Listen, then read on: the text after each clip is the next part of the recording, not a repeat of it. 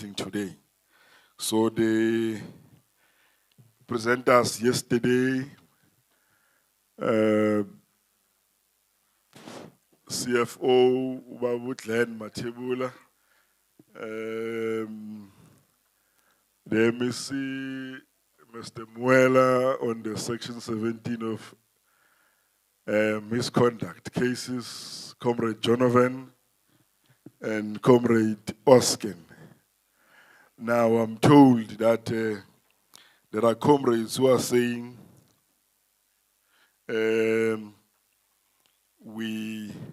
what we did yesterday, I hope none of you are here. So everybody's on board. I hope no one is here. And I don't know whether this quotation, how many know it. And no one in your school will say, school failed me. No one will say that. Because we are in a class about excellence in leadership. And no one would say school bored him or bored their learners. So no one will say what I hated most was the competitive system. Our system is like this. So remember, they are bringing this thing of assessment for learning. It's what the department is saying they must introduce now.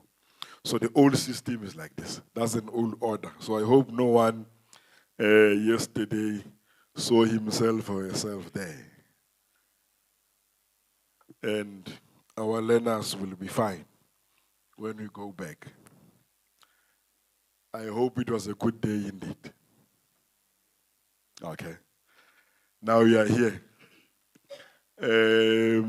This is what we will do today.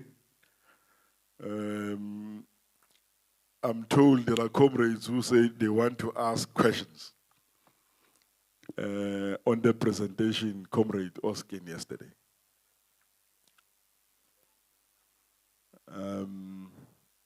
Because remember, our mics went off, and we hope today they will not do what happened yesterday, so we'll be fine.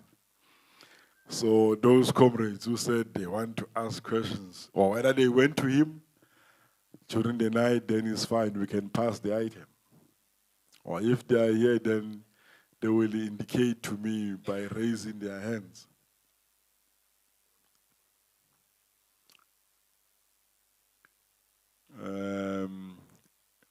No mabasa, as the sun does pagam or says mabasa. Siyaphakama lesandla nasiphakame. Okay, come it's now isandla mover. Yeah, he's there. There he's seated at the back there. He's here.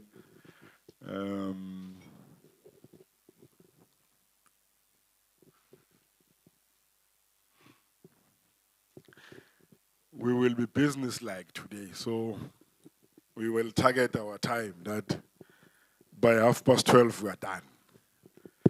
So that those who are going to this SGB meeting with the MEC, bazawuvela bagqoke ikipa zeSadtu. Ningayochinja. Yazi abaprincipal abasaba umqashi kanjani. Bakusaba nokuya emeeting bagqoke iteki. Yeah, abaprincipal bamsaba umqashi. Uzobona abantu sebaye emoteni sokuphuma amahili. Phuma icathulo ngoba kumqashi manje. Yeah, so I want you, and I'm going with you to that meeting. Ufuna ukunibona ukuthi nigqokele ikipa. Ngizoya nami. Before ngibudlula ngiye eBhalfu, ngiyodlula lapha esontweni icala ngibona ukuthi le kipa ngiyazibona zikhona la ngaphakathi. Anyway, they'll start at 1 day. I'm told it's 15 minutes drive from here. That the sonto la likhona. I don't know why they have chosen churches for these meetings. Mhlambe siyathandaza kahle. Because it's in the church in Hlanzeni, Gert next week in May 16, it's also on 20. That's why I choose a Sonta. But thank you, Chairperson Comrade Briggs, and good morning to the seminar. Good morning to our good principals.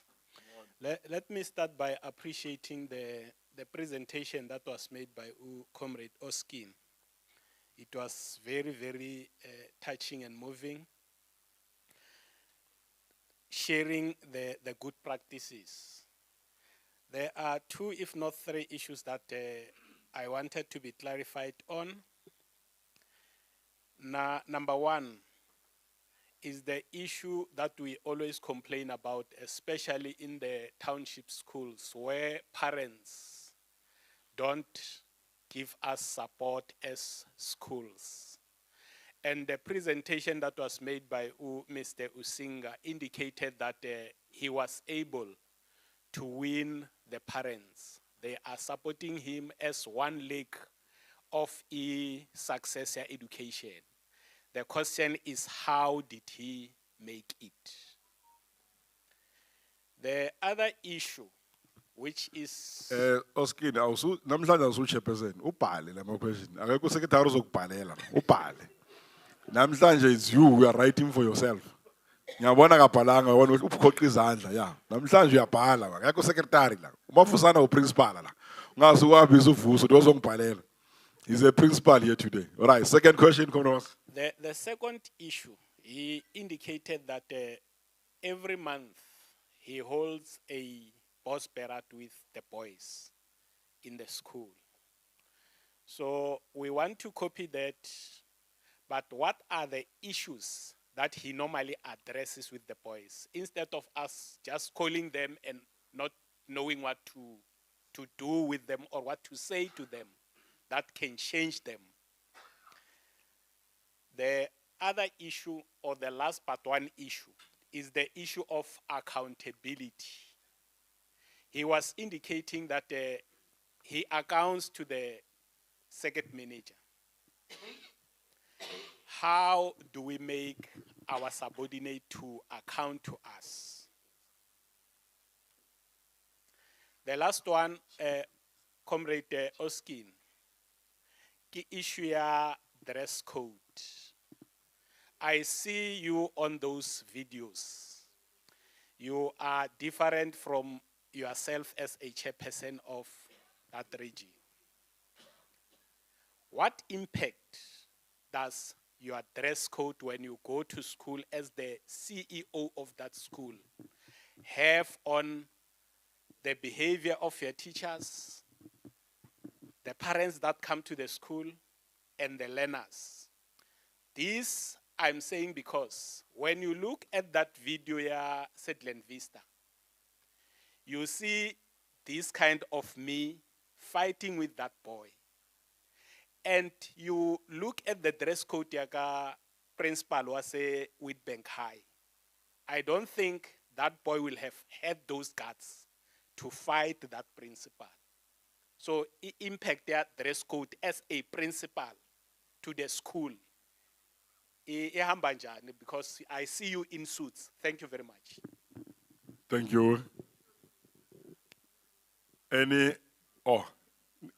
Come on, Comrade Mildred.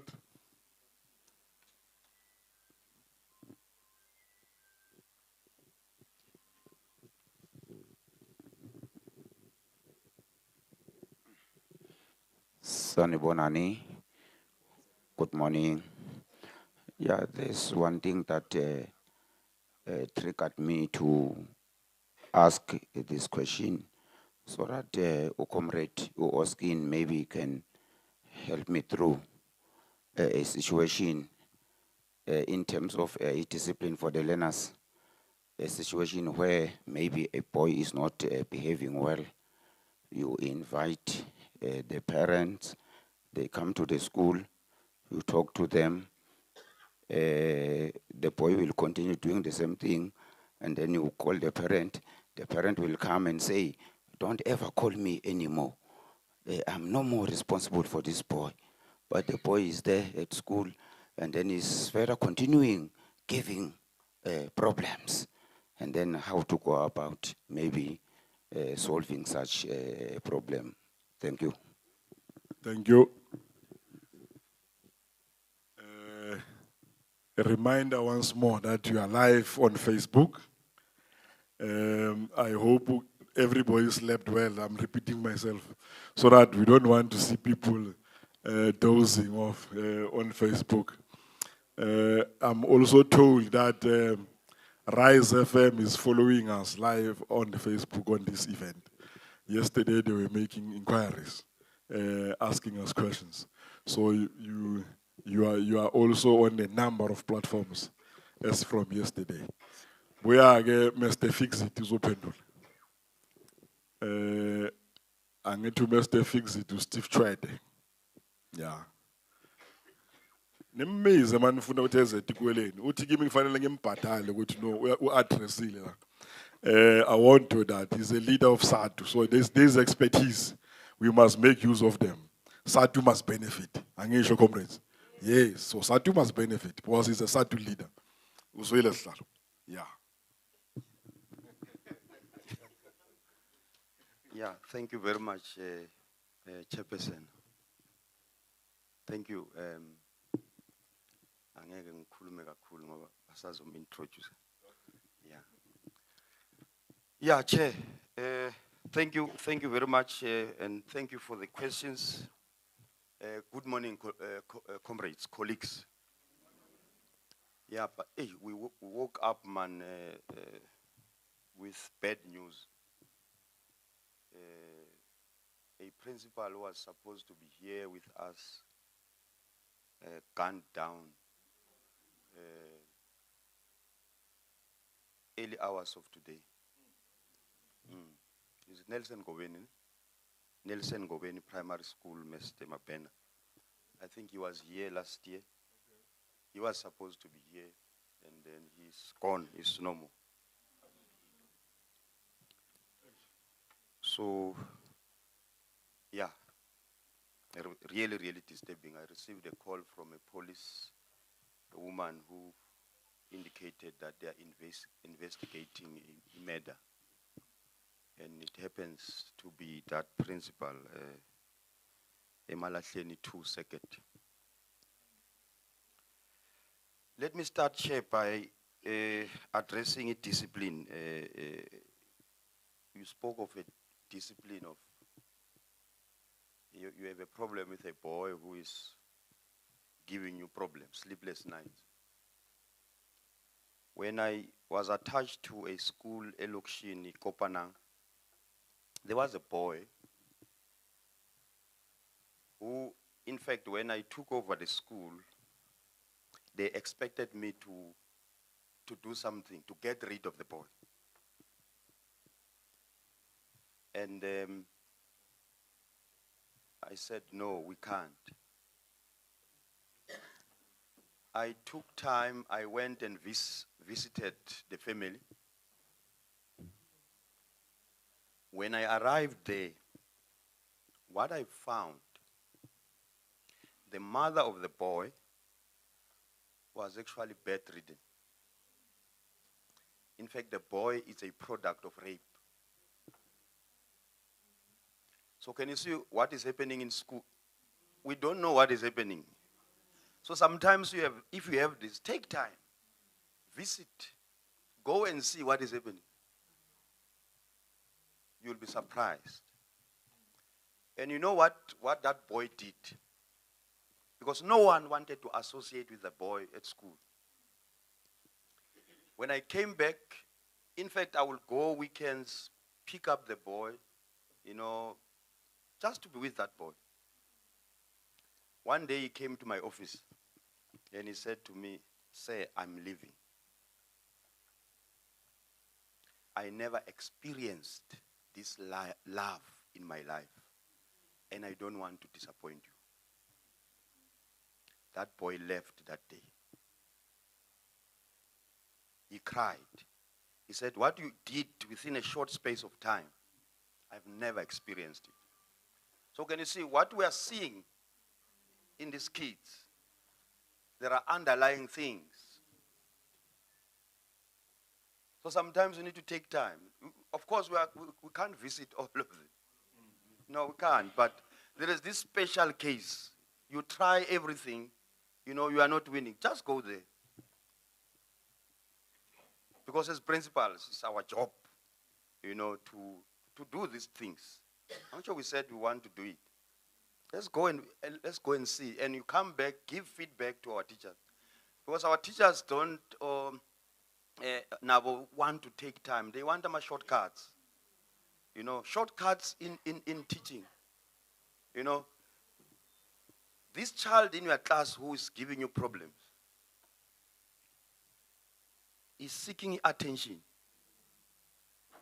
There is nothing stopping you as a teacher. When you release the class, invite this child and sit with this child. Ask questions. What is happening? We call that interactionism.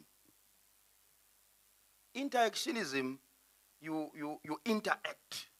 So Angsotina, we are, you know, issue of ATP coverage. We want to finish ATP. And you want to finish ATP. You know, he's not sleeping. Ekhaya they are selling utshwala. Akalali. Mafika la uyalala uyamthuka. So can you see, there are things that we can, you know, and you can be able to activate your school-based support team. Ne? Maybe social workers to come in and assist. So the fact that we want to finish the ATP, yes, we must finish ATP. They must go and write prepared. I thought, I've tried. Of course, there are a number of things. Discipline sometimes. If our teachers are not going to class well prepared, and I can assure you, I always say to teachers at school, you know, if you are in the same block or we are teaching, maybe you are even sharing a subject, learners are submitting work to this teacher, but they are not submitting work to you. Who's got a problem? Can you see? When now you come, hey, Mina, they're not submitting assignment, they're not, Mara, they are submitting to this one. So it's very simple to understand. With abanye abantwana, they are bored. They are bored. Our teachers are not preparing. And I don't know, and our young teachers coming from universities, Tina, we were discussing about this yesterday. Tina, they will come, ama lecturers, bazos critique. And if even ama teaching aids. They are no longer doing it. But one thing that we are missing as schools now is maybe I will be also touching on some of the questions asked. Why is induction important? It's important.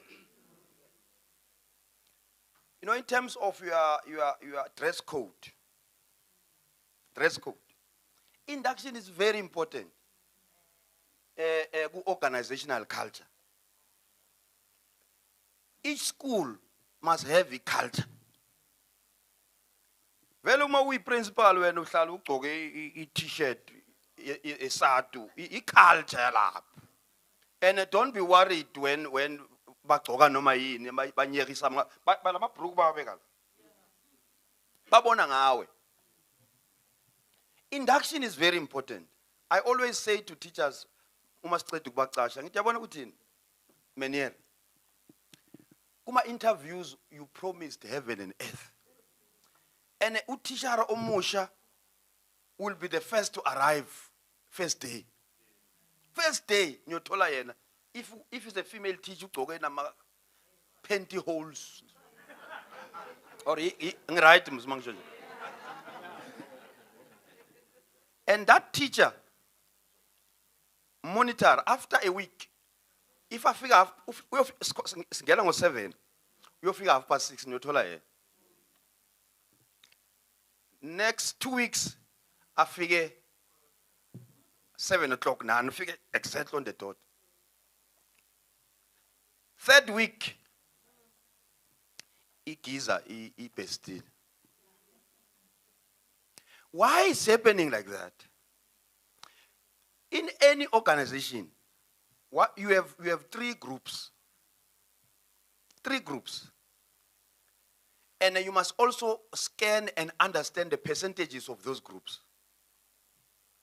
Guna this group, the senior, ubatolela papa ustolela uzoshiala. You can even see them. Guna this group, shem, and baning la pen, ne baning la pukle group le. I'm sure you can say 50% of your teachers are there. Labo, shame, they are not creative. They just want you to push them. We have a one and a balabone. Guna this group, this one, very, very motivated, creative. They do things without being pushed. When I, as a manager, what you must do, you must try, because we have 3 groups. Laba le few le ustolela uyosiela. They want to take from this big. What you must do to have your school working, from the big group, but don't sell self. So you are not going to fight. When as the principal, make sure you don't sell motivated. Even this other one is very powerful. And you're going to leader from this one. They report to this leader. We want another leader, ne? Yes. You can see the leader seated here. They report to this leader. And that is the leader who's going to cause you problems if you are not careful.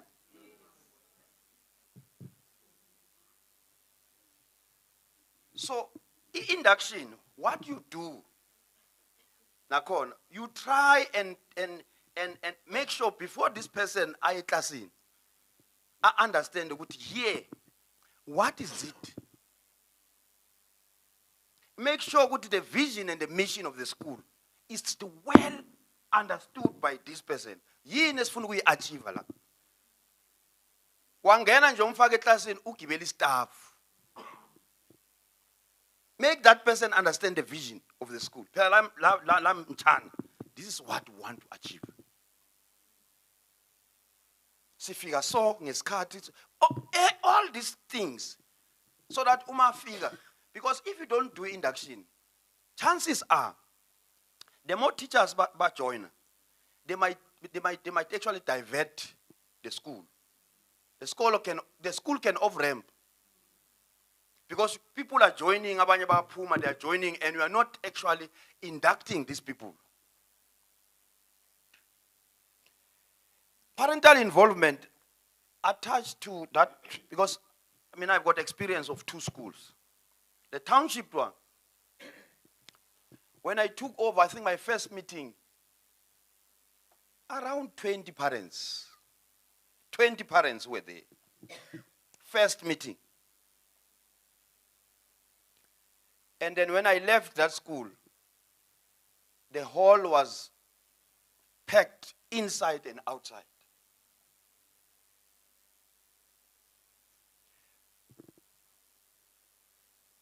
What you do to attract parents, very important. Make sure the school is accessible. Make sure that you communicate with parents. You know, when I arrived in that school, I would walk around the school. In the morning, check. I'm a transport. They will pick Abantwana Basala just next to the school to other schools. Just next to the school. And if you are a principal, you must be worried about that. About why parents are paying, Then we said we are going to change this thing. In fact, takes ayosuka from other town ships babalete la. Akusana mntwana oyosuka la. And with the feeding scheme, I would make sure ukuthi laba bangasebenzi abahlala la ikolo masivala ne beza nama wheelbarrow angazi department izongishaya. I share this food. Abangizwanga ne?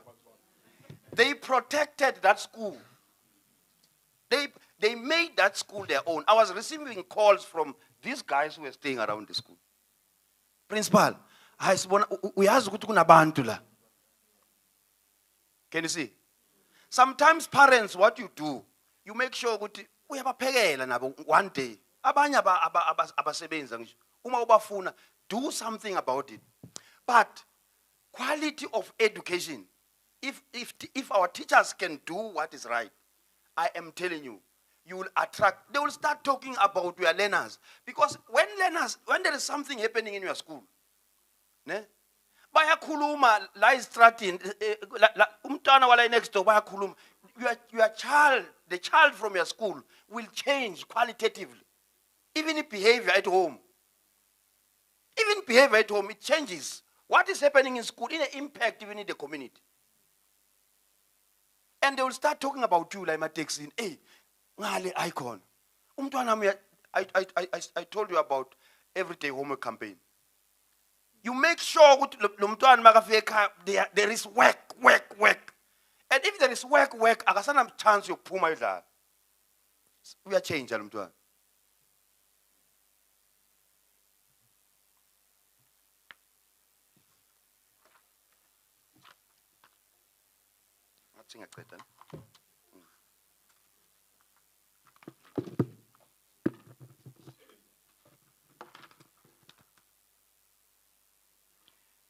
Boss Perat, I have on monthly basis, my boys. You know, there are issues, there are social issues that I discuss with these boys. There are schools that are affecting teaching and learning. And I'll request female teachers to have girls talk. But as male teachers, we go there. So scanera labo female teachers there. And we say to them, I will say to them, guys, when we discuss as teachers, when we discuss with teachers, you represent us as males. You try to work on their mind. Socially, you'll share with them, guys, why can't as blacks, if face of crime is a black man, you know what face of crime is a black person?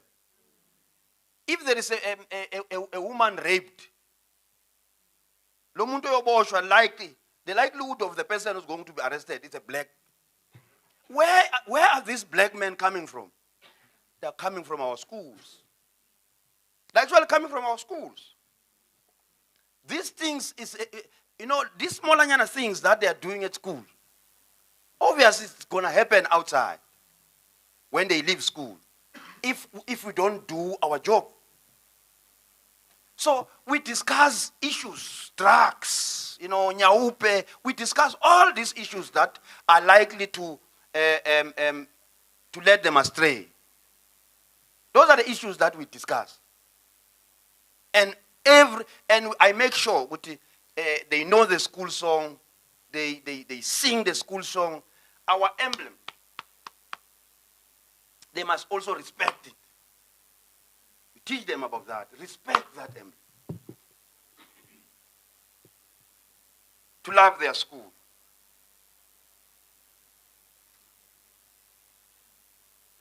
Accountability. Accountability. Everyone is accountable. And I think it's also legislated. We are all accountable. I'm sure when, for example, when we finish writing exams, there are deadlines. There are deadlines, but there are teachers who, if you don't have e-marking policy, they will mark 2 weeks, 3 weeks, and tell you, no. I am accountable. The circuit manager is accountable to the district. The district is accountable to the province. The province is accountable to national. And Jim Tsega is waiting for the marks. And there are dates. If when as a school you don't submit on time, can you see what ulimazeini? So until these guys, our teachers understand, our comrades understand, some of these things we are not doing it because siyabahlupa. Results. Hey, I was told we performed at 97% last year. And I was told that if we drop by 3%, we have underperformed. 97, if we drop by 3%, singaku 94, kahle kahle ngokomthetho sesi-underperforming. At least we must drop by 2%. At least lapho maybe it's safe. But you drop, but how your performance awusangeni wena uziyela phezulu uyaphansi. We don't understand what am I underperforming. So for you to maintain that, everyone must account. Everyone must account. And where is this accountability starting? From in a high school, grade 8. Grade 8, you make sure they understand this lento yabo bachelor certificate and what. June, the report ya grade 8 is over in passing a bachelor, passing a diploma, so that this thing learners begin to internalize. Bangayozwa ibachelor ka grade 12. Bangayozwa ibachelor mafika grade 12 ukuthi phela la kuphaswa ngebachelor kuphaswa from grade 8. I don't know how possible can it be implemented ka grade kuma lower what you call grade primary schools. But we need to introduce that from the lower grades, so that quality is the order of the day for you to keep on performing. Your performance unacceptable. I'm sure Slalo, I've tried, man. I've tried my best. The impact of dress code. If we principal, man, unga nasutu. Ay, man. Uze ngizakupha wami lawo mancane. Thank you very much. Thank you. No, usebenzile. Siyabonga. Then the rest we will see you during our spare time, or you will exchange cell phone numbers so that comrades can interact with you. Siyabonga kakhulu. Siyabonga kakhulu. Comrades, let's go to the next presentation.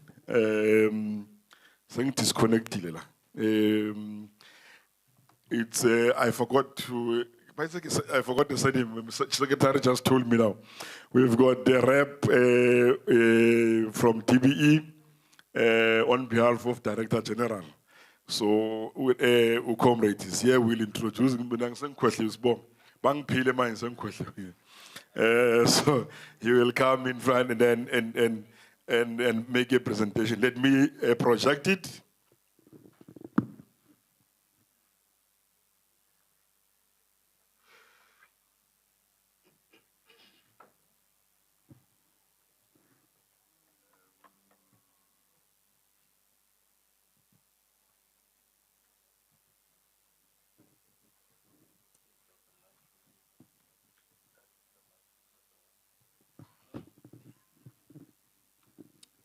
Thank you very much, Comrade Chairperson, and the leadership of Sadtu, and principals, good morning. Morning. Good morning. I thought Oskin will introduce me before he sits down. But it's fine. Okay. My name is James Ndlebe. I'm the Chief Director responsible for planning, monitoring, and support at the DBE. What that means is that I'm responsible for all school management activities at the national department that includes all SMTs. Also responsible for all school governing body matters in the department. They have thrown in independent schools as well. And I'm also in charge of all district offices in the country. I'm not Mr. Mweli. Then he thought because you're talking principals and he's not available, then I have to come so that you talk directly to those who cause problems to the principals. and make sure that all questions from principals are asked directly from the one who caused problems. And thank you very much for my colleagues that have joined me from the province, Untlantlala, no, Mr. Zwane. So we are all in it. And should I say things that principals don't like, I hope I'll have security to still go back to Johannesburg safely. Okay. Yeah, let's get the party started. Thank you very much for the invitation. It is very welcome. It's important to start with the laws. And what is key at the moment is the NDP. That you may think what you do is to improve the results of your institution.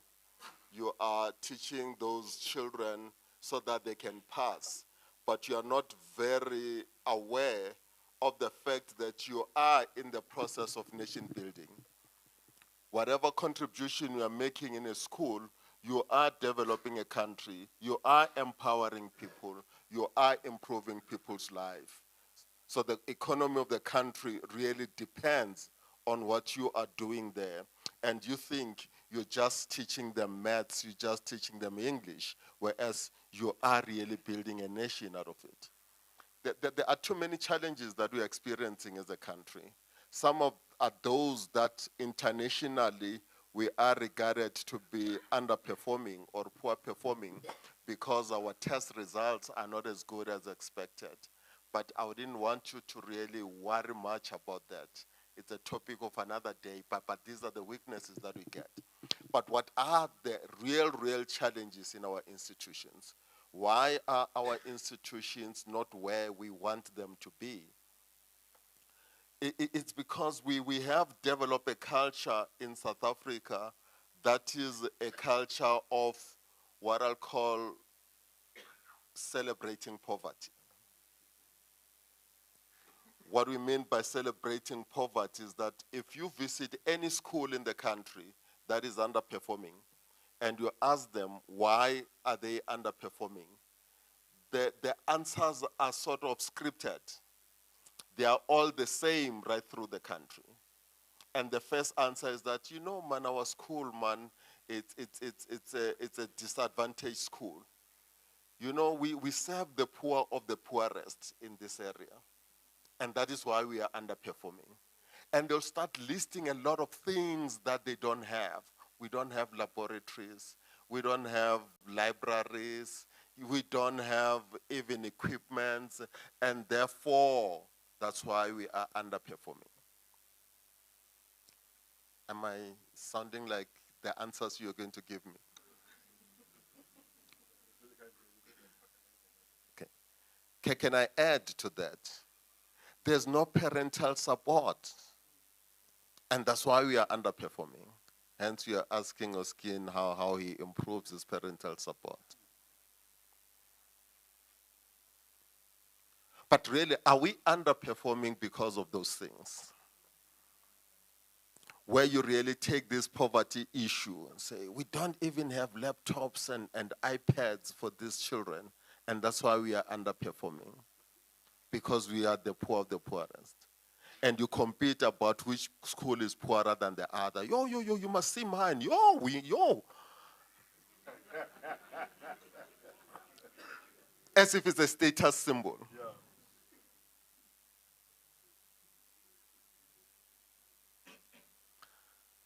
Chairperson, when I look at your principals, they are around averaging 50.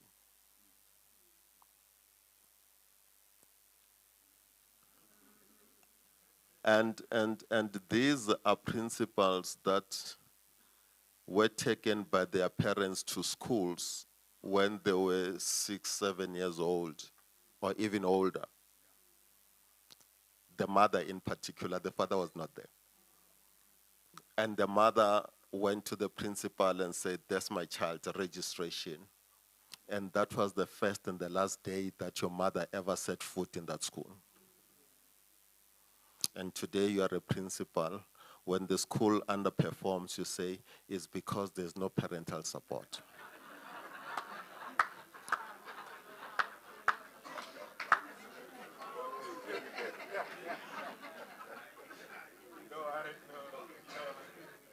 Am I still safe? Okay, fine. Can I see those maths and science principals? Please raise your hand. Maths and science principals. Congratulations, you made it. Now, why is your school underperforming? We don't have a laboratory. We don't have a lab. And you are over 50. And you went to a school where these things were not there. You passed your maths and science, you became a teacher, you are now a principal. And when you pass those things in matric, you have never seen a test tube in your life, but you passed your maths and science. And today we are asking you, why is your school underperforming? It's because we don't have test tubes in the school.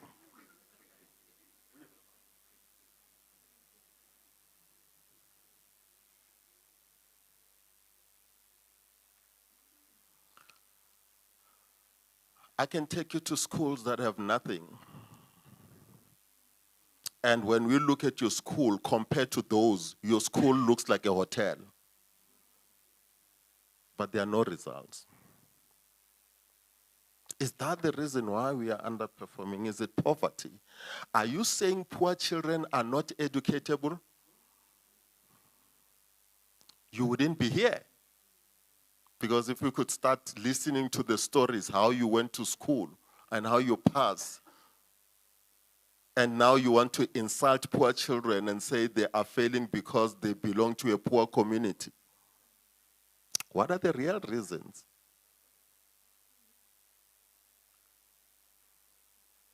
Do your maths. I'm putting up there.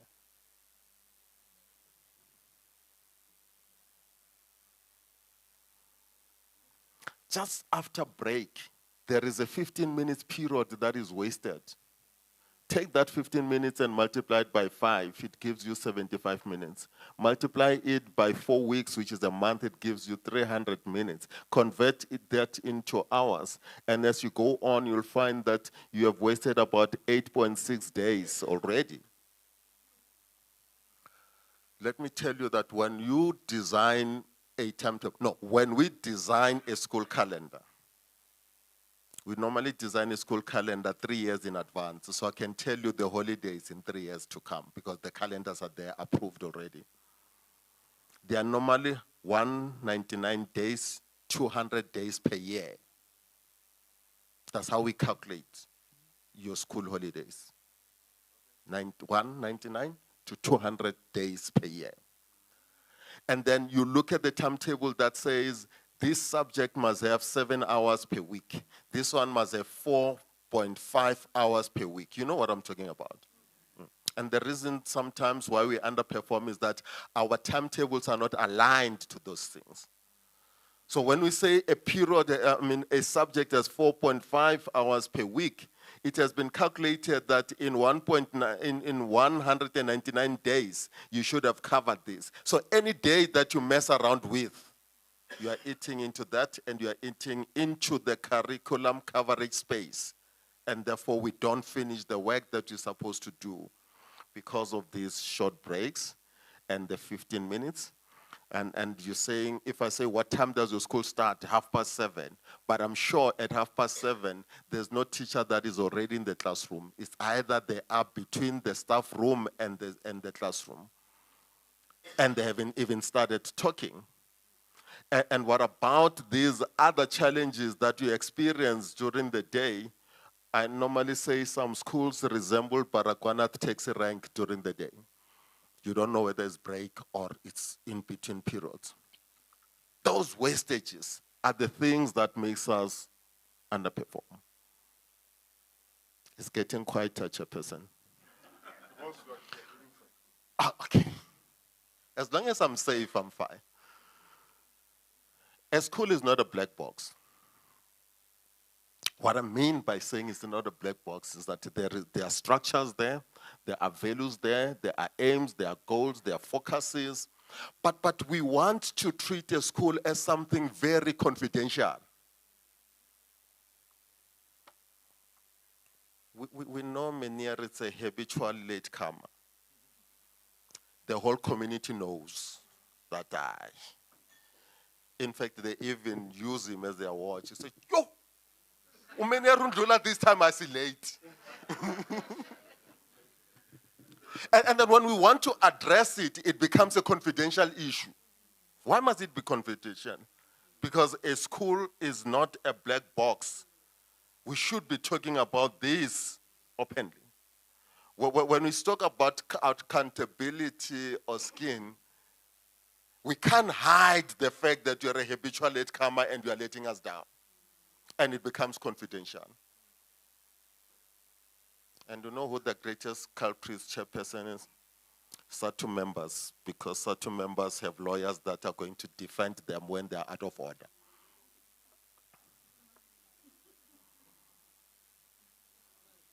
And the poor principal shivers just by the mention of Sadtu. Because this is confidential. It's a black box. A school is not 100% autonomous. There are rules. You can't do as you please. If we're starting at 8, we're starting at 8.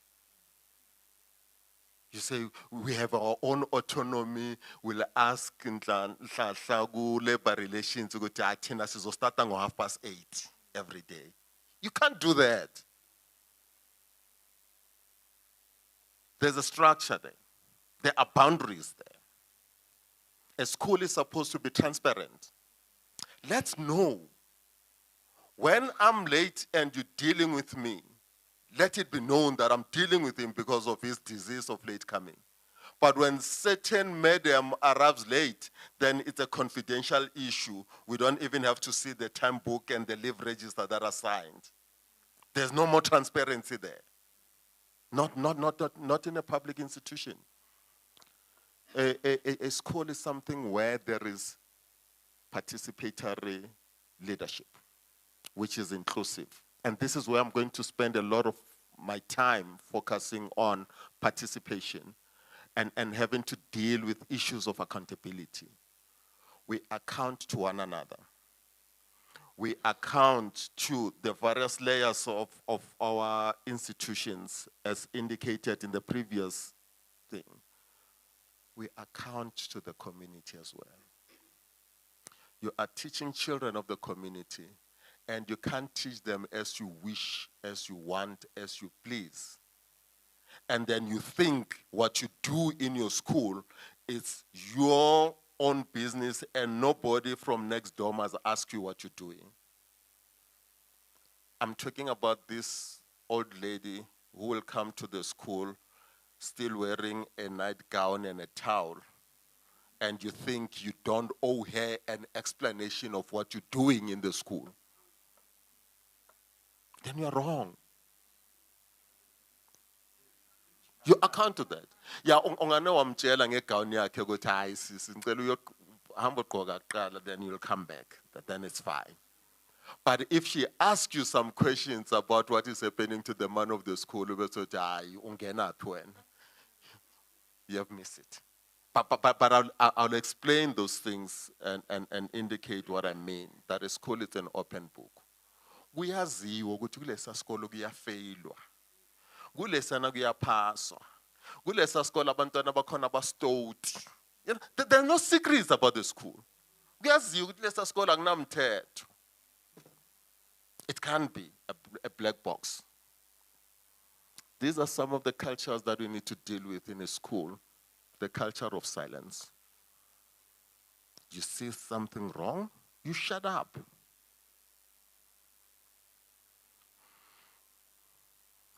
Chairperson, there is this culture that I term presentism. You are present at work, but you're contributing nothing. Some are absent while present at school.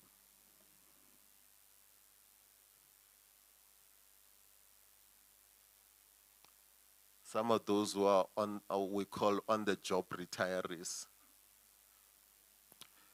too young to go on pension, too old to get a post somewhere else. So you're just in between. You have long retired. So you're doing nothing. Umrwalo fela ko sekolong. Let's talk about you now. Let's stop the gossip. It's not about power. It's about influence.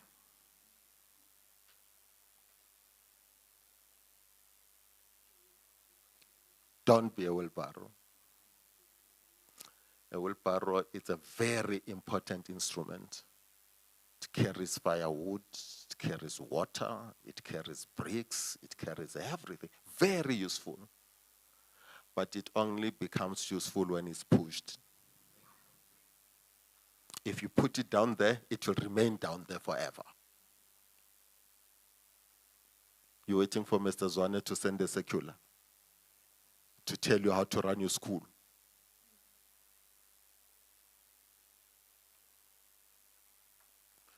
You know, Hlahla, you send boxes of materials to schools and they remain in the office for a very long time not open. They're still waiting for the instruction on how to open them. It's a wheelbarrow mentality.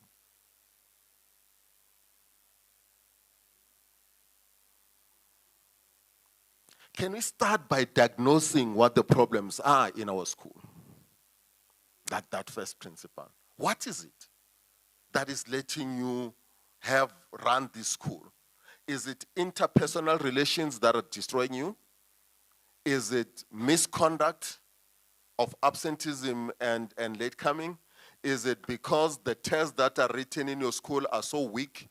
Because the question papers that come from your school are those question papers of true and false, fill in the missing word, underline the correct word, fill in them, and all those things. And it's 20 of those questions multiplied by 5 to make 100, then it becomes 1%. And all your children are trained in that fashion. They only get a real question paper when they're in grade 12. What is it that is making the school not perform? Is it because teachers don't understand the content that they're teaching? If you diagnose it correctly, then use the correct instrument. Have the right tools to deal with it. If it's absenteeism and late coming, there's no negotiation, there's a law. Don't sit in the staff room and try and create another CODESA as if you are now a parliament to rewrite the law. No, the law is there, just apply it. But if it's something that requires personal development, then find the right person to develop your teachers to deal with those chapters that are problematic to them. Because there are goals, there are aims, there are targets, there are all that. If you diagnose it correctly, you use the right tool, then you can tick them off as achievement. Then you'll say, my school was here, I've done all this, now I can rest and relax because everything has been done.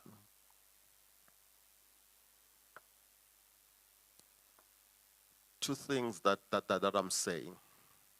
There are things that are not negotiable. The only word that I can use, it might sound very vulgar, but it gives the correct impression of what I want to say. There are things that are not negotiable. Have balls to implement them.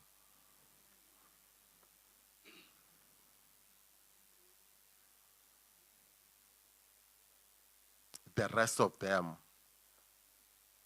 use participatory management to get them done. There is this vision that we all ascribe to. There are these values that drive us. The value of love, the value of respect, the value of responsibility, the value of being on time. So if we buy into that, it binds us. So that whoever arrives late, we then say, not in this school. Because in this school. So that binds us. And then we then operate in that fashion. So I'm saying to you as a principal, resist being the only bull in a Chinatown. Don't depend on yourself 100%. I know I'm giving you a contradictory message. I said have balls. But at the same time, I'm saying avoid being this boss. Depend on colleagues and employees. Depend on relations with stakeholders. In order to do that, I'm asking you to have this borderless exchange of knowledge. You cannot have the knowledge of a principal somewhere up Bushbuck Ridge and the Shkolo Shawana Shirano Hibu Bushbuck Ridge in Sayana, and you don't even know what is happening in a school in Soweto. Do you know how schools in the Western Cape are run? Do you know what makes KZN to jump from wherever they are into number 2 in the country? It's borderless exchange of knowledge. So as a principal, you need to do that. How we survived COVID, if you don't remember, some of us survived that after spending some time in the hospital. There was borderless exchange of knowledge. I'm one of those guys who never ate anything that smelled garlic in it. But when you are on your dying bed, you then chew a bowl of garlic like nothing else. And if you ask me, how did I survive COVID? I don't know. There were rats that came from the Chinese.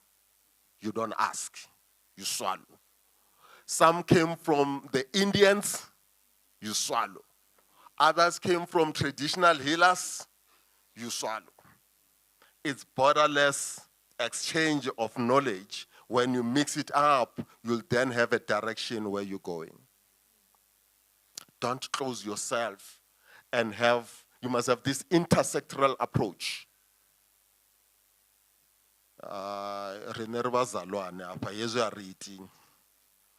When you're trying to run a school, when we're telling you this method doesn't work, and you keep saying,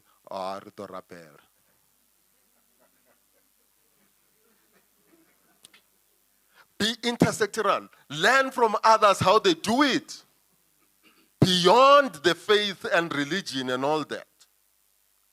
Try this interdependency thing that I rely on you to get this success. I rely on you. All of us are into this. The simple thing I'll tell you, I used to teach biology, and I want to believe I was very good at that. And I was one of those teachers on skin where the assignments will come, but the children will not do it for the history teacher and the English teacher.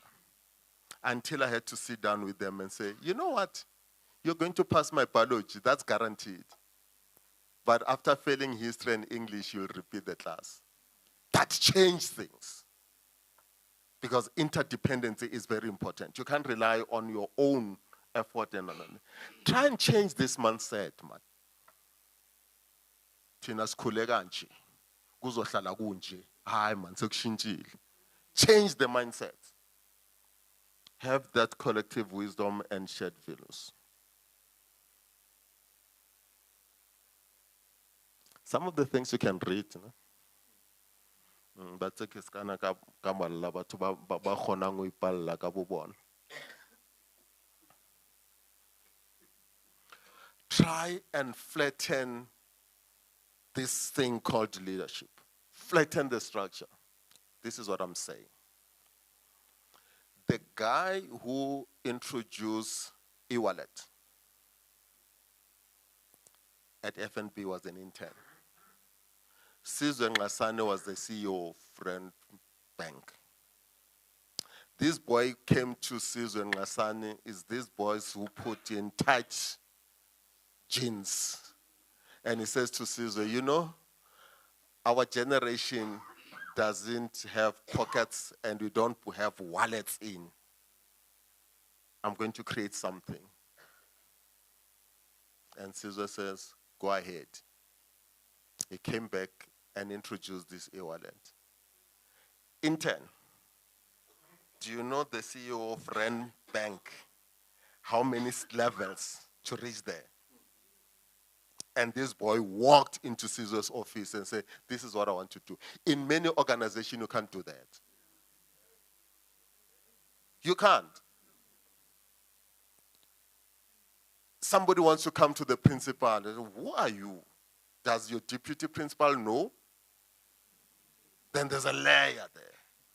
And you now have butler proofs in your offices.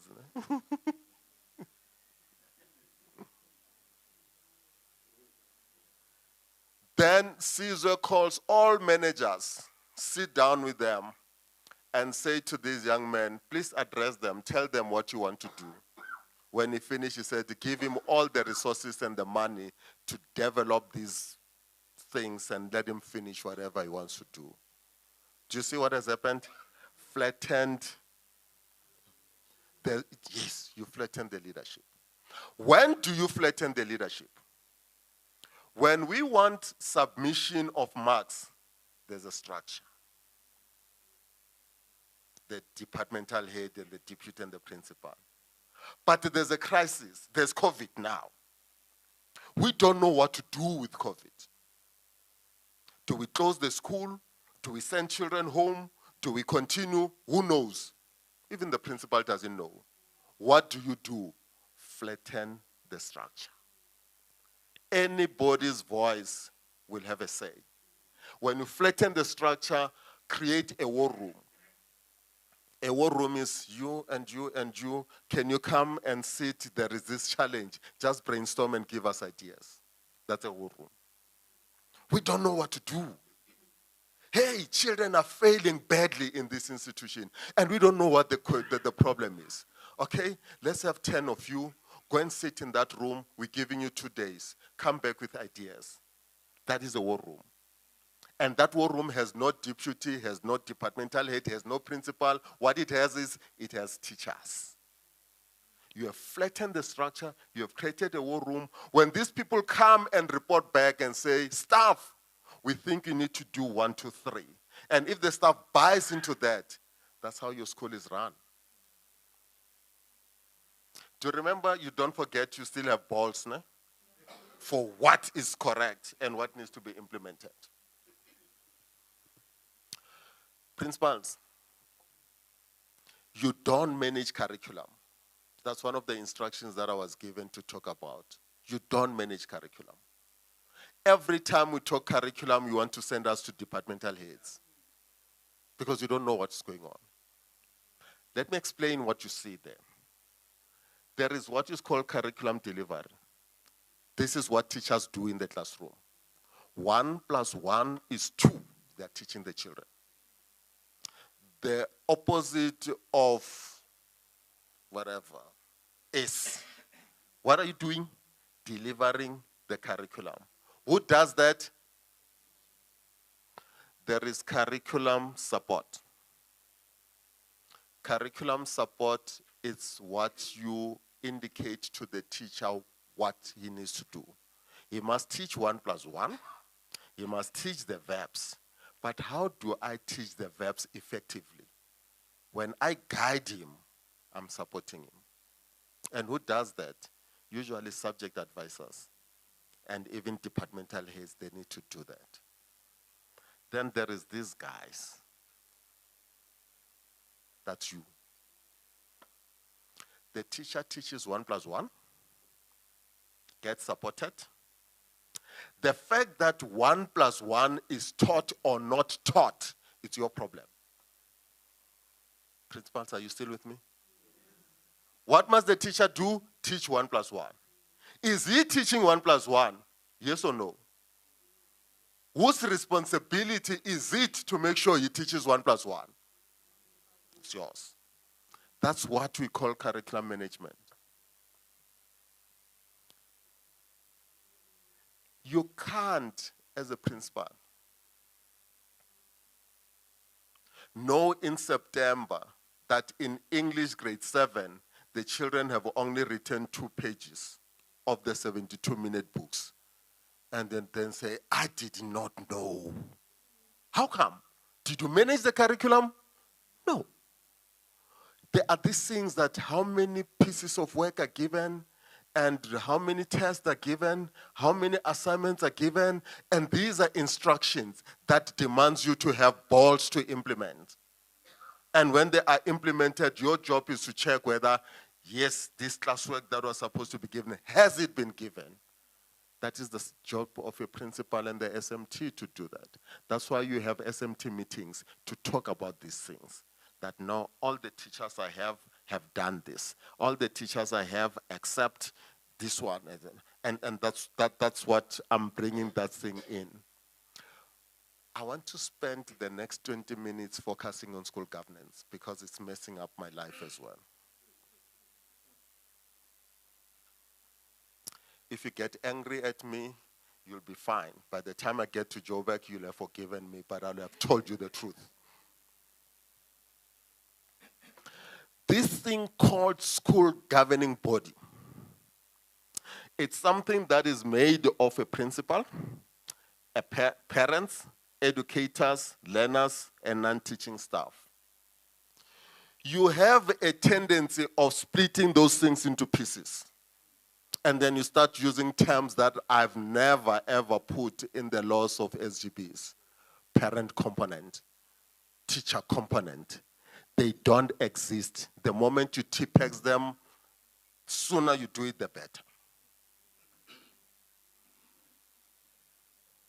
What you have is an SGB. When these people come into the SGB, what do they become? SGB members.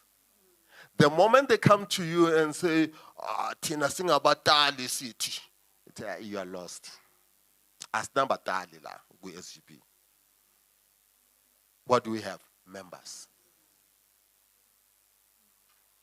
It's clear, ne? There's a meeting of the teacher component. You are out of order. Especially Sadtu members.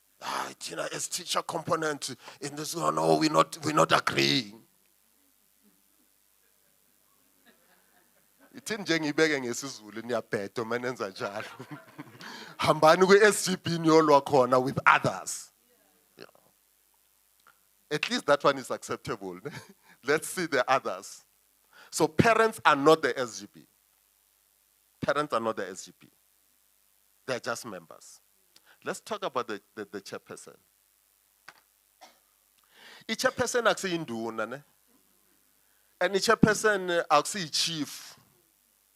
And the chairperson is not the owner of the SGB. It's a democratic structure. So we tend to give chairpersons too much power and authority that is unnecessary. Especially in white schools. Officials go there and say, hey, principal, I want you to do that. No, I'll ask the chairperson first. And the reason is because the chairperson gives him extra salaries. I'll ask the chairperson. So they're not. So it's a misconception that the principal has power as the CEO of the school in the SGP. Am I still safe? Okay, it's fine. Learners cannot participate in decision-making processes. It's a misconception. SGBs have no say in professional matters. It's a misconception. SGBs are illiterate. It's a misconception. How do you say SGBs are illiterate when there are teachers in there? And they're grade 12 learners as well. Let's talk about the chairperson. The chairperson of the SGB is a member of the SGB and is not a decision maker. Nowhere should you hear that chairperson ute. Please understand this gospel truth. It will save your life. Baphizi bayapenda laphayana. Ubani othe kupendwe la? Hawu chairperson uthe maspend. Who's he? Why nithenge these things? Hawu chairperson uyothe zithenge. The chairperson is the facilitator of decision-making processes. He chairs. He says, guys, here's a problem. What do you say? What do you say? What do we say? Okay, we're differing. Let's vote. Do you see the role of the chairperson? Not mina, jengo chairperson wala ngithi. If he does that, tell him, sit down. You don't understand your job.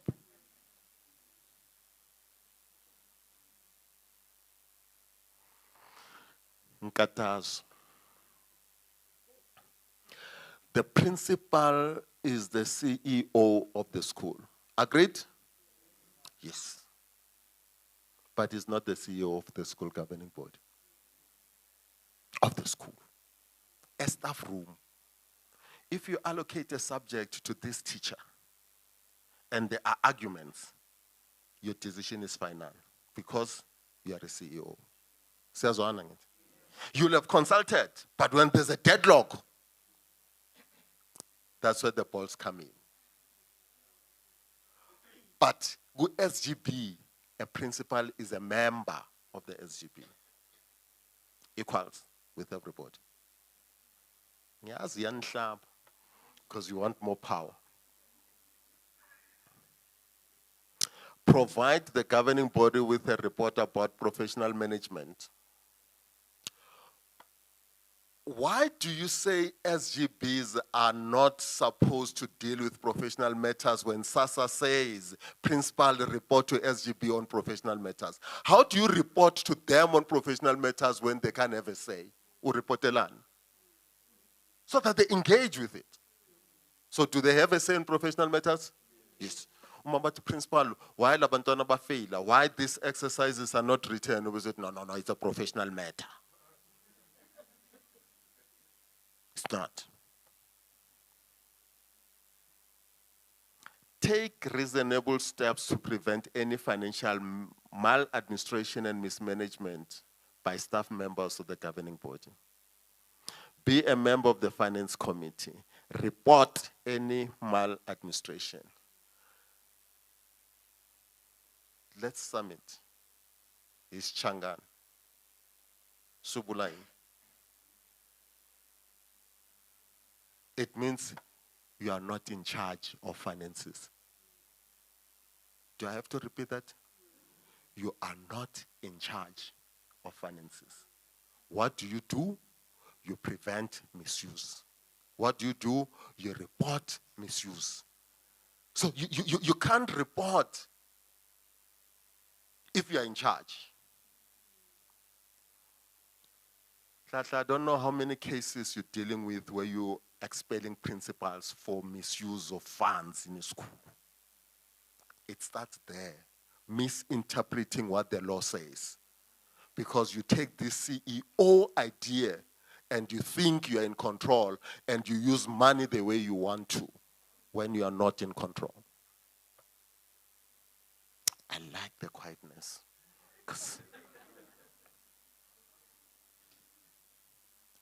Yes, you are right. How do you account? Tell the SGB about policy and legislation. That you can't use this money for that because legislation does not allow it.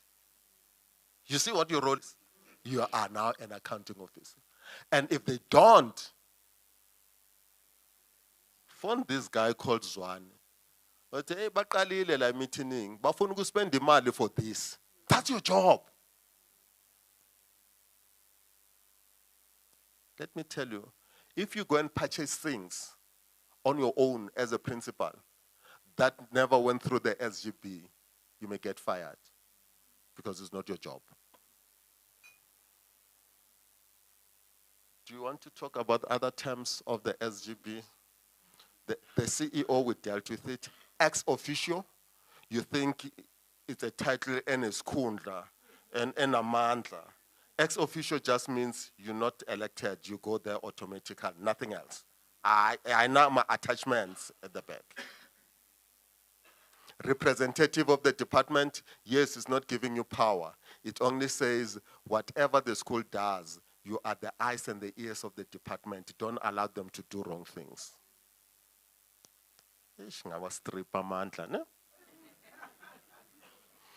I've spoken about this role, professional matters. How does the SGB operate? 10 minutes, I'm done. You establish committees. How do you establish committees? In the staff room, principal, you go there and say, go sports. Go sport. And then you put the tracksuit Monday to Monday. Obviously. Abobana bany, especially le gang ekekelezayo le ngafuna ukuya classini. Then you've got your sports committee. You then take these names to the SGB, and the SGB plants an SGB member.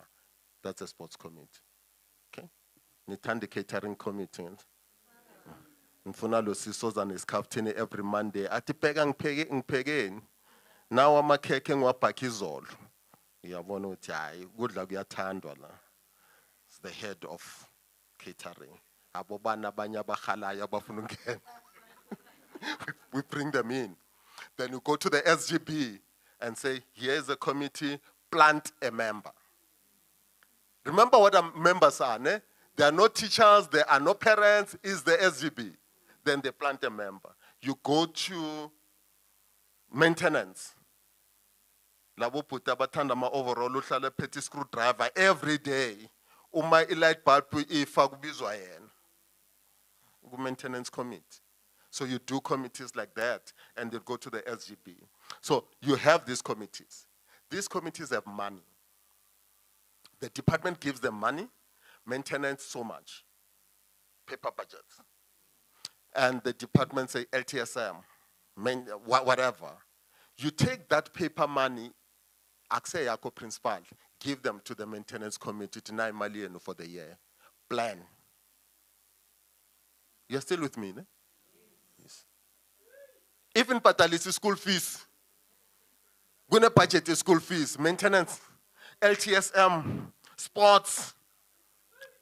Bonke labantu banemali zabo. Zise pepeni, by the way.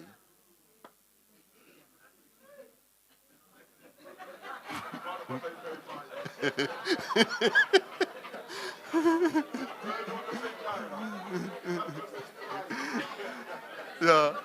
Start calling security for me. Then,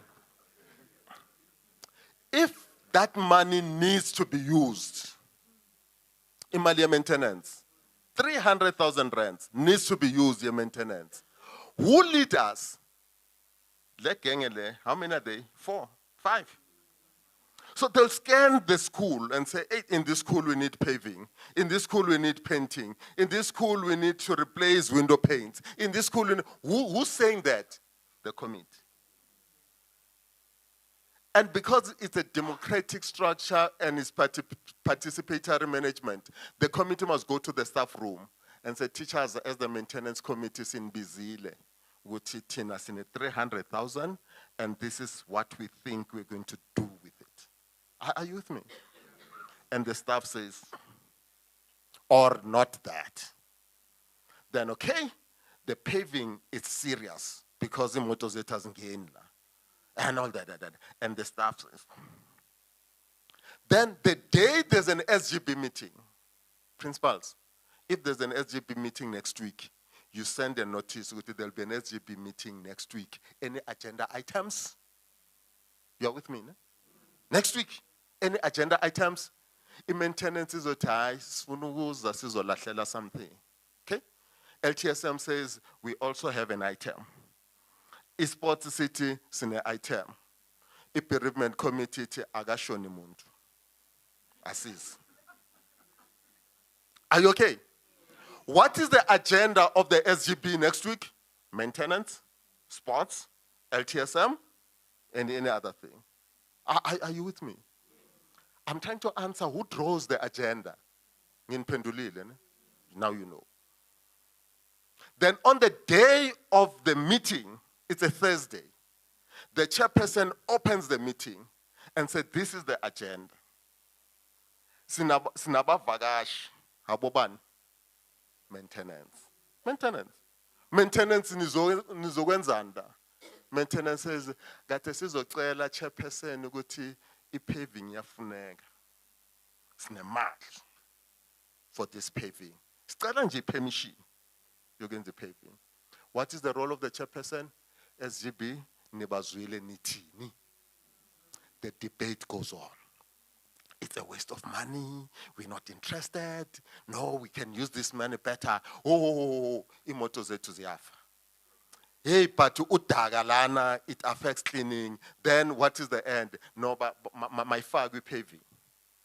The decision is that paving must be done. The question I'm asking you, who decided on the paving? Thank you very much. It's the SGB. So umaguza paving, and I ask you, who decided on the paving? You're going to say SGB. But how did the SGB reach this decision? Through the maintenance. Now SGB has given permission. They started there, consulted the staff, they went to the SGB. The SGB says yes. What is the next step? Quotation. Who am I asking? Maintenance committee. Chairperson umeleze esikoleni uyohamba lokafunana nama-quotation yonke le ndlela. He's not an employee of the school. Makayohlala kwakhe. Okay? If nifuna uprincipal ayofuna ama-quotation, yini nimthumayo? Mthumeni ayohamba, but nimbhadala imali yakhe transport. Hayi uprincipal aye ofisini ayothatha imali ye petty cash because uyofuna ama-quotation. No. The people who will account for that is maintenance. Then he collects these quotations. Ayaphi lama quotations back to the SGB. Niwabeke la I3. I-SGB izwenza piki mabulani, but it's. And they'll debate. Lena iyadura. Iyadura, but the quality of work is good. Lena ipambish. Not so tata lo durayo. Who decided? Umaba deadlocker, what happens? Siyavota. And masivotile sithi sithatha yena lo akekho ozobuza umbuzo. Now the quotation is approved, then there's the implementation. Then goes on my invoices. A payment is done. Who's dealing with that? The maintenance. So all your committees are going to deal with that way. This is how you deal with the minutes. Not so and so has said in the Guma minutes, and so the principal said, and no. Maintenance, agenda, paving. Discussion, there's a request for paving. Decision, allowed. Permission given. Responsibility, the person where maintenance. Time frames, within a month you should do that. Ama minutes aphelile. Mina ngiyeza ngumhloli. Why kupheviwe kule school? Who decided? Was the school consulted? Did we? Yes. Angifuna bothisha babona itrack ingena esikolweni ithwele itina bangazi kwenzakaleni. Okay? So consultation was done. Was this paving approved by the SGB? Yes? Can you give me minutes? Can you give me the attendance register of the people that were in that meeting? Fine. Do we have 3 quotations? Can I have copies of all 3?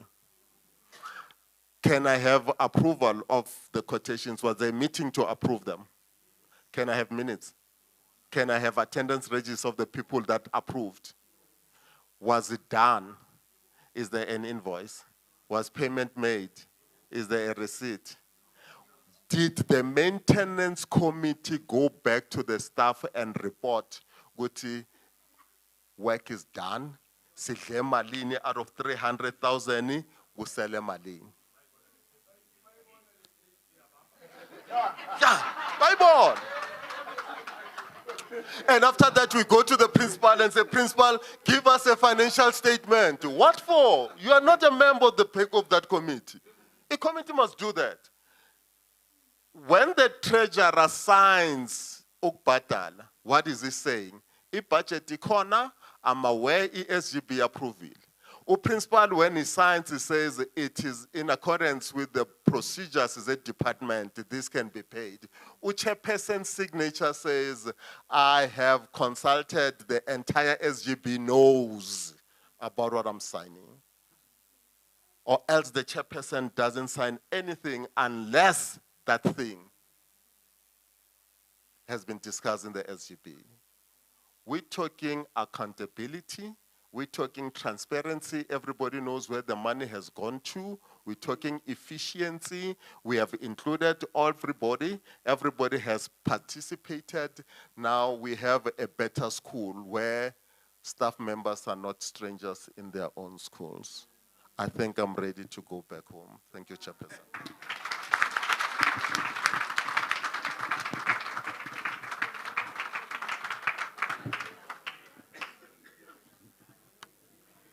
Thank you very much, Mr. Ndlebe. Thank you very much. Yes, be namadlebe sezwa. You spoke very well. Angikholwa khona unombuzo. Kuzwakele. He's a good biology teacher. Yeah, he extrapolate the low caste. Yeah, he mentioned all the parts of the heart. Yeah, no, thank you very much. Thank you very much. Oh, now the question is, Comrade Mildred, where's the mic? Now, Sandra.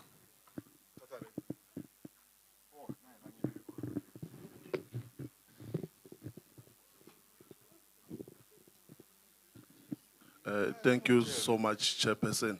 Good morning, colleagues. I appreciate the presentation. I think I have only one question, particularly on implementation of the budget processes which was indicated. I just need a clarity on the role of the FinCom. The role of? The FinCom.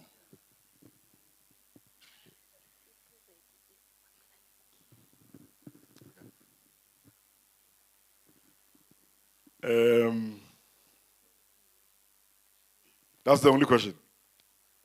Oh, nice. By the way, u10 so shayila ngithi. Amakhiya abuyele hotel. Okay. Okay, ngifuna ukubhadala extra manje. Awahambe la makhiya. I think we'll have a working tea because those who love tea, principals love tea, I know. There is tea ready, but because for at 12:30, we will not stop this meeting going on. So we need to be done. Now, comrade Nomzam, why tati here? Penalisi Sam, and I'm in Kotu. So, Samnas. Also, start a second question. Good morning, colleagues. My question is, since we have a representative in every committee, a member from the SGB representing every committee, so why do we have to invite the whole committee into the meeting here, SGB? Thank you. I thought there was a hand here as well. Yeah, okay. Dape move, Ima comrade. Morning, colleagues. Brother Chair, thank you. Let me appreciate the presentation. well informative, quite informative. But in the presentation, we're talking law. I don't know whether the law, the regulation was omitted on purpose. To say we refer, SASA says this, blah, blah, blah, blah, blah, in terms of that. And the one, last one is the voting versus the consensus. The experience has taught us this issue of voting versus the consensus. Can we take decision on consensus rather than on voting? Okay. Is voting not divisive? It's an activity that we can do, probably as a last resort. So I want Mr. Ndlebe maybe to comment on that. Thank you. Okay. Number 4, there were 2 hands that side. Or it's one left. The other one is withdrawn. Okay.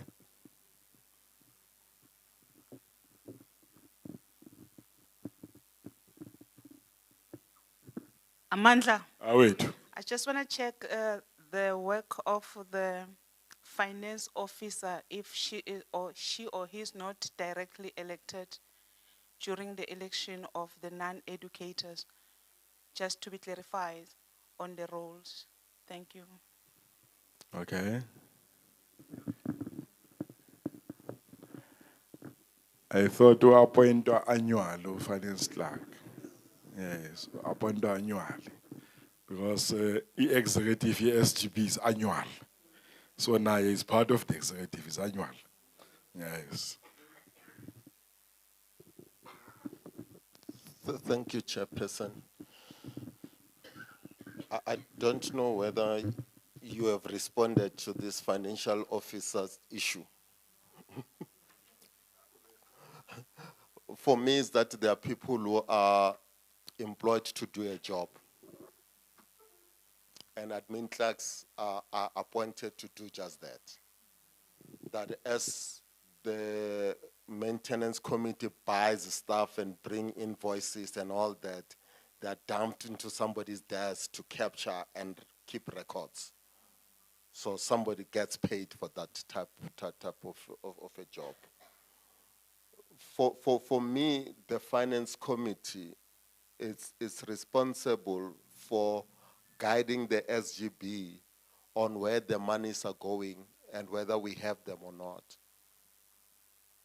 Because round about September, you may not know whether you still have money or not. And the finance committee will be meeting to guide and say, there's no expenditure here, can we transfer this money to what is needed? And somewhere in Joburg, there are pipes, tubes, and cords that have been banned under the N1. That money was not budgeted. So the finance committee needs to meet and say, there's no electricity around Smith Street and they must be repaired. So can we use this money for that? Am I making clear what the finance committee is? And when I come and say, we need to have a party for teachers in December, the finance committee must say, there's no more money in the school. And they keep track to that. The danger that people do with the finance committee is to say every quotation must be sought by them. Every little thing that needs to be bought is the finance committee. You are centralizing corruption to a few people, because these are the people that will always bring their friends and colleagues. We want catering, is their friends. You want fencing, is their friends. You want a party, is their friends. But when you say committees take over, you are spreading that corruption to various members. And then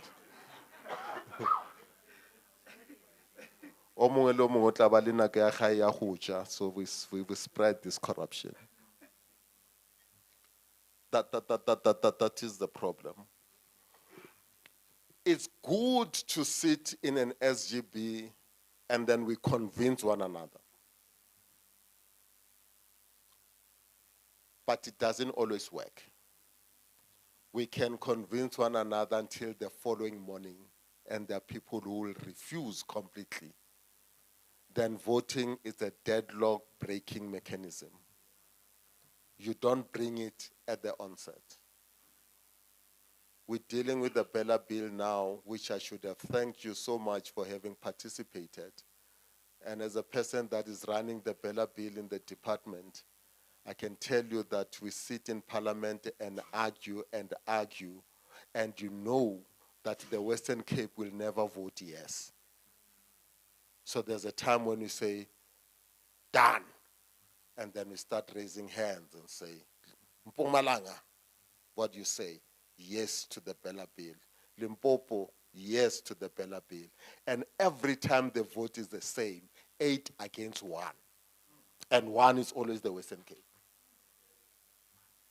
I'm standing here, we're finalizing, there's a final vote today.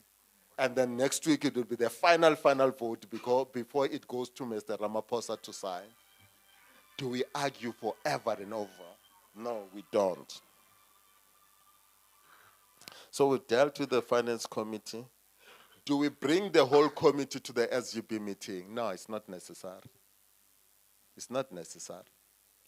The representatives can come and share the idea. I'm trying to say, stop this thing which you are not an SGB member, so you can't come to the meeting. When the minister sits with MECs, because that's the highest decision-making body in the department, we are not members of that committee. But if I want MECs and the minister to agree that SGB elections are going to be on the 1st of March until the 31st of March, then yeah. And then I sit there and I present this thing and they agree with me, then I go home. That's how committees operate. Chairperson, I'm hoping that we will interact as you go back to your institutions. Presentations that come from the DBE are not confidential. So I'm hoping that by the time I reach home, you'll have emailed them to every member in here. And members of schools, as a person in charge of all school principals in the country, you have a direct line to even ask us and question us. We don't believe in bureaucracy. When there are issues that requires the province, we will send them to the province to deal with them. But sometimes you need that sounding bell and say, I'm thinking, am I right? I said interdependency. Ask one another. Ask the officials. Ask the DBE. And there are many of those DBEs. You might have met a lot of my staff members as they come and do capacity buildings. Ask them, so that you don't continuously do something that is wrong when you could have been assisted. And sometimes it's just checking, am I right? And then you get confidence that I'm in the right direction. And sometimes I'll say, follow your guards and go and do whatever is correct to do. But you'll do it with that understanding that I've got the backing behind. I'll see you whenever we get invited again. Thank you very much. Thank you very much. Thank you very much once more. We are learning every day. Yeah. And we have been saying we become principals and we are not inducted. Now we are informed now. We should have started with you last year, Babundlela. Yeah, we should have started with you last, but now we will get you. Now it's born out like 50 before Hamba, so look busy now. Yeah, so look busy now. Cool. Thanks very much. You did a good job. So don't blame yourself. You did a good job. Kunabantu la mina ngicabanga ukuthi ama circuit manager mabafika la ngithi manje abomhloli bafuna ngoba ngibabizanga manje Ngiyabona ukuthi hayi bajabule kakhulu baze bahlala phambi kwabo indlebe ukuthi batshontshe le information. Mrs. Nomvula Mhlou. Agote viva comrades viva.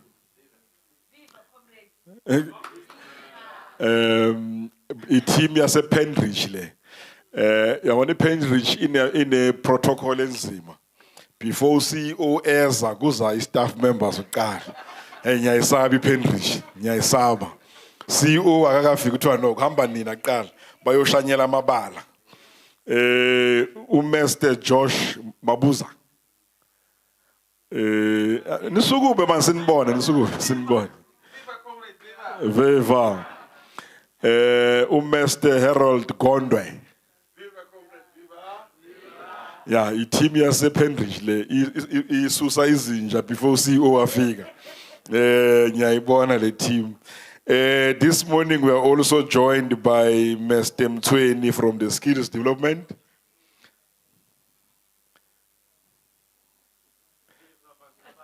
Yeah, now let me call upon Mr. Zwani to come and make the presentation on the LPIP. Comrade Pet Zwan. He has joined us this morning.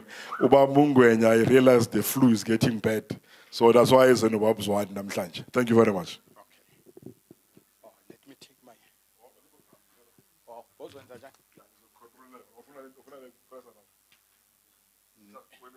no, for my. Yeah, no, control. It's fine. It's fine. Sanbonani. Viva Sadtu, viva. Amandla. Indeed, I think it's some years back I addressed Sadtu in this fashion.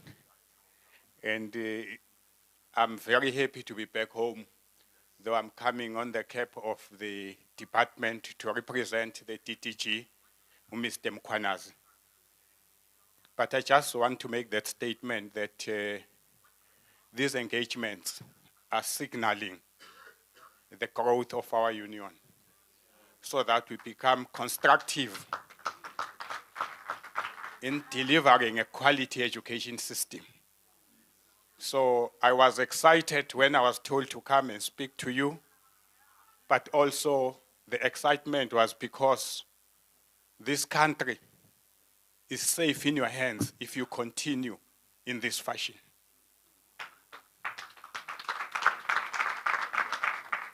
And I am saying, principals are walking a lonely journey. If it's possible as we go forward together with the department, let's get these SMTs so that they buy into our story. And I tell you, all these blood pressures and what will come to an end. Because when you are here, you should comfortably feel that your school is running. You should not always keep on. I was observing whether it's someone going out calling and they want to sign a check. No, you were just relaxed because we have left good leaders in the school.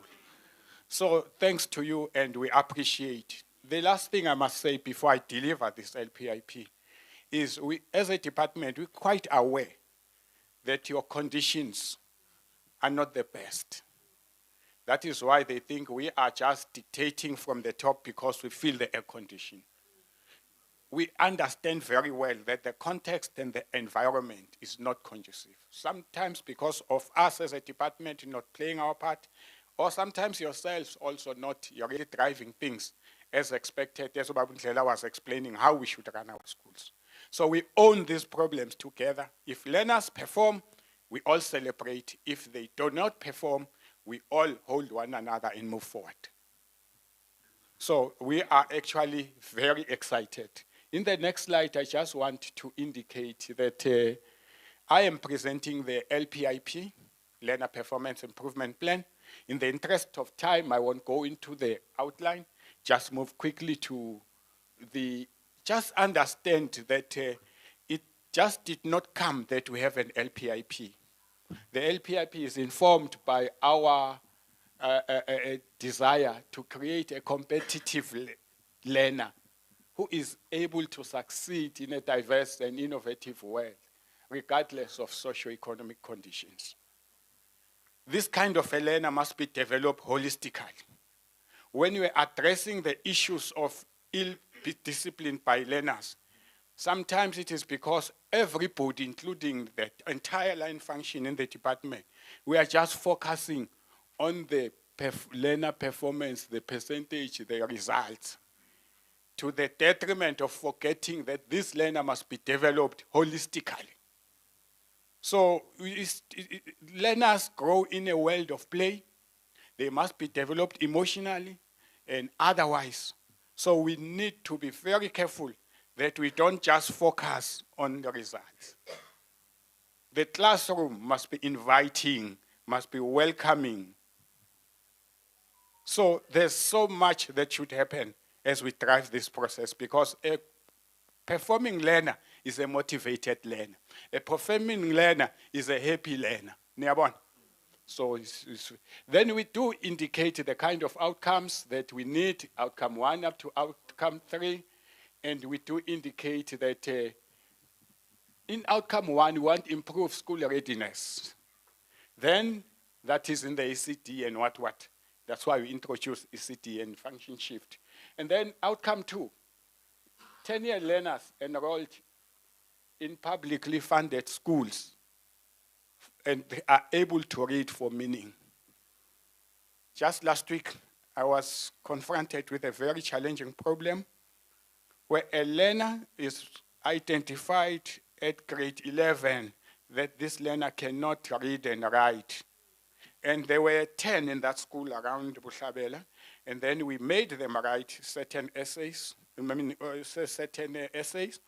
then when we read, we could not understand whether this is Swati or is English or is Venda or what. Now, our problem is, but these learners were delivering good results when they came for grade 8, because it is said that the foundation phase and the intermediate phase are performing. But also the same secondary school in yourselves. How come you didn't pick up when this learner did grade 8 and passed to grade 9, only to pick up the learner at grade 11? It's very, very, it's very, very bad. I'm just giving that as an example. So you should be aware that are your learners able to read and write? You as a principal, reading day, let them come and read for you. One time, Babuntleba was with you teaching. We went to one school, I won't mention the name, in Ganyamazane Primary. They did reading for us. They were doing so well in English. Unfortunately, the teacher pointed those who were not prepared and said, you also read. It was a disaster. And I was the one representing the province. I felt like I shouldn't have been here. And then the outcome 4, as they leave the school system, because we have unemployment, are they properly skilled? Will they contribute to the economy? These are some of the questions we begin to ask ourselves. That's why we speak of the 3-stream model and many other innovations that this curriculum we have, MST, 3-stream model, what, it has to change. We can't resist the changes that are coming.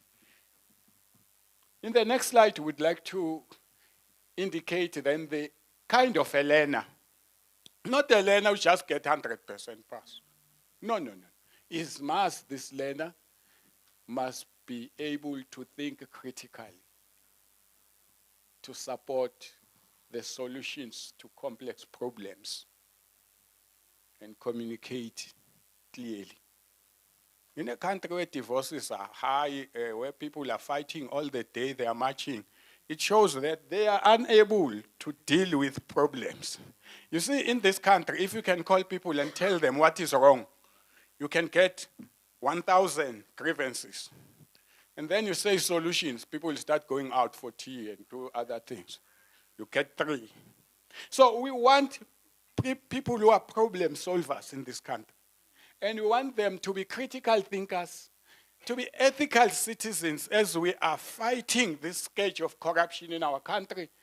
And they must, of course, be digitally literate. They must be team players. And that tells you the kind of curriculum we need to do, but also it tells you the kind of input that must be part of teaching and learning, developing this individual holistically. Okay, we also would like to reflect a bit on examinations and assessment, and we're beginning to put more emphasis on assessment for learning in preparation for assessment of learning. In the next slide, we have a list of issues, as I said, that did not work, that made us not to perform. In the next slide, that did not make us to perform in 2022. But I don't want, in the interest of time, to dwell on it because I'll share this presentation with you. But the strategy that we are going to present, we want to drive a sense that it has a purpose. We have scrutinized what made us not to achieve. Look, we are number 8 in the whole country using the NSC results. And it came as a shock. We all had to go under the tables when the results were announced. Really, it was bad. But I think we should also stand up and say, we want to deal with this. Fine, people are celebrating 0.2% improvement, but on my side, I say, it means we have not met what, our target was 83%, we never met our target. So how do we then do that? And please note, when you speak NSC results, it is a reflection of the performance of the entire system, because there's no other measurement that is there except the grade 12 results. So we should all be worried. What is it that principals you give us from primary schools? What is it that we are doing with the learners in our primary school? Because somebody in another meeting said, you see, the principal of a primary school says, my learners, they used to be here at 7 every day. Now they've gone to the secondary school. They pass by around 7:45, they greet us. They are in their way to school. I say, yeah, ne?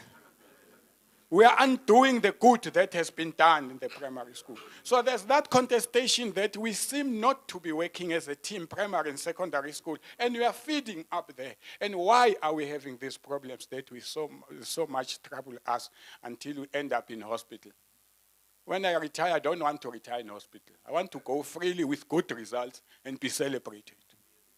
In the next slide, then, we do indicate, you can move, my chief. We do indicate that, no, move this one. I said I won't waste your time. I just go to the strategy. The strategy has got 12 pillars. I won't read them. I will just treat each pillar in a summary form. The 12 pillars, these are the key indicators that we identify that could change things around and then inform good performance. And we take our glory as Mpumalanga that we are indeed the wise men from the East and we can't be number 8. Then in the next slide, I go to the targets. The weakness in the targets is that in most cases, targets were top-down. Please help us in your schools and mitigate those targets. Let them be targets that reflect your capability, your capacity, and your diagnosis at the school level. So as much as we are giving these targets, please make sure that you also come with targets that meet us halfway to reach those targets. Just to indicate that foundation phase, we expect 100% pass. But remember, percentage pass doesn't speak to quality. So as much as it could be 100%, it might be Matota score. So let's make sure that within that percentage, there's distinction that you want. Within that percentage, there's diploma that you want.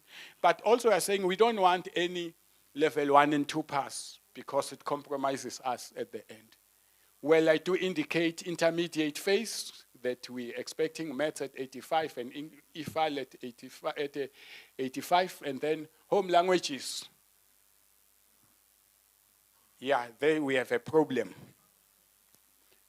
We're seeing a poor performance in home languages, including when we assess the first term performance this year. Remember, when you reach grade 12, if you get 100%, if you fail home language, you fail the whole.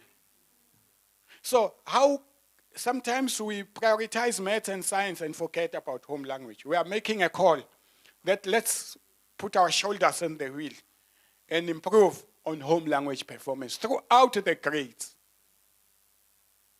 Then senior phase, maths 80, IFAL 75, and FET, we are indicating the percentage there, physical science, maths, etc. And then, so we are saying those who perform at FET pass at 60% and above. We're targeting maths at 20%, physical science at 25, home language at 100. And I must tell you that our percentage performance in maths has improved as a province.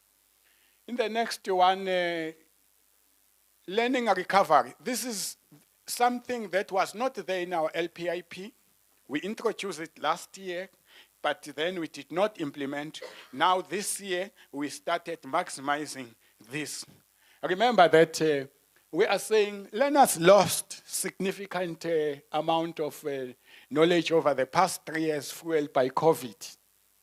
So all learners in this country are assumed that they've got learning gaps, given what we went through. Remember, we are not attending everyday school. So those learning gaps need to be closed.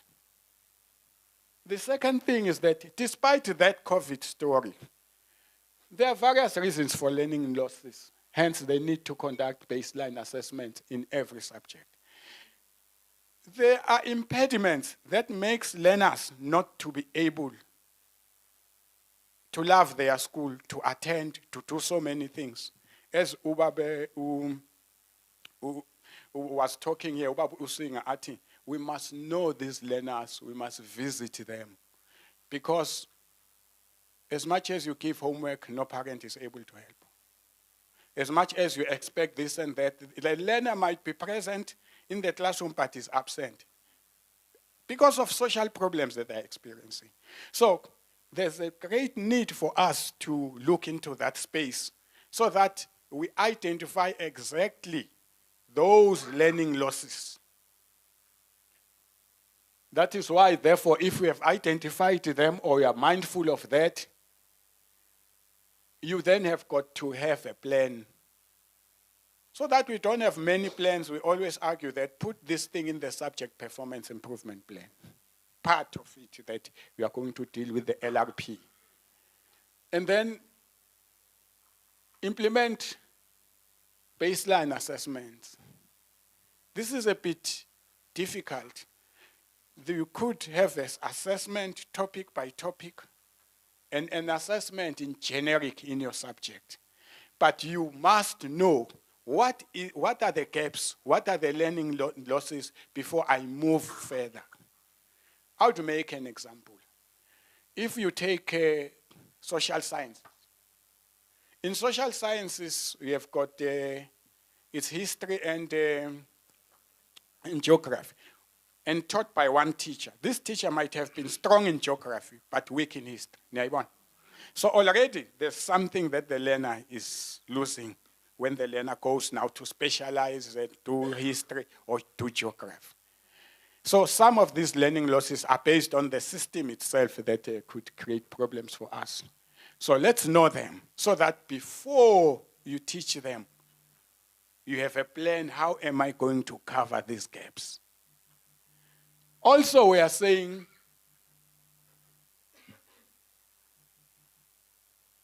let's infuse that. After we have identified the challenges, what are we going to do about that? The subject performance improvement plan will indicate what activities we are going to take.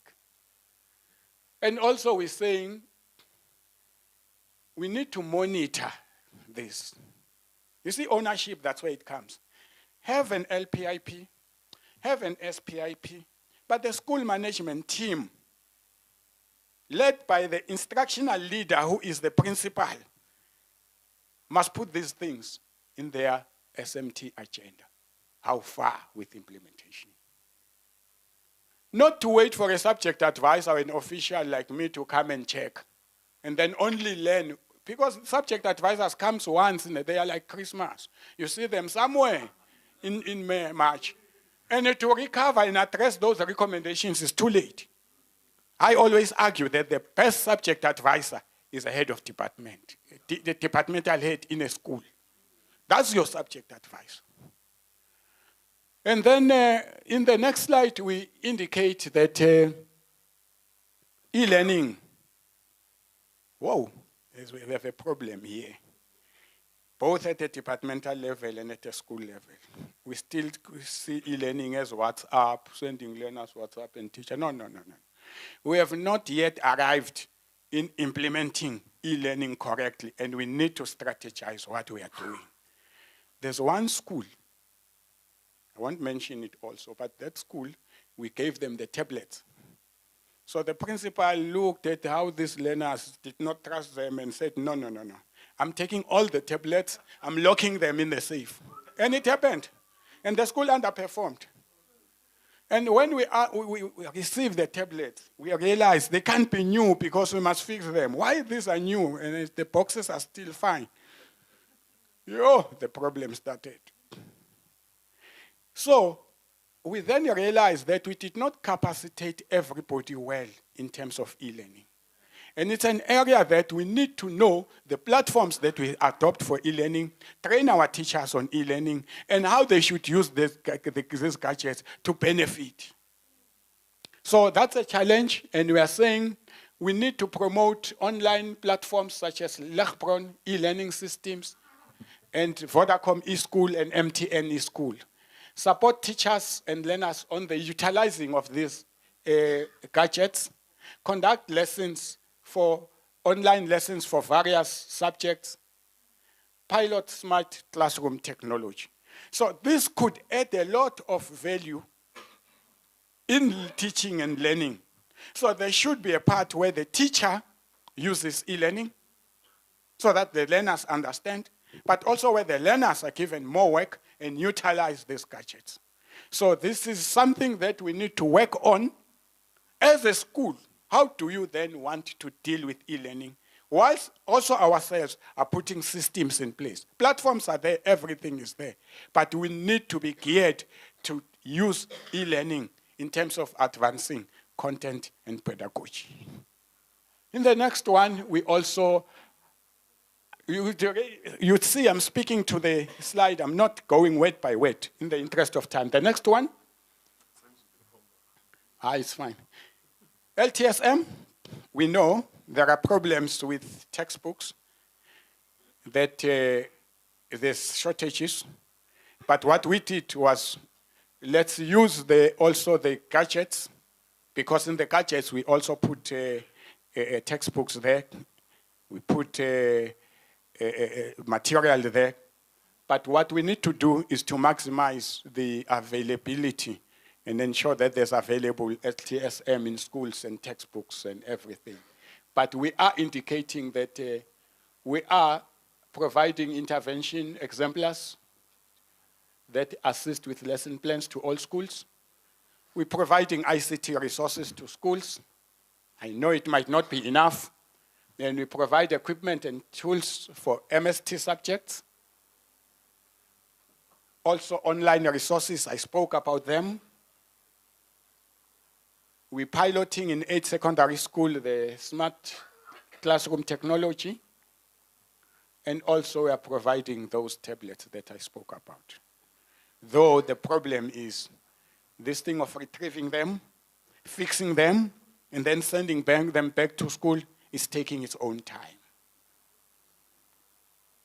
School support. In our strategy, we are arguing that as much as we spoke about all these things, schools need to be supported. When we come to schools, we are not coming to judge and find wrong things. We are availing ourselves to say how best can we hold one another to deliver the results that we want, to deliver the quality education, to deliver this holistic, developed learner. So we realized that our capacity, our numbers are not much. Then we said, no, let's then have a strategy of differentiated support. And we then said primary schools performing below 70% in maths and IFAL are listed, categorized, and officials sent to give support. Secondary schools performing below 70 also, the same strategy.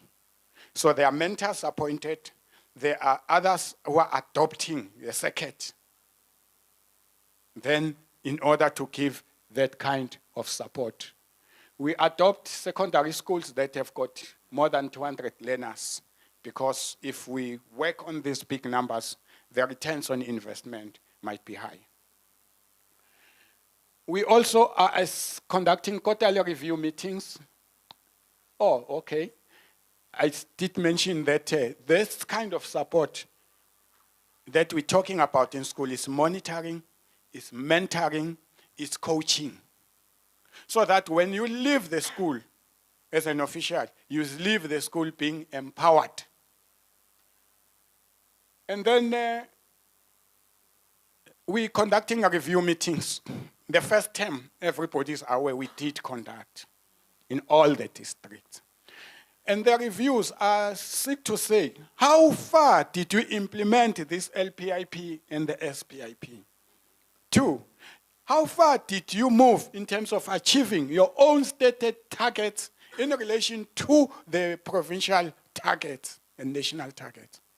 It's a conversation. It's an engagement.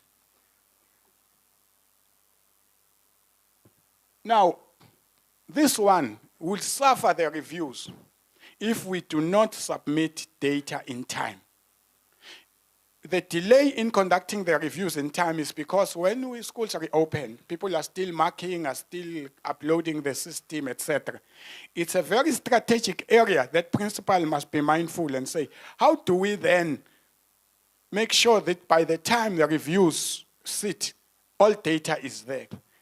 For instance, when we conducted the first term reviews, the data was around 65 to 70% because others had not uploaded. So it might not, you might think we are making it only to find out that data was misleading because not everybody had captured. It's a strategic area that we need to fix as a system. We also indicated that this has been emphasized, the challenges faced by learners, and we are saying, see us, informed by the school, informing the schools-based support team, the SBSTs, and the district-based support teams, DBSTs, are very critical, and they must be active in addressing the impediments to learning. We also are conducting multidisciplinary oversight visits. Some teams going to give support to the schools, and then in addition to that, we need to provide training. And I've seen in the agenda that one, to SMTs, as I said before, to say, hey, SMTs are very critical in driving this. On courageous leadership, change management, data management, as I did indicate, and curriculum management. We need to put a lot of effort in training them. These things could help us in terms of achieving our dreams. Then in the next slide, district support. I will be short on this one because, of course, this is what we're putting on district. But we do indicate that the workshops of curriculum subject advisors were conducted on the LRP. And then circuit managers were also trained on the LRP, who in turn would train others in there. It's cascaded. And then review meetings, as I did indicate, to monitor whether we're implementing the LPIP. Oversight visits and meetings with districts. This is a bit new, this oversight, just to share with you. And I think principals should look at this very strategically. When the results go down, the principal is called to account. But even when they go up, the principal celebrates, says, I've worked. The principal.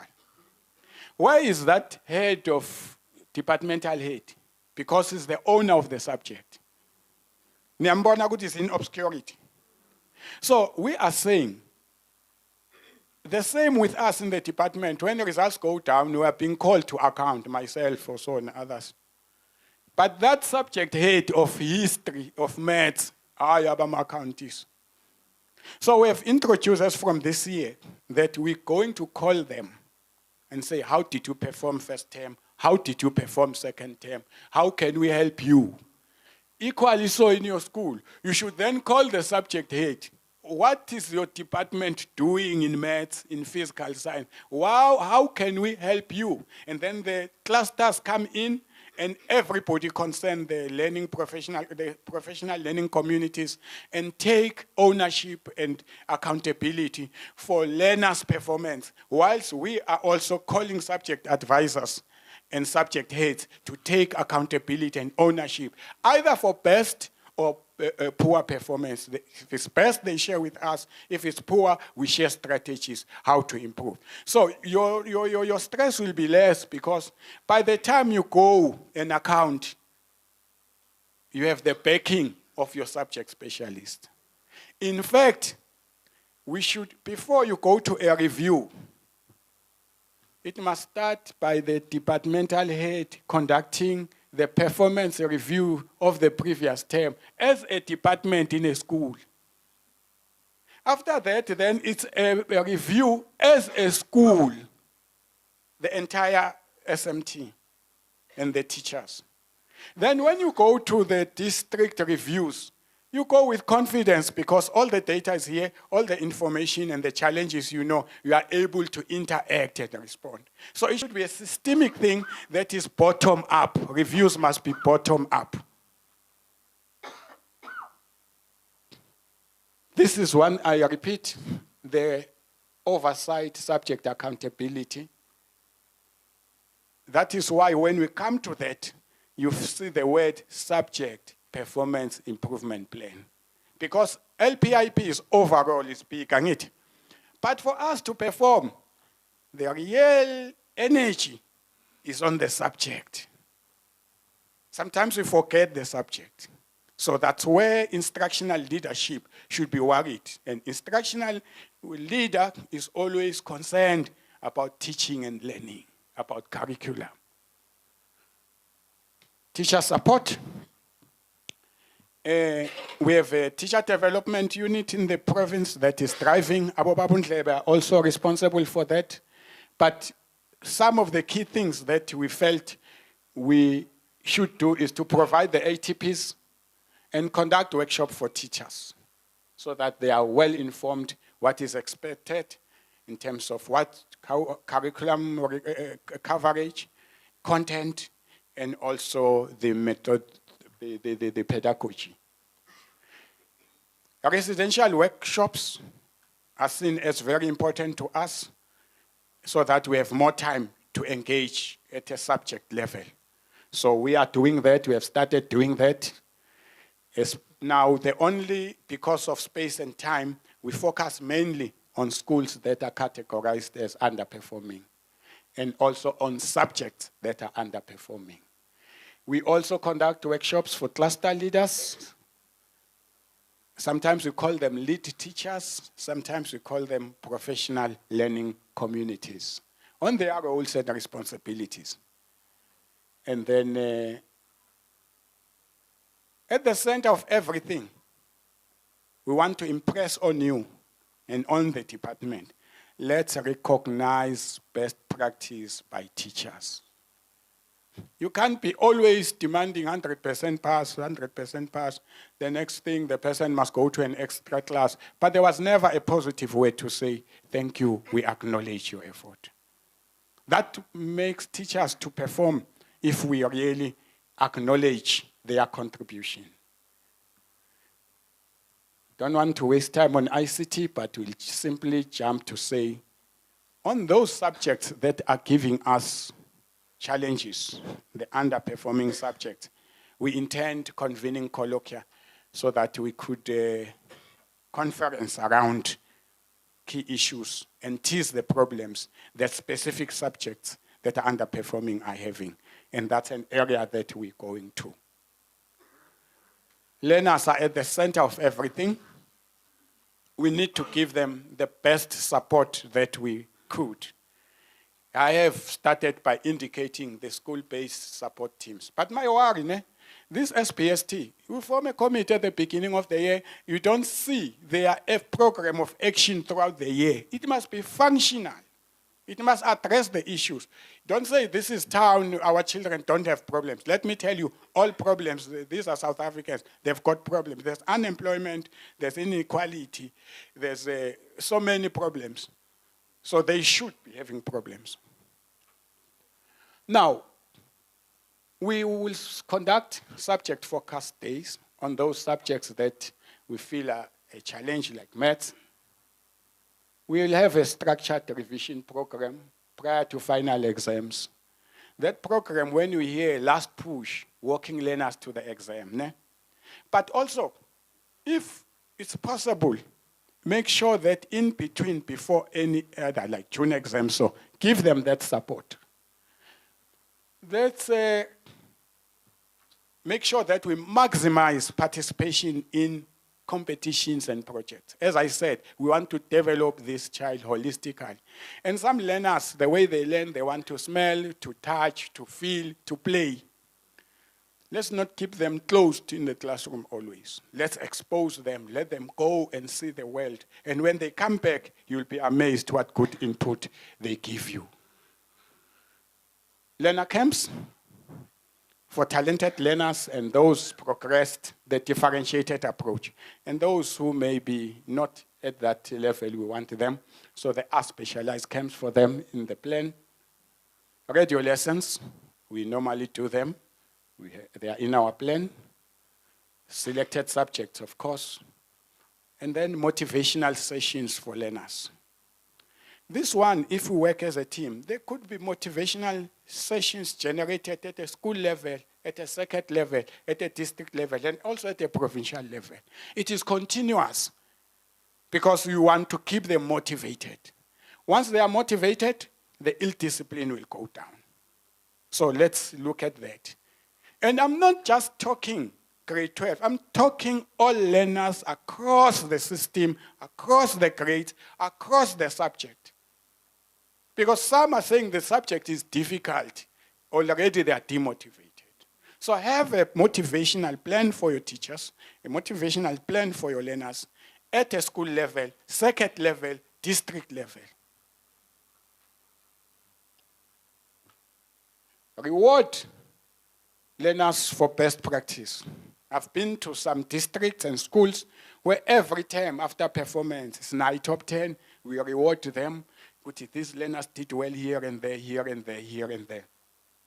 And sometimes for those who might not be good academically, reward their participation in sports, in culture, in maybe this one is wearing uniform very well or is punctual, is what. Let's just make them feel they are welcomed, they are acknowledged. It's an acknowledgement. And that learner, you'll never believe, will not want to go against the flow. I always make an example when I was still a student. I didn't know, I was naughty. I didn't know the principal knows me, Dr. Ntlala. Then one day, we were busy playing, not in class. He said, Zwane, come here. I changed that day. Because I didn't know this man knows me. So from that day, I didn't want to be on bad books. I behaved. So by calling a learner by name, you're changing many things, just by name. Hey, Sipo, how are you? Because sometimes they think we don't know them. So let's motivate them. And that Pillar 9, assessment. Very short again, because we are putting this emphasis on assessment for learning in preparation to assessment of learning. Because like baseline assessment, if you really want to assess honestly, you must first understand what does this learner know, What was this learner exposed of? What is it that he or she doesn't know?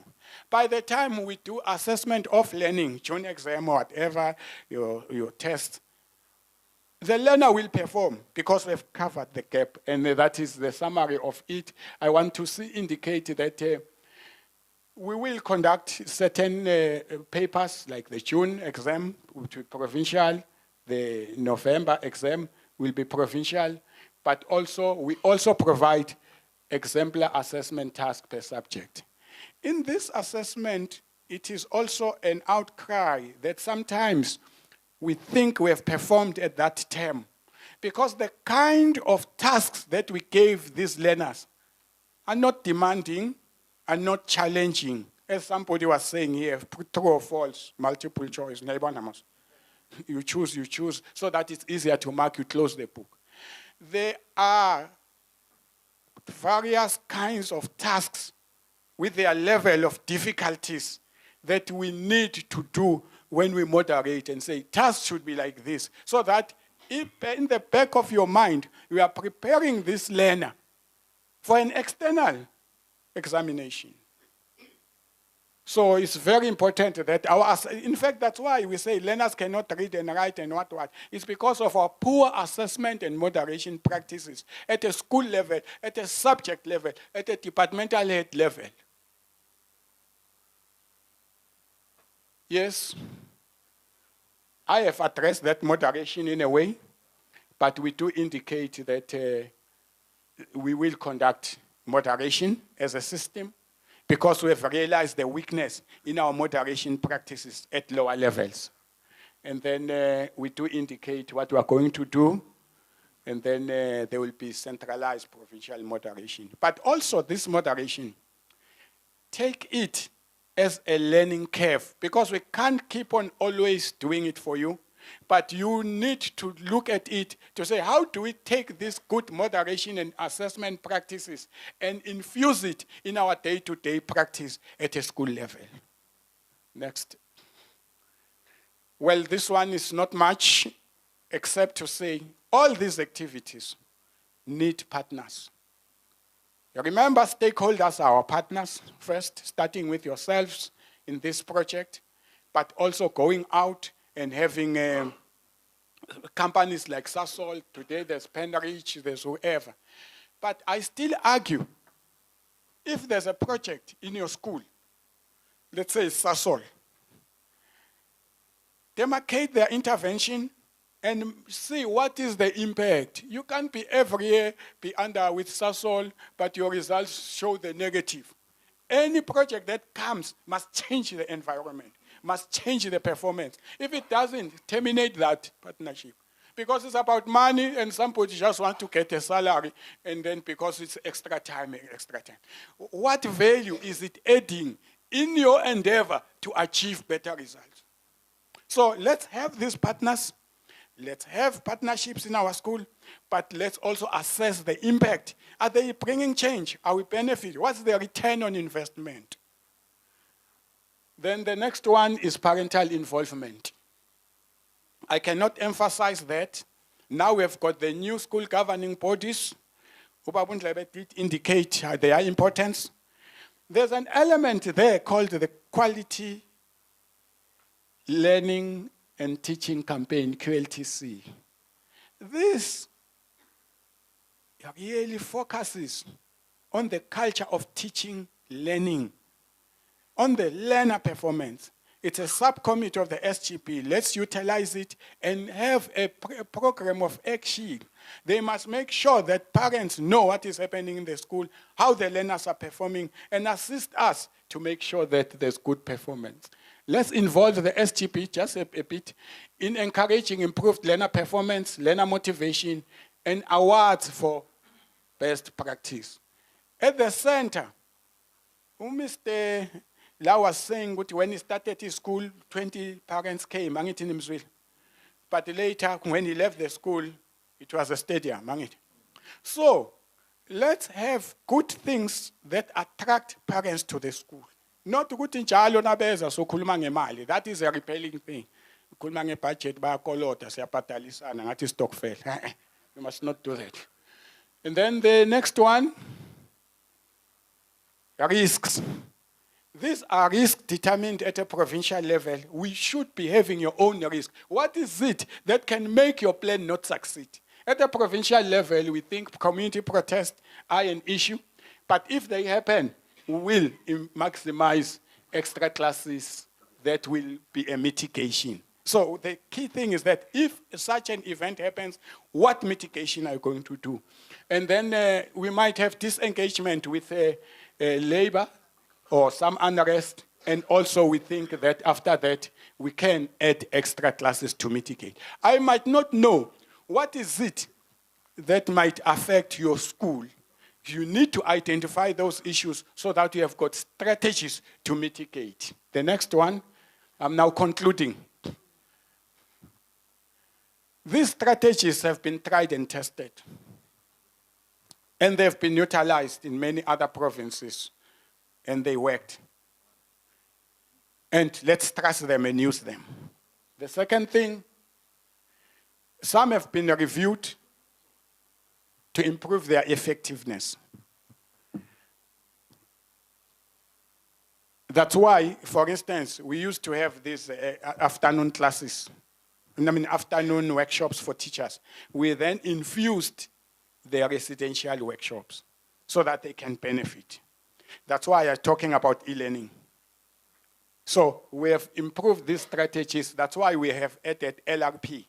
These are some of the new strategies.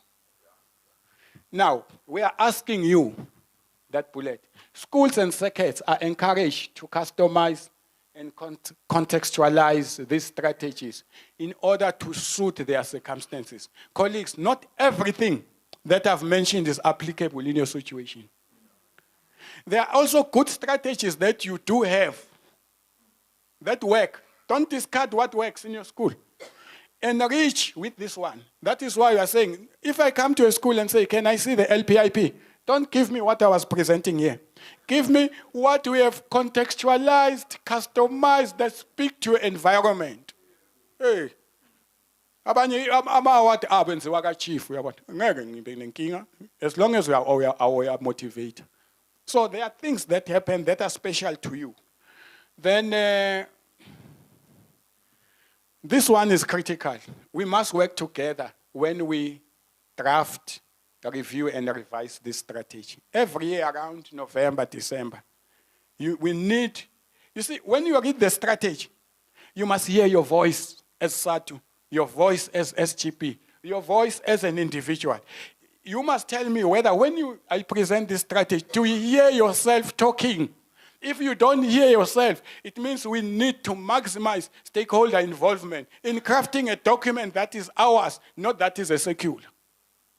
Because once it's a secular, by file, I get secular for filing. Now, a concerted effort from you and me is needed so that we maximize and benefit out of the strategy, as I spoke of, return on investment, so that we get the desired results of excellent performance, so that we deliver that citizen I spoke about. The learner now has become a citizen. We have produced him, who is a critical thinker, a problem solver, who is digitally literate, an entrepreneur, and a collaborative and ethical person. What a difficult task. From this strategy should produce that. I conclude by saying we all striving for excellence, and excellence is doing ordinary things extraordinary well. And I wish you the best.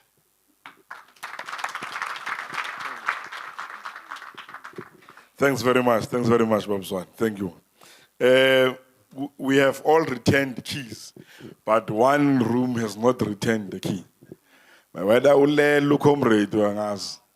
Room 429, Comrade Mandla. Room 429. Shota leos kiak pela leso. Pu Comrade Mandla. Senistolile. Ya ngiyabonga. Ngiyabonga. Basithi mhlawumbe ulelo Comrade Mandla lapha. Uzwela mashita mnandi ngathi akusavuka. Ngiyabona niyashuta la maslokes beka le. Angithi la slides wafakile lapho ku group. Manje ngibona ni busy ngama cellphone niyashuta nje. Hey.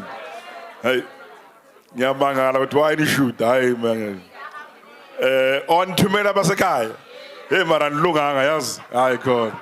Nikhalisela abanye abantwana. Hey nanilunganga. No. We have already, okay, we'll send this one. We have sent it, we have already received it. It's GS who must come now. And GS has a doctor Kurube hour long. Hey. Ubabu uzwano ibeke kahle le ndawo. And as we value amnani magati, don't discard the good things you are doing. Yeah, we valid. So that you add on what we have. And you, I 12:30 uzongishaya mara ngizobona ngoba I still have 3 presenters. I still have 3. GS, I have skills. My skills is short, it's 20 minutes. Maybe ngaqala nge-skills. Well, GS is here, all right. He's here, okay. Let me fix my things. All right, GS. Mhlambe i-province yokuqala zakuyelo since kuba udokotela ngithi. He's now Dr. John Maluleke. Mokwena Maluleke, yeah. We must appreciate that. Good to know at least we are led by, we are being educated. Yes. Now we are lab. Yes, you were here last year, you spoke well. These are teachers, principals of Mpumalanga. You have been pushing all provinces to do this. So that our principals can be capacitated. Siyabonga kakhulu, cheers for your wisdom. Please address the principals. Let me connect one more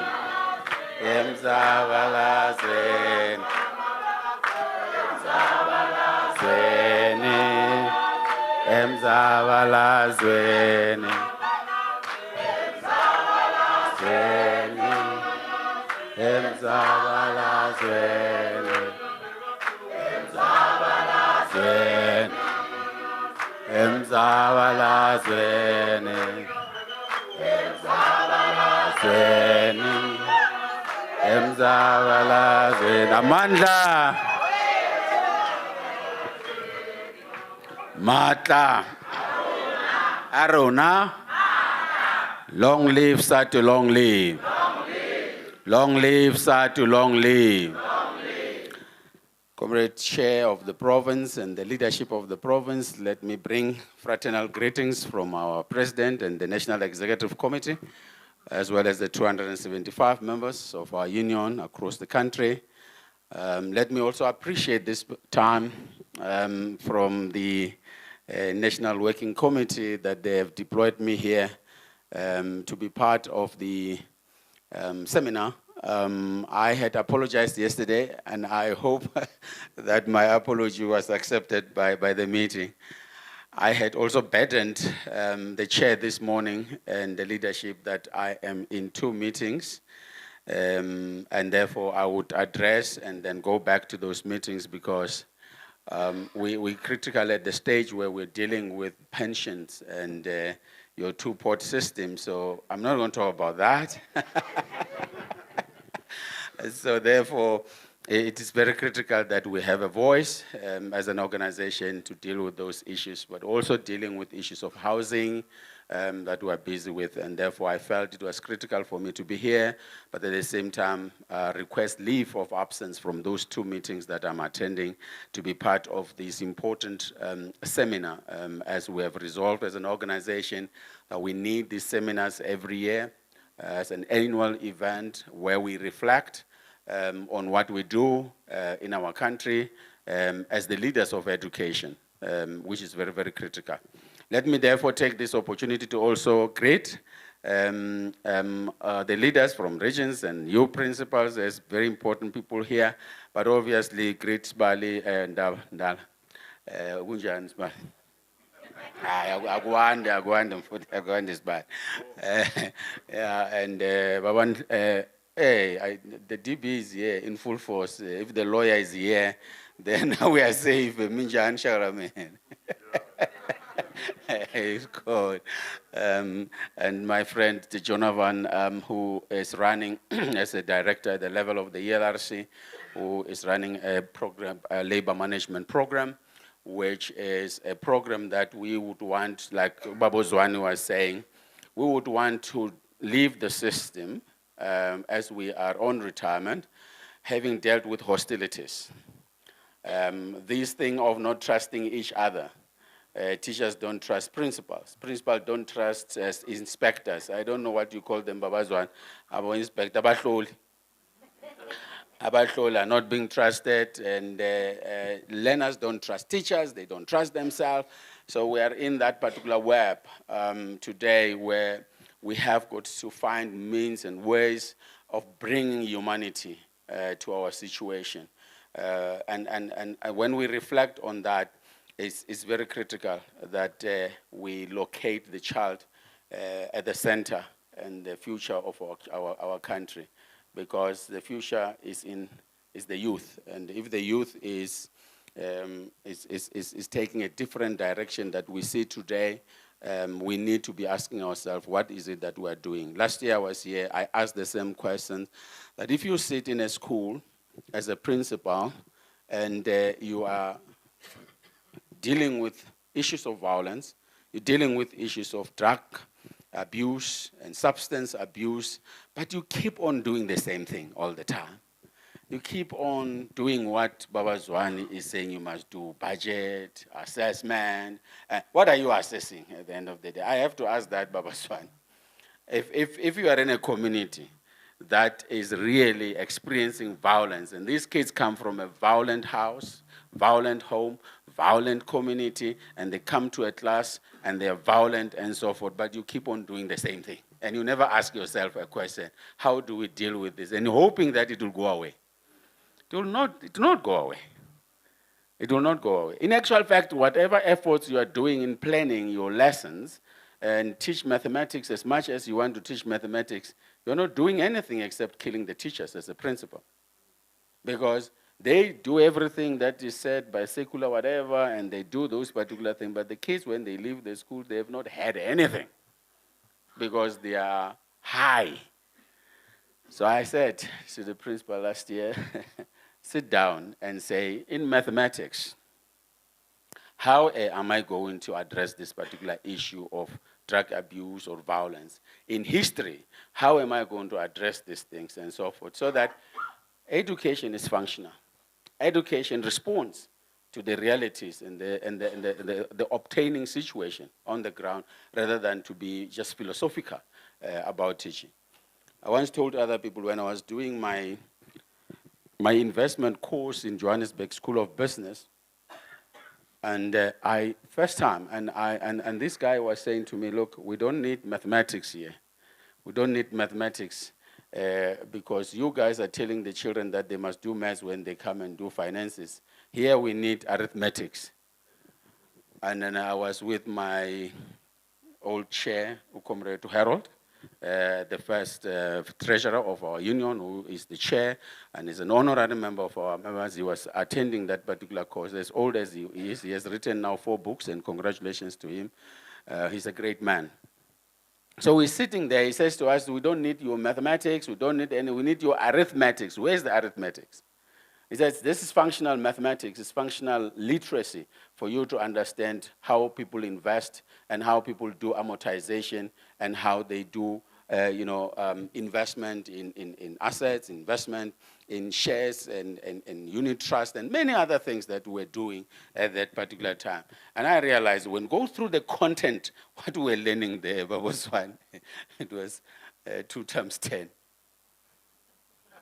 Even if the formula was so complicated, but we realized that we're doing mental to deal with all the things that we wanted to do, whether it's a housing bond, we want to pay it in 3 years or 4 years and so forth. It was as simple as ABC, because we needed just 2 times 10 to deal with those particular issues. So, but basically what I'm trying to say is that let us be teaching in our schools and make education to be functional. It's something else to be at 99, 98% literate in our country as we have, because we have penetrated. But at the end of the day, we have to still ask ourselves, is this that we're teaching functional? Is it giving these learners really the skills, the knowledge, and the attitude for them to be able to make it in life? Last year I said, if you walk around in our townships, in the suburbs, when you find our people looking for a job, they have a plastic there, I think it's carrying some pap and morojo. They're sitting there. And when you move about 100 meters away from the people of South Africa, is a Mozambican. He has got a brush. It's written upside down, plumber, but the plumber is start with B and so forth, which is fine, but that person does the work. Then when you walk around, you have got an electrician there, is from Zimbabwe. They're in the same area. So who do you take when you want to employ quickly because you have got a pipe in the house that is broken? Do you take the one that has got a plastic with pap and moroch? Or you take this one who has got a brush, or the one who says plumber with a B, because it's a blumber, so it's plumber. Of course, the first thing is emotive. It is that you are going to think about, I need to help my brother. This is us. Therefore, I need to give this person an opportunity to do the work. He comes to the house, and then he does not know what to do. The first thing he says, pay me 350 before I work. So I will leave it there. So I'm saying, we are principals, we are leaders of schools, and therefore we need to go back and ask ourselves, what is it that we can do to address the issue? So today I was asked to talk about decolonized curriculum, the role of a principal. Next slide. So Nkungi Wationgo says that searching for a liberating perspective within which to see ourselves clearly in relation to ourselves and the other selves in the universe. So if we look at what happened during the decolonization debate, immediately during the school must fall, feast must fall, then you have the two, when Van Rooyen was just demonstrating that the other one is chained, and that person, it's you, is your kid, because that person is brown, is black, and then the other person is nicely with a bald head.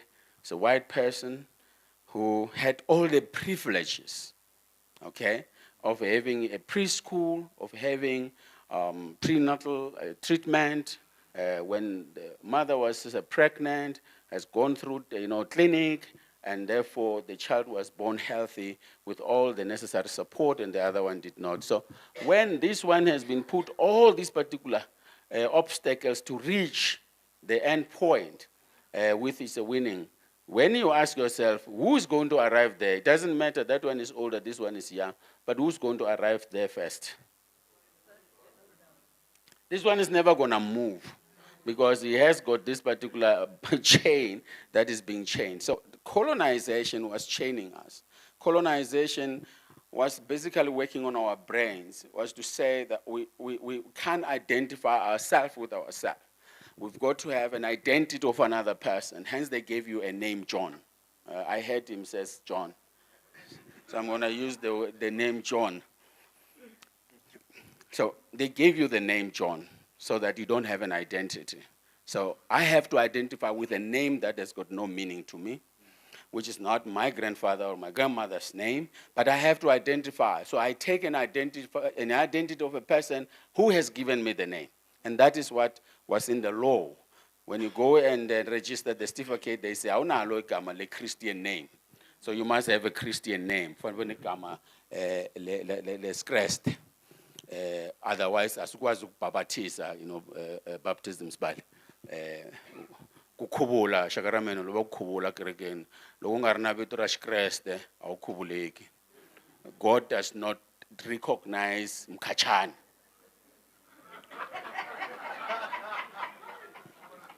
Yeah, but God does not know that name, but Opa Africans, maybe God was closer there, but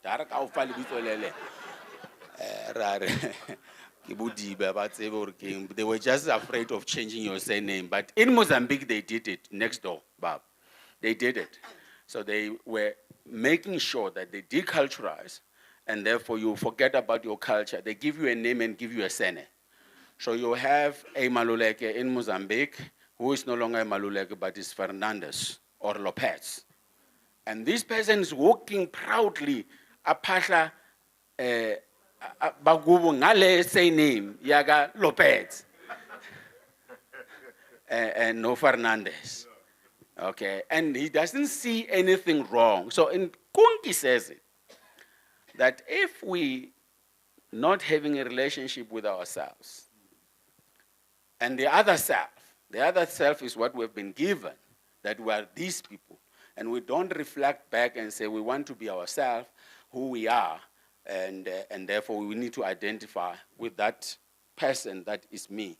And hence the subject of decolonization is a very difficult subject. When we took a resolution in 2019 in Bangkok, we said it. We said, we have declared war. And people are going to be killed, but not killed in a war in the same as that is what is happening in the Gaza Strip. But they are going to intensify the war on making sure the curriculum is so strengthened that it makes sure that you don't even tamper with it. It must continue to be a curriculum that is more of a neoliberal, more imperialist, and so forth. They are going to make sure that the digital revolution that we are dealing with it now, it is going to be informed by the fact that they don't want you to be yourself, not to win yourself, and have a relationship with yourself, but have a relationship with that which is not you, and so forth. We said so. We said, this is declaration of war. They're not going to sit and look at us and say, we're going to decolonize. We challenged France at that particular level and said to France, France, you are doing wrong in Africa. You're doing so wrong that the Africans don't regard themselves as Africans first, but they regard themselves as French people first, before they regard them as French, as African. And you are doing so wrong. So as unions in France, you must be leading the decolonization project so that you say this language of the French people is not the language of the people in Abidjan. It's not the language of the people in Mali. They have to identify themselves. So that is what they say. So next slide. I'm not going to take long, but I'm saying we have a theme that we'll be presenting in September. We want to go and measure success. Have we succeeded in decolonizing the education system in our country? That is what the conference is going to ask us, because our theme says we are going to do that as part of the reconstruction. Oh, the laptop is nice.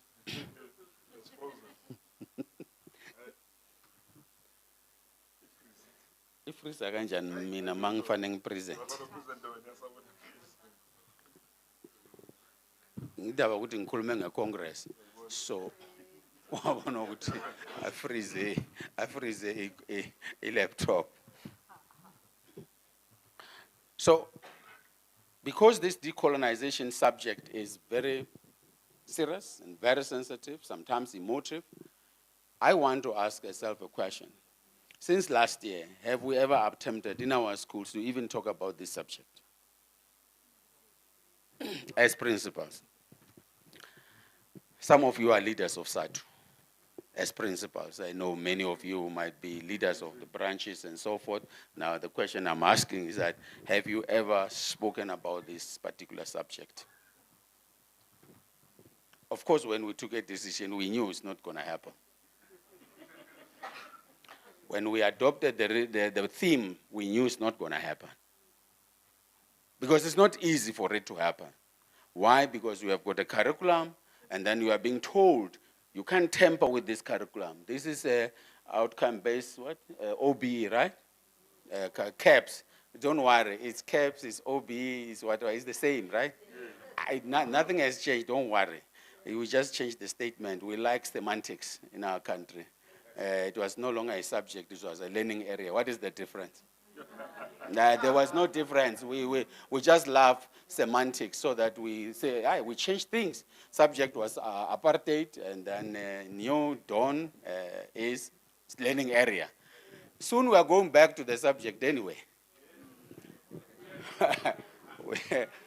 Learners, students, soon we'll go back to the students or people and so forth, because we now realizing, there was no substance there.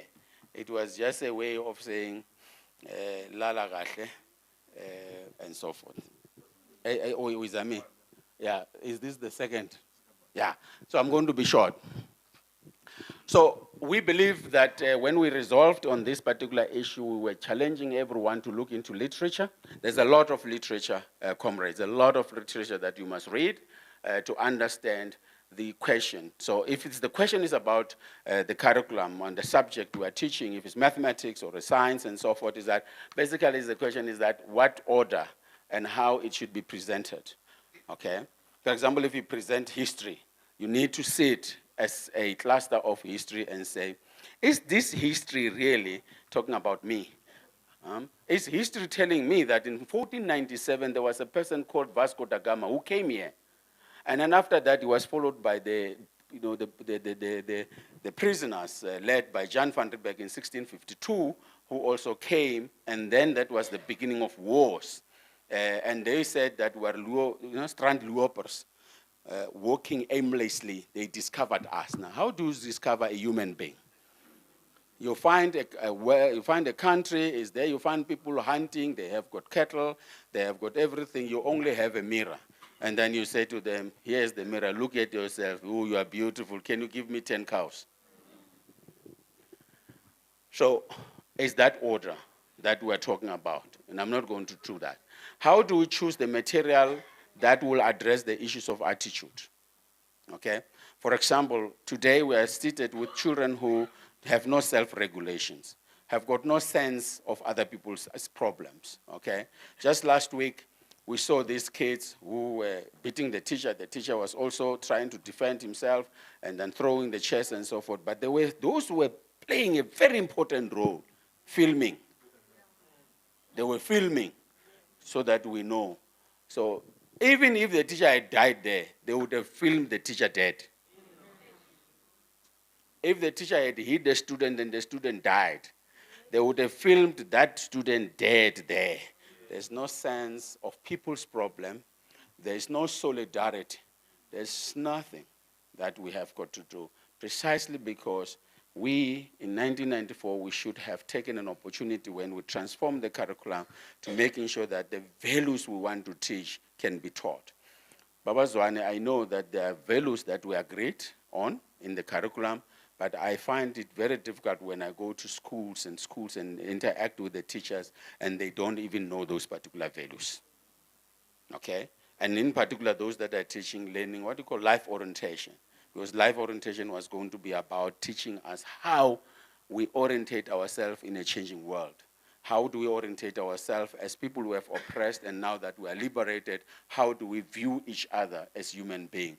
And unfortunately, those particular values of tolerance, of respect, and honesty, and integrity, and all those particular things, I don't find them at the end of the day in a teacher in the classroom and so forth. I don't know, maybe in the mission of the school and the vision of the school, those things are captured, but they are in the office, okay? They are there in the office nicely. This is the mission of the school. These are our values we believe in, and you even done a diagram about the values. But how many people know those particular values? A question I'm going to leave you with that. Forget about the teachers now. Yesterday you have elected the school governing bodies. Do they even understand the vision and the mission of that school? And they even and the whole values that we have put there and so forth. you are going to workshop them, but it's going to be a workshop like any literacy that you give us. It's not functional, it's not live, it has nothing to do with our behavior and conduct, whether we change or we don't change. Siyaqhubeka. So yenza assessment. The interpretation is very, very important, and so there's a book that's very interesting that says the story of the 7 blind men who went to see an elephant, and all of them had this particular understanding and assumption about the elephant until they understood the evidence. And the evidence comes from us really doing a lot of literature and so forth. So I will not belong here because I am saying, whilst I'm saying it's a must that we must do that particular thing, but I don't find support in evidence that I see that we are doing it. Our committee, which Comrade Zodo is part of our committee, they meet, sometimes they meet, I know they meet to inform the NEC, but when I read their report, I don't see anything that's called decolonization. Ayikho sisi. Aniyenzi. So, bazayenza kanjani abo principal ninenihlale khoneni. So let's go back and look at the 1648 in terms of the conference in Berlin that was allocating countries to each and every country of Europe and so forth. That's where we start and say this was the beginning of colonization, and this colonization was meant to really make sure that the knowledge system, which is what it must make sure that they stigmatize the indigenous knowledge, the cultures and so forth in our country and in Africa and so forth. We go and look at the textbooks and check them and check the digital world in terms of what is happening around that. Next slide, because I want to be short. But understanding everything is to understand the economy, okay? I always say, we can say everything we say, but if we don't understand the basis of our economy in the country and how it influences our education system, how it influences our religious system, how it influences almost everything, because it is central to everything. So a capitalist and a patriarchal system, which is more of unequal system, is built on power politics. Those who are privileged will never give away power unless you take that particular power. The power they have is they write books. The power they have is that they develop technology that you are using. You call it robotics and coding and robotics. If we were to ask and say, ukhona umntwana obuya eMpumalanga who is part of that particular process of developing coding and robotics, in terms of your Lego and so forth, who will come and say, this is the blocks you use for doing this particular thing. Are we part of the board of directors of Lego? Are we influencing what Lego is selling and what is it going to do? No, they have the power. Is it written in Sizulu, in robotics and No, it can't be written in Sizulu. It can't be written in Siswati. It's in Ndebele. It's power. Because you can't take away power. It must be written either in Afrikaans, French, Spanish, Portuguese, and English, because it's power. But obviously, patriarchy and capitalism is based on violence, and then the violence we see in our schools is not an accident. It's planned. And therefore, it will produce that particular violence throughout because it's power. How do you entertain that? And it's exploitation and racism. Next slide. You're going to have this. I don't want to spend a lot of time. So what does it establish, this colonial system? There's a control in politics, an economic control, and therefore it critically came to our classroom and said, this is the hierarchy of knowledge. Knowledge about your ancestors is not important. Knowledge about your struggles in the country is not important. When today people tell you that they were not liberated by the African National Congress and other liberation movement, they tell you without even winking. Without winking. They tell you, like it's true, they were never liberated. But they are liberated. Today, if you drive around Mbombela, the suburbs. Babandala, I know you're not staying there. You and I is not staying there. But others here, they stay there. They wouldn't stay there because they were not allowed to. They didn't have freedom of speech, freedom of expression, and freedom of alignment or association. They didn't have that. But today they have it. But they will tell you that no, ayikho. Because it's the hierarchy of knowledge. Which knowledge has the power? Which knowledge can be believed and which knowledge cannot be believed? So I don't want to tamper with the religion today, and so forth. So beliefs are very important. But in our country, it's no longer beliefs. We have moved away from the beliefs to convictions. If you suffer from this dissonance cognizance, you will believe that you don't have a house when you have a house. It's a conviction. Yokuthi noma bangathini ngizosho lemina ngiyazi ukuthi yo nginendlu kodwa anginandlu. Anginayo. I don't have it. It is moved from a belief because a belief is very simple. But the conviction is that you have this conviction that noma ungalala uvuke, you must still say that I don't have a house. Awuna nix, khona le, but awunayo indlu because you can't see. Because this is how they build the hierarchy of knowledge. Okay? It works in your brain. You see? And last time I said, ungamsoli umuntu osebenza at gas or osebenza Pick and Pay. Because ngiyakutshela mawufika ngeke thatha ukubaba ndalathi hello sir ambuki kodwa kwafika uFan Vieren class Van Vieren uzambona seselaphaya bese ke ambulise hello sir can I help you. It doesn't matter whether it's a white, it's a colored, it's a black, they always do that. Ungahlala lapha eGas ulo uthenga lama perfume yakho uhleli nabo lapha umlungu lo a salesperson. But uzathi ukuthi makancanyana ngifuna ukuthi yabona ngibulise lo ngimbuze ukuthi ufunani. Mefro ugandat sireg exaliono kom help. Wena ungahlala lapha balokhu basiza umunye ngeke beze kuwe bazokuhlalisa phansi bathi relax. Is subconscious. It's happening because it's in your brain. You don't see it as being wrong. You won't see it as being wrong. It is part of you. Okay? But we need to rewire it. We need to change it. And only education can change it. So, angibasoli mina mabayenza kanjalo. Fika ngilaba ngibabulise kahle ngismile ngithi yazi ngiyanthanda kakhulu. Kodwa ningibizanga ose. Next time ngiyaqala nami nithi se. Ngoba nami ngiyathenga ngalo pondo wami. Pondo kashintshwa ngesindebele sekhethu.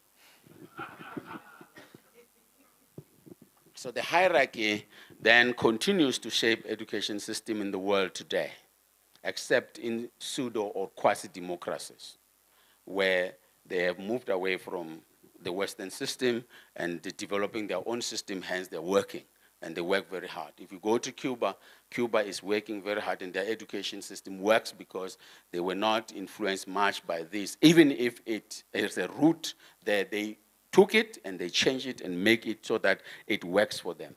China make it work for them. Singapore makes it works for them. Vietnam makes it works for them because they all said, we will go for our languages and we will invest in our languages and we'll invest in education. So that's it. So we have two organizations that are very dangerous in this particular process of decolonization of the curriculum because IMF and World Bank are institutions that are funded by America and the West, and they are deep in education. They come to the DBE, they come and make an assessment and say, this particular education system of yours is not going to help you. You need to go this way, and so forth. They come to us as well at the level of the GPF, and they say, you are a top 10 in the country, and you are one of the best pension fund, But we believe that if you are going to give loans for houses, it's not going to help. But I go to Los Angeles, and then when I arrive there, the teacher's pension is building houses for the pensioners of the teachers, and the teachers are renting, and they're buying out of their own money. But they come here and say so. Last month, they went to Mexico and the Latin America and said, what is good for the Europeans is not good for them. So they must not, aspire to be the best, and so forth. And that's IMF and World Bank in education. And I'm happy. A very strong movement in the Latin America about decolonization is on and is doing work. And they're being successful. Hence, you see that all the dictators there are being taken out and progressive governments are being elected. And despite the fact that they're under attack, seriously under attack from America, systematically, financial and everything, they're there. But there's a very strong movement of decolonization because it is now or never. So they disregard all the needs of our people, and the students are reduced to recipient, and the prejudices and inequalities and ethnicity is what they would want to do. Next slide. So it works on, and I want to give an example with the ICC. You just heard yesterday or 2 days ago that America said that they're not part of the ICC. The International Criminal Court. They say, no, we're not part of it.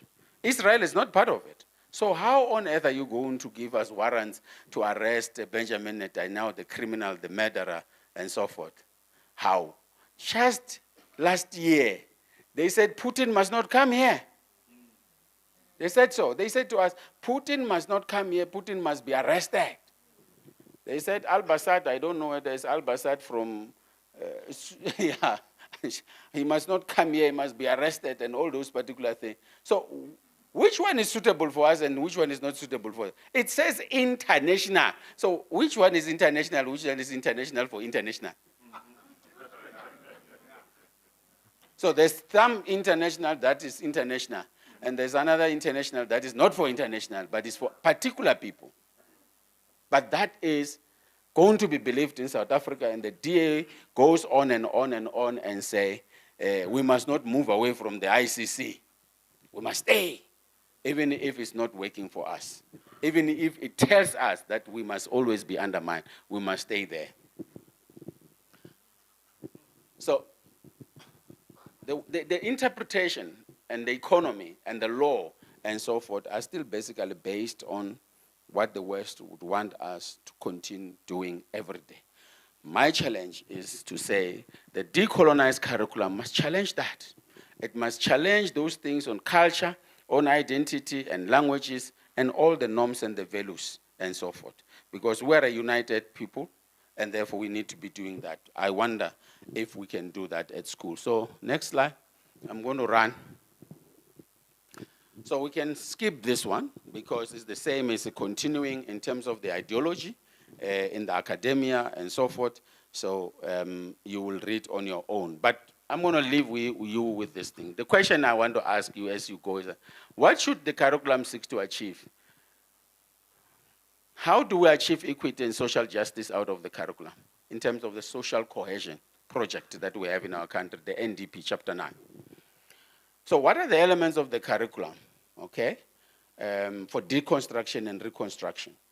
Which one do we identify as a principal, as a leader, and as a school?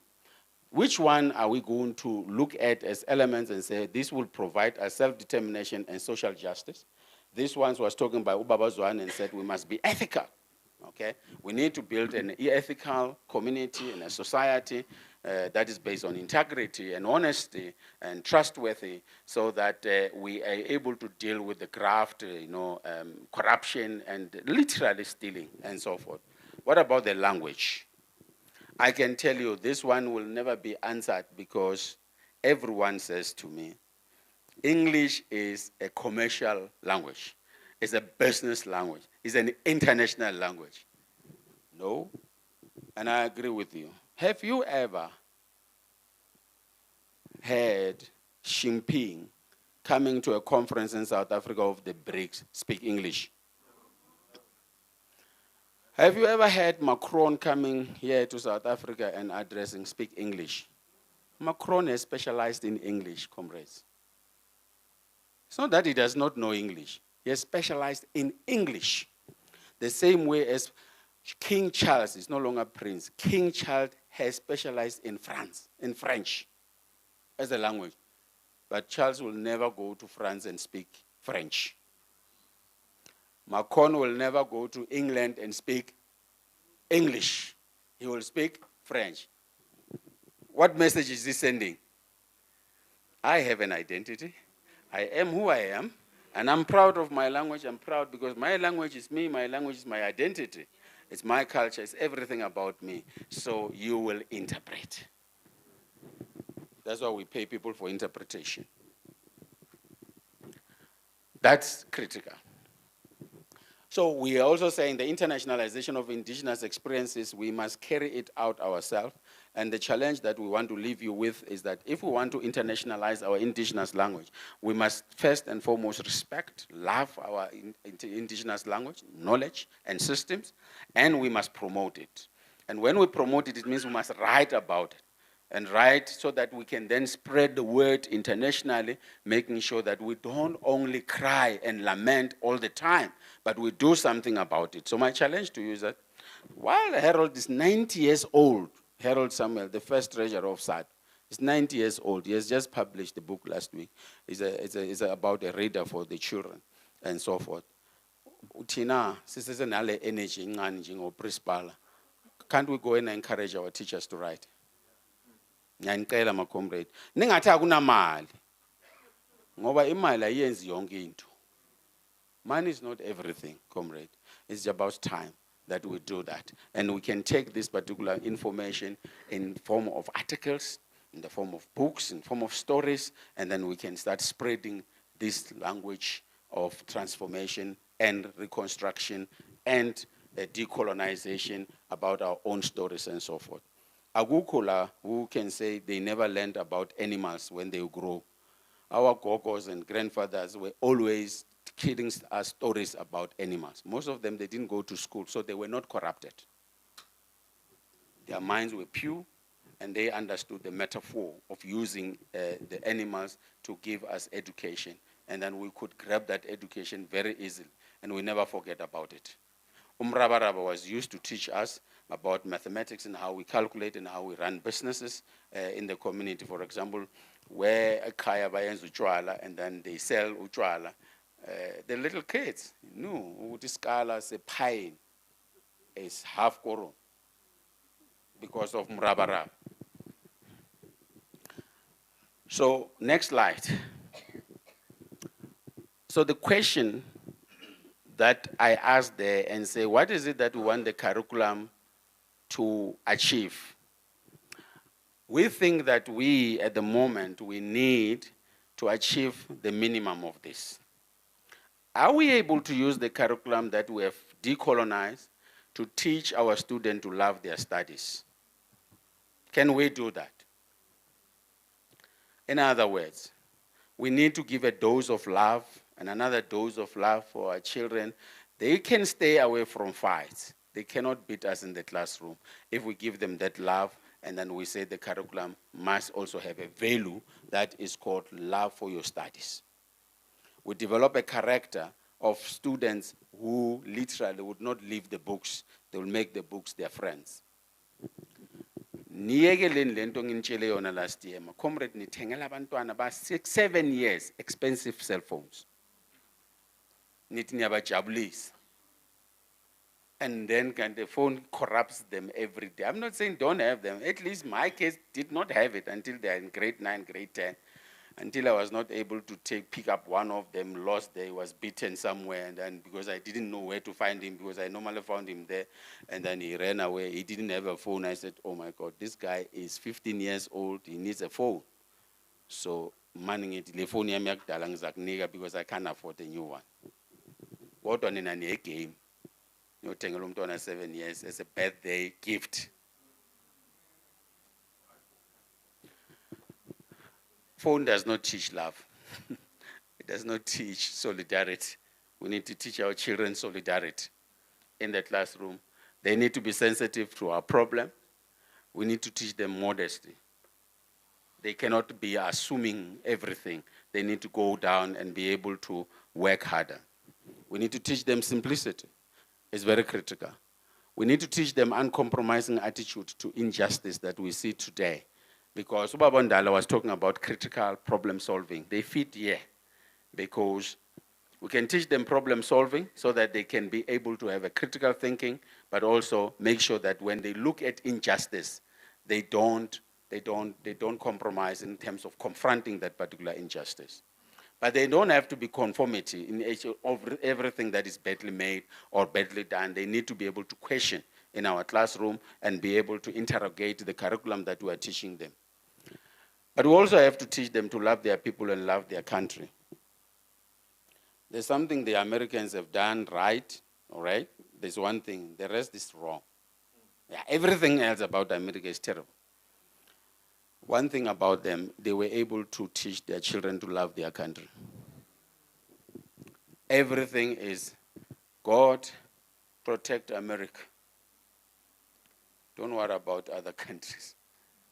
Protect America. So if we can be able to have our children in terms of what is contained in the Freedom Charter in terms of the opening of culture and learning, that we teach them to love our country and love our people, they will study. They will know what is studying is a duty. So the role of I'm sorry, the writing is terrible. So if we are to succeed in terms of a decolonization of the curriculum, we are saying it's important that the principals themselves must acquaint themselves with the theory, in other words, the dialectical materialism, which is historical. We need to connect things together and be able to analyze the concrete material conditions that are obtaining in our own institution, in our own communities, and then be able to say, how do we then set an example as a school, as a leader, that create a following from other people to follow, and so forth.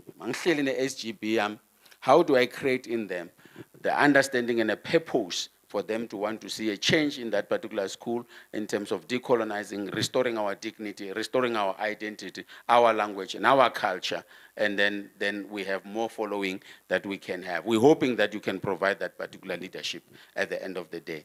We're looking at a possibility that the principal must be able to coordinate this particular project and build capacity amongst the leaders that are there to really advance in terms of this particular project and so forth. So it's very important that we have capacity, we have the knowledge, and then we can call other people who can come and assist us around those particular things. We think that the role of the principal is also to understand that ordering things is very important. That is based on the knowledge, based appropriate knowledge for our students, and then we can be able to impart that particular knowledge because it's ordered in a manner that it can reflect their realities and help them to really love this particular project and so forth.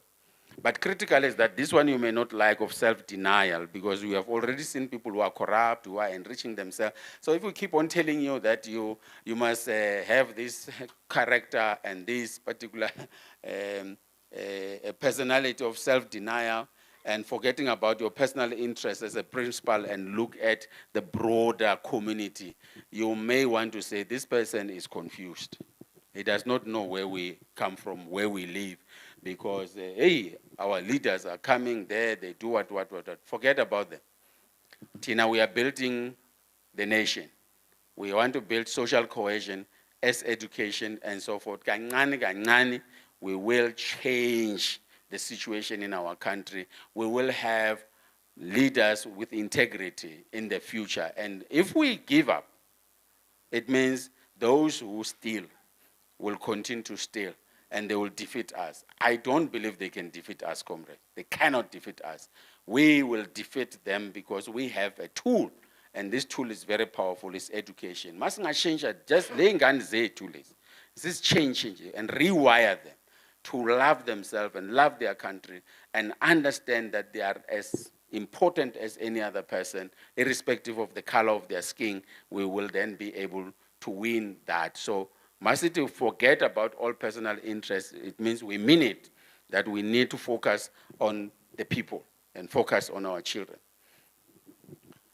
So we are saying that it's important for all of us to have an observance of the law when we're dealing with this thing, and duty above friendship when we're dealing with this. In other words, if we're going to be identifying the leaders and ambassadors of our decolonization program, it must not be based on friendship. It must be based on the knowledge and the interest of those comrades that can lead this, because sometimes we have got this bit of paraffin and then the paraffin just ends somewhere without us achieving that. So if you identify the comrades who are going to be leading on this particular project of decolonization, please do away with friendship, build capacity in them as we have indicated, and so forth. So we believe that it also takes revolutionary discipline from the principal to really make sure that there is a program that we can deal with it. Because if we don't go back and really understand and really analyze it, it is not going to happen. Like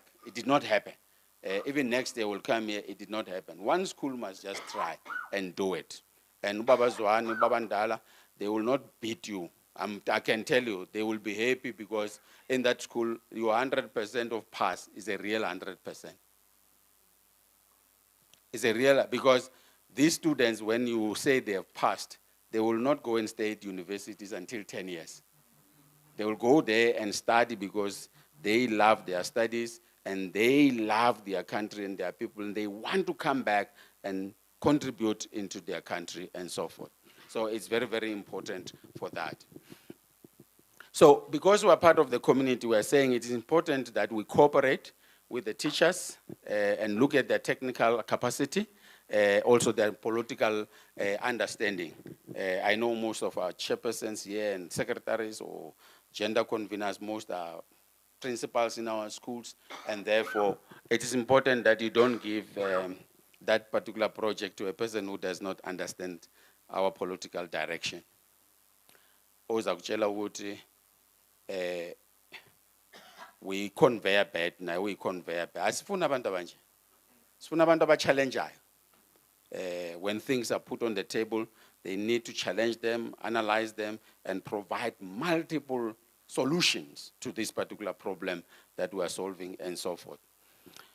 So the last statement I want to make, I'm saying because decolonization process is political in nature, therefore it's critical that the scientific truth of the revolutionary movement should be understood and be completed with continued and objective work, mindful of the reality that should be transformed with the tools provided by the theory. And our theory is simple. It's a historical dialectical theory, materialism, that we use to analyze the concrete material. So in conclusion, what I was saying is that when we have been damaged in our mind and our education has been damaged, one is that we need to reinstate what has been damaged, what has been taken away, our culture, our languages must be reinstated. We need our dignity back.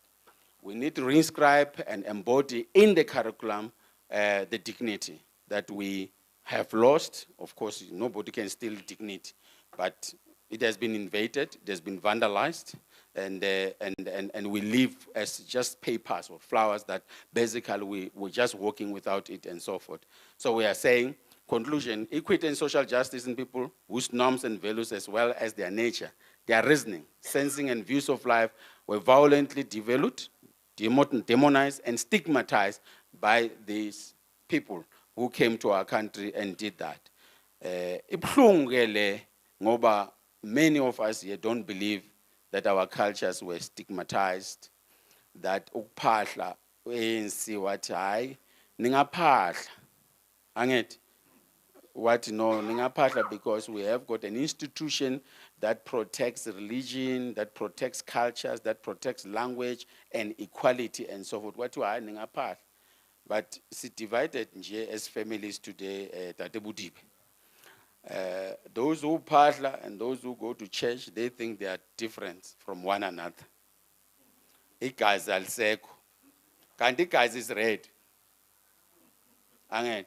Sigazi lethu, ugazi lami, ugazi lami. Ukuthi uyakuyiphi i-church or isonto, ugazi lami. And then we can unite ourselves around the fact that we are together. But it was brought to us that we must undermine each other like that. So it is going to be very critical that we do that. We don't want to make this academic. We want to make this very practical, that any decolonized curriculum is not there in the country. So must understand again that the transformed curriculum is not a decolonized curriculum. Less now, we must be able to inject life in it of decolonization, okay? Of making sure that material that you choose as a school are materials that are going to help you to restore and reinstate our cultures, our languages, and our identity, and inscribe in that the decolonization language and so forth. So, Lesnayo is there, it's fine, yes, it's English, but we can change it without having to go and recalculate it. It depends on the teacher and depends on the principal who will then take this particular project of decolonization. But I'm serious, comrades. One school next year must come and say, this is our project that we have started. Okay, whether it's primary, whether it's a junior secondary or a secondary school, this is it can't. That person is going to win a trip to Cuba. Yes. And the others who have done number 2 will win a trip to Vietnam. Because it's not like we're giving incentive, but we are saying, masiyekele nukukhala kakhulu. Masiyenzeni izinto ziyenzeke. Asikwazi ukuthi sithi we are going to have a decolonized education and then we are happy that we have said it. We must be happy we have done it. And that's where I think it's very important. But remember that Frans Fanon also said, it's not easy to live it, right? So we know it's going to be very difficult to take this particular journey to decolonize, because English is not an international language. Ukhuluma manga. Ngoba naye ukhuluma English lapha ku pulpit. Tena ukhuluma English, but he says it's not the international language. It's not international. It's not international. It's not. And it's not commercial. It's not given. Believe it or not.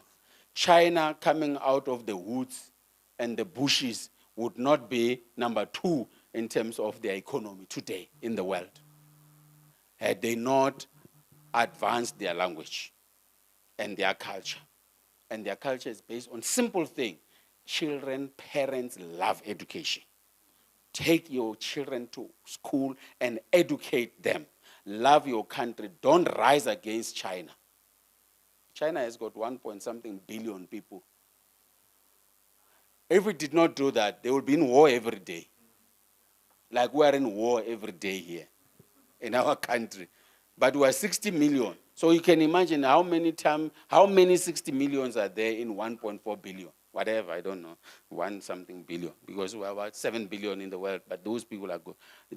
India is the second in terms of that.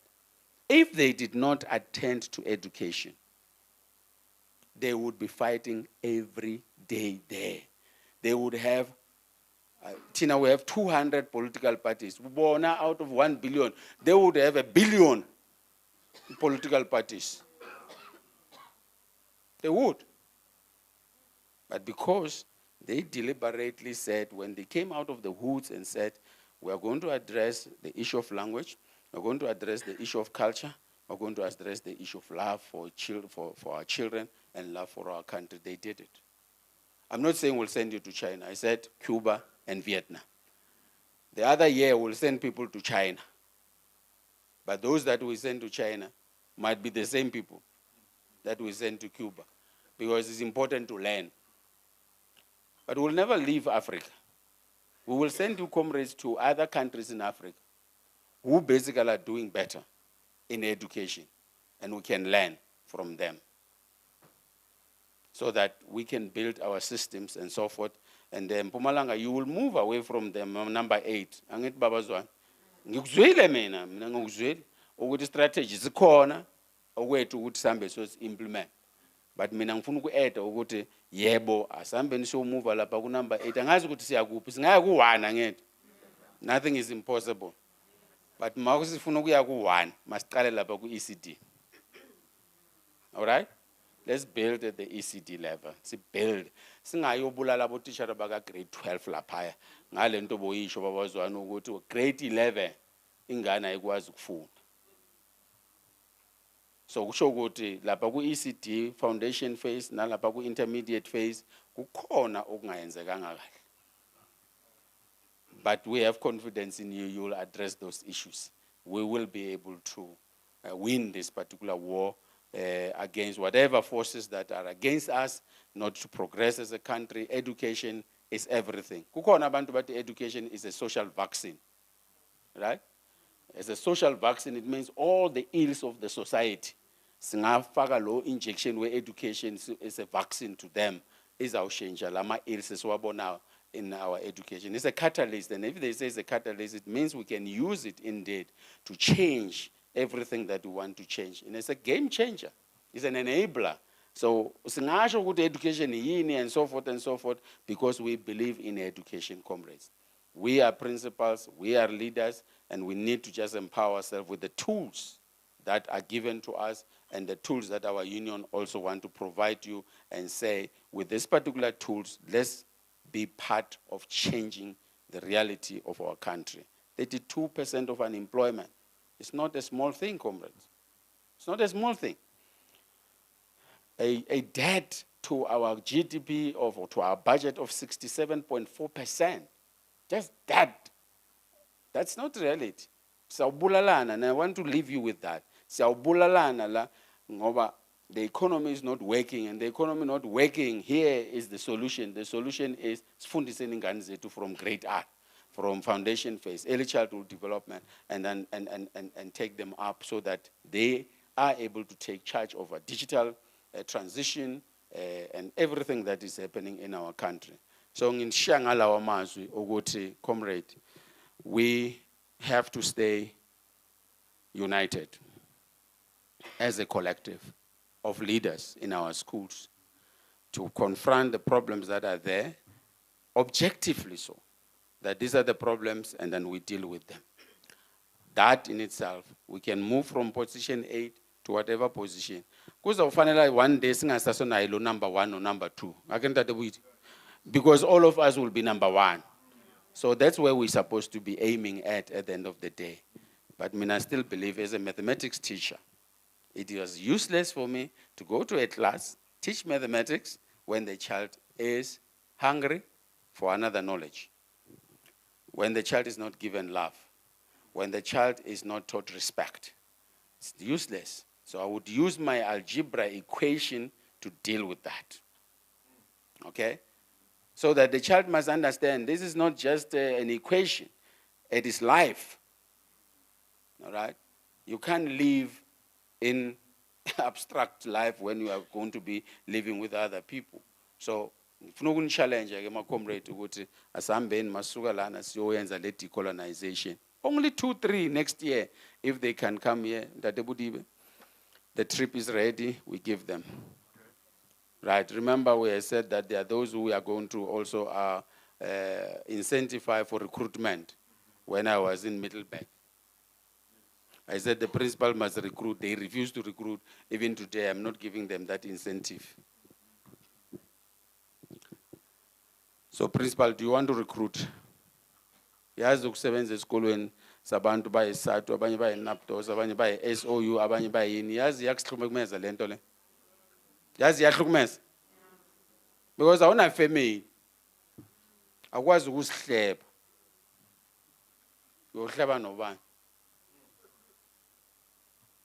So ngiyacela my comrade, and thank you for making it up for this particular meeting. Next year it will be even much better and much bigger. Thank you so much. Long live Sadtu, long live.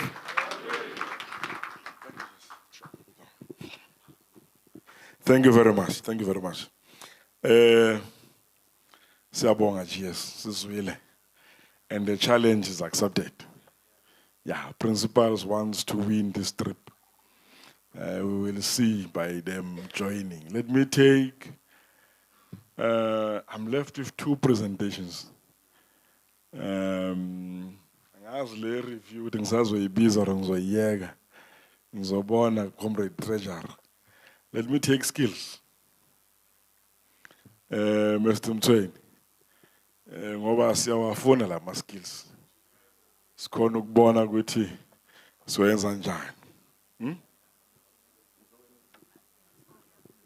I did introduce him.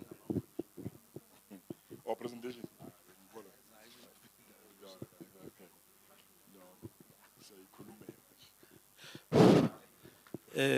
Thank you very much, SG. But I'm comrade unfair because I'm faging a pants with bus manch. How dare can I speak after Udogotela and on top of it, heavyweight, mathematician. I am a comrade. I got to guess I will only survive by the virtue that he's the elder citizen. I've joined the senior citizen. Those are only cards I've got at my disposal at this stage. But Uiche Young, program director, without any ado, let me start by apologizing that I did not field the presentation, so will not have a film, unfortunately, but the presentation, it will follow. It was done strategically, one, so that I can capture your concentration. And secondly, I am lucky, comrades, because USG uyidlile yonke. Mina angeke ngikwazi uyidetractor lento ayishilo. So nizangilalela nje by the way. Program director, I will try to move in a certain particular format. But before I do that, let me inform you that I've been accompanied by a colleague of which you are in HRD, comrade Pumlani Ndlovu Kajeni Uyabenyathi. Uyabusonga uyasombuluka. Unokuyela ukuyela izivayisa abanye amadoda. Ya ubongo kazingelwayo lo izingelwayo inyathi eyazigelwa abafokazana yazigelwa nami ngabasekhaya imbala. But we are not there. First, let's start by saying the issue of skilling our SMT. The SMT is constituted by the principal, deputy principal, and heads of departments, not head of education. We must make a clear distinction. They are the heads of departments because in our schools we've got different departments and those people are subject specialists. In other words, they know what they are doing. They are not making the best second guessing. Why? It is because all our teachers, with no exception, they cannot be appointed. They cannot be appointed in our education schooling system if they are not in position of occupational qualification. That is why we've got a special dispensation for educators and teachers, because it means we are working in the department which renders the service from our citizen, for our citizen from the cradle to the grave. The problem which you are experiencing, comrades, is that everybody thinks that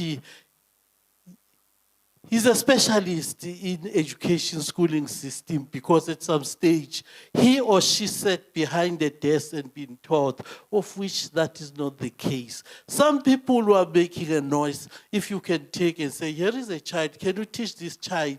You will never, they will never. Because they cannot even teach the dog to walk, which is the simplest thing, conditioning. On those bases, let's diagnose and check whether our SMT, by not accelerating developmental and capacity for them in order to manage curriculum and resources and provide leadership, we are not just throwing them in the doldrum.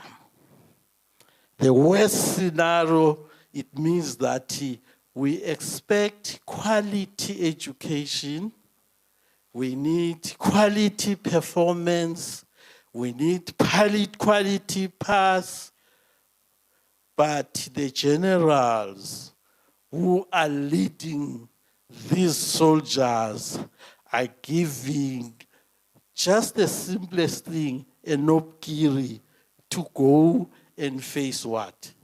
To go and face a barrel of artilleries in the battlefield of which they are bound to break. On those bases, my input will be anchored around Skills Development Act number 97 of 1998 as amended, at the same breath with a minimum requirements for education quality or qualification framework, and in an act in 2015. There is nothing like 2015. Once you hear a person say you are in 2020, you must realize that something is wrong here. There is no such number. So, in this regard, the issue of capacitating our SMT is sacrosanct because it constitutes their basic conditions of service.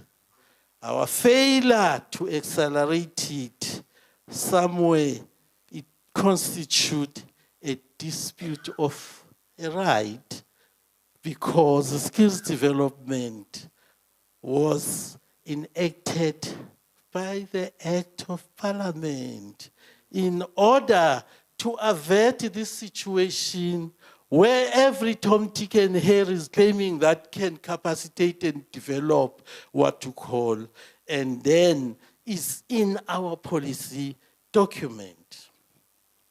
So it is common cause, colleagues and comrades, that we must really outline and indicate why the SMT are expected. It's mandatory for them to be developed and capacitated. First, let me demystify this issue that education, a generic term in South Africa, is worse. If you can go and read the economic, what you call document for 2023, you'll discover that in the continent, we are number 4, our cosmic system. In the world, we are number 83. In the continent, we are number 4. In the world, we are number 82. this is scientific evidence. So, when we talk about educators in terms of definition, we mean all those people who are educating, who are teaching, who are education practitioners, and those who are learning, what we call learning specialists, heads of departments, deputy principals, principals, and curriculum advisors. But as you are sitting here, who are you? You have been employed according to Educators Act. But immediately you move to be a union official. Are you aware that you are educational system managers? You are educational system managers. Many meetings I've said, whether it's in the skills development or in LRC, I never heard members of Sadtu talking about maybe how they can jump around.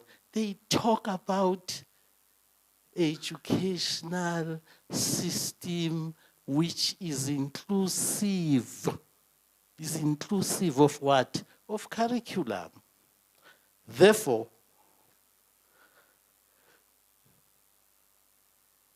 we must address this issue frankly and honestly. So, let's deal with heads of departments, deputy principal, and principals. In 2021, the Department of Basic Education gave directives to say that SMT should be developed and capacitated by following a certain program.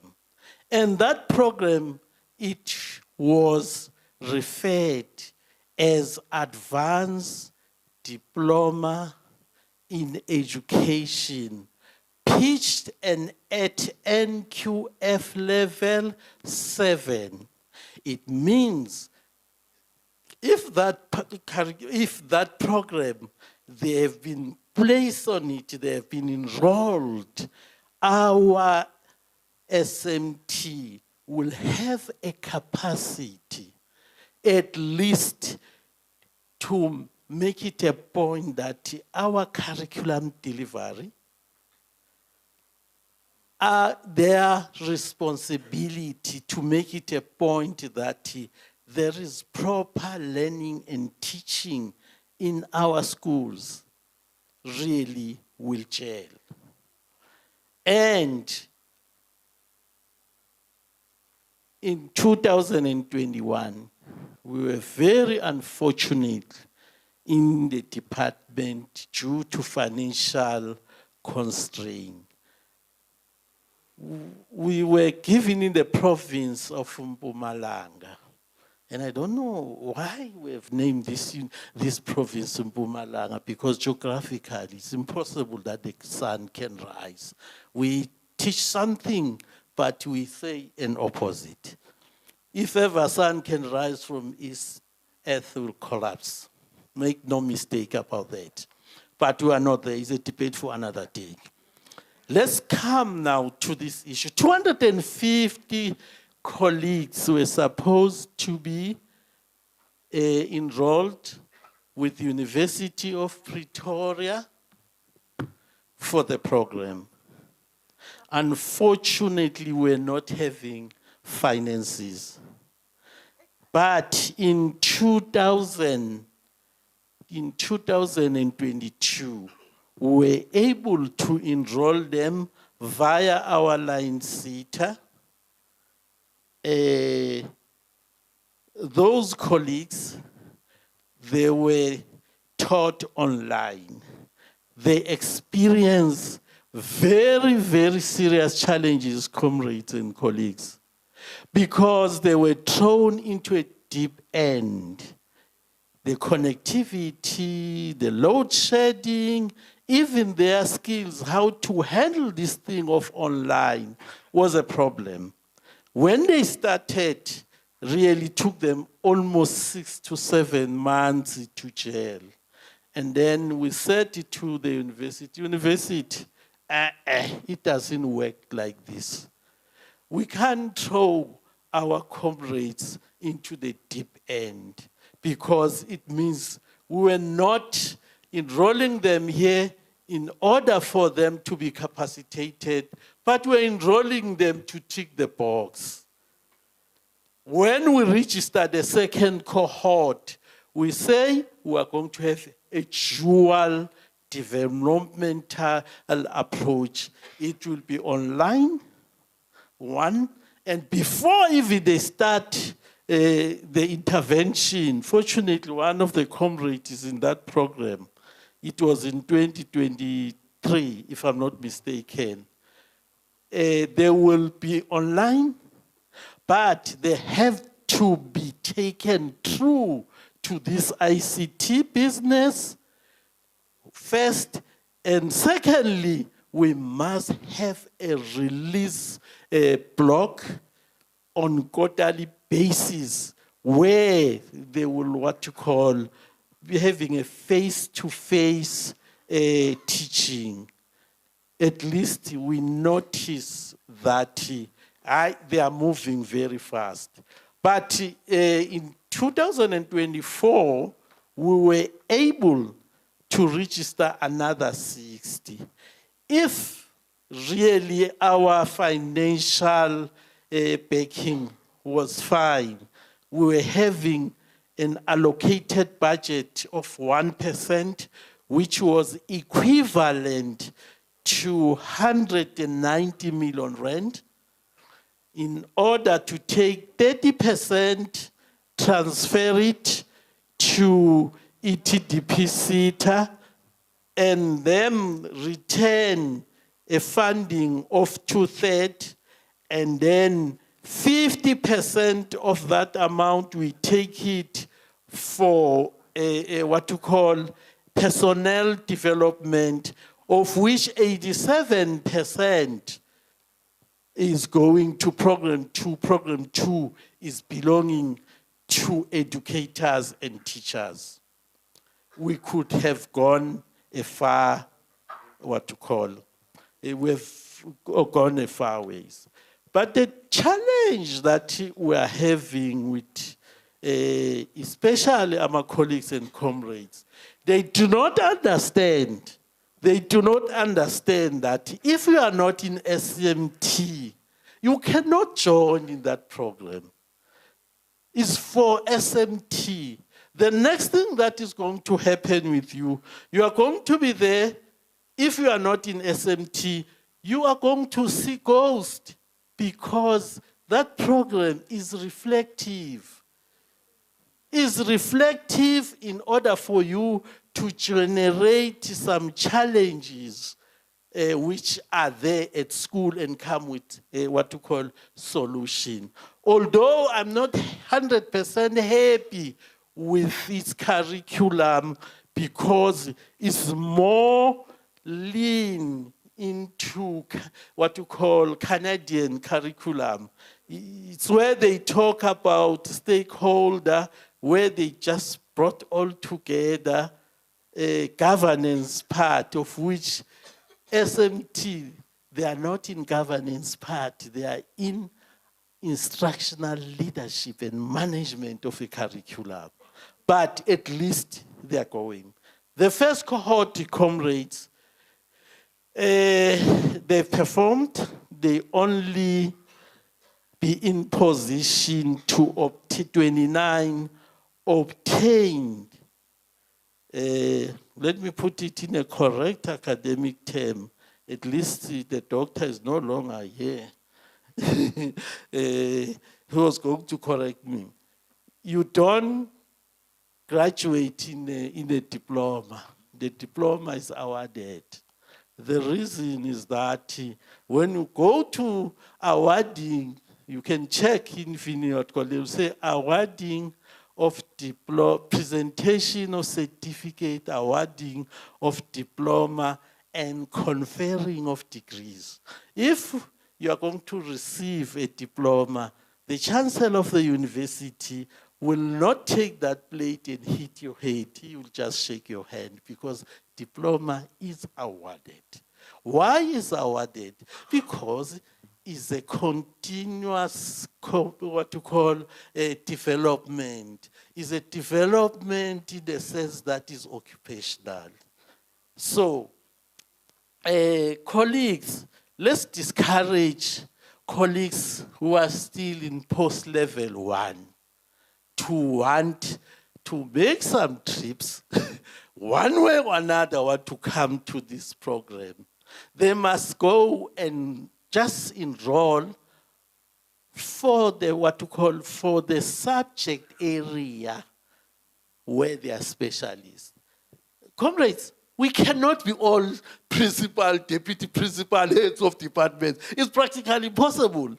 When you come an argument and say, no, one day when I want to be a deputy principal, it will assist me. No, the requirement, it doesn't say you must have this diploma before you are appointed.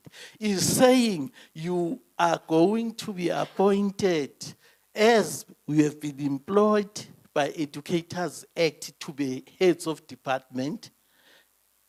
And when you are there, it is then you have to be capacitated.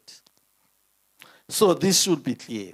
But there is another area of which we were hoping that we are making headways. After ADE, NQF level 7, you can go to postgraduate diploma in education, which is pitched at NQ level 8. That, what you call that postgraduate diploma is giving you a leeway to go and register for masters in education, but in leadership and management, which will give you a gateway to do not PhD, Doctor of Education in Leadership and Management. There is a difference between PhD and DED. If we have what you call, we have done DED, you have done MED, it means you are well grounded in a theoretical framework in education. PhD was meant to philosophize. Thank you very much, colleagues. But the final one, let me come to the final one. We've got colleagues in our schools whom we have inherited from social development. We refer them as great R practitioners. We started in 2015 trying to enroll them in order for them to be educators, to get a proper benefit. I know comrades, they've got what you call is just close to their heart. Not because they want to increase the number of a membership, because they realize that if we don't address the reception year grade R combined to foundation phase, always we will say, our schools are not performing, our grade 12 are not performing. It means we just wake up when all horses have rotted out of the stable. So I am requesting the SMT, please, especially those who are at primary school, try to support the comrades, because most of them, their age is just against them. they are unable to cope with one component, work integrated learning. The reason is more reflective. They perform in other modules, but that one, it hits them very hard. So, try by all means to support them in order to get through. We were having 275, but so far we have managed to place them at Northwest, and we were able to get 1,616 who completed and they are translated. We are the only province who have made such headways. Other provinces, just to inform you, they've done something very terrible. They took people from the street and placed them there. And now those people are not qualifying, unfortunately, to be great practitioners, because that qualification was meant for practicing practitioners. In order to get that diploma as a springboard for them to register for what? For B.Ed foundation phase. And when they register for B.Ed foundation phase, they were not going to go for the next 4 years. They were going to start from third year and the fourth year, and then the Great Arts Diploma was going to be revoked because the credits were going to be articulated to foundation phase, and they were going now to go to REQV 14. Thank you very much. I am a teacher, an educator by profession. I'm earning my salary by talking. I will not stop. Thank you.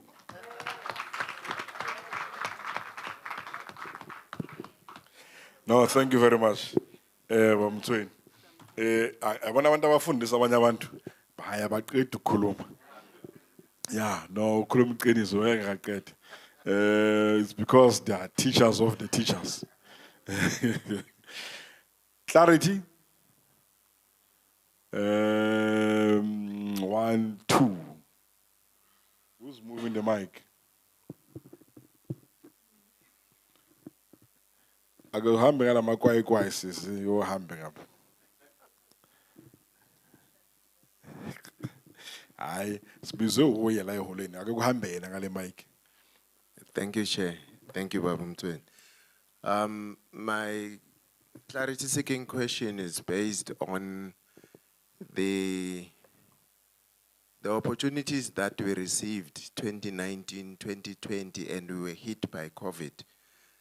And department decided to redirect funds to address issues pertaining to COVID prevention and all other related matters with regards to that. And then we could not continue with the skills development programs that we were given. Is there any plans by the department to reinstate to the people who received those benefits before, or it is completely cancelled? Okay. The second hand was where? This side. Tinguxis. Young chairperson or mobile. Progressive. Thank you, Chairperson.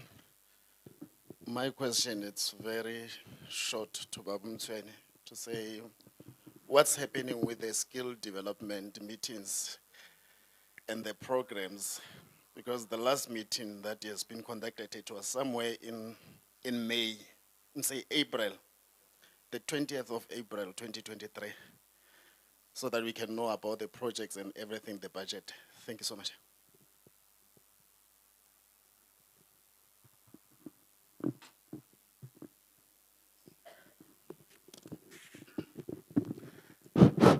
Those 600 students who went to graduate, and then they were given blank cup holders of the certificate, Is that matter fixed?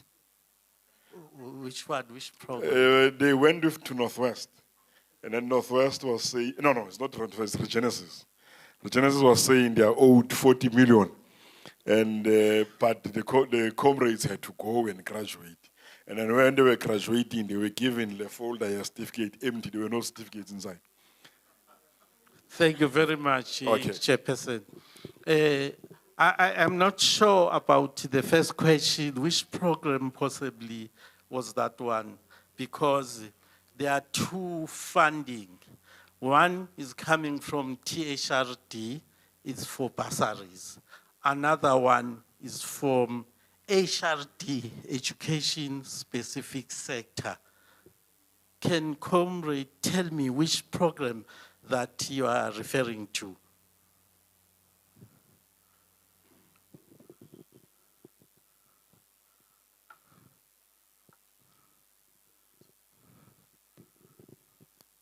The program is the one that we were given by the department through our districts. Which one? The advanced diploma in inclusive education. Okay, thank you. Now I'll be able to answer. Unfortunately, it was not from skills development. It was from another directorate. It was a special program. It was not in our what to call. And then the second question that we can discuss maybe after this. And the second question about Provincial Skills Development Committee. You are correct, comrade, that the last time the meeting we convened, it was in May in 2023. And in that meeting, we explained that we're having a zero budget and we were unable to implement skills program, unfortunately. The only thing that we can do is to continue implementing the programs committed like our Grade R practitioner. That was a situation. And that situation has not altered up to so far, because I can disclose to you that we were able to get only 20 million rand in program, in all programs. And in that 20 million rand, you must take 5 million, transfer it to ETDP SETA, and continue to service again the Grade R practitioner and other comrades who are in ADE. That is the reason. Because it will be a futile exercise and the waste of colleagues, what to call time and resources of Sadtu to invite them to a Provincial Skills Development Committee meeting, siyokhuluma umoya emoyeni. That's unfortunate. That is unfortunate. We hope it will pick up maybe in 2025, 26 financially, the budget will what to call.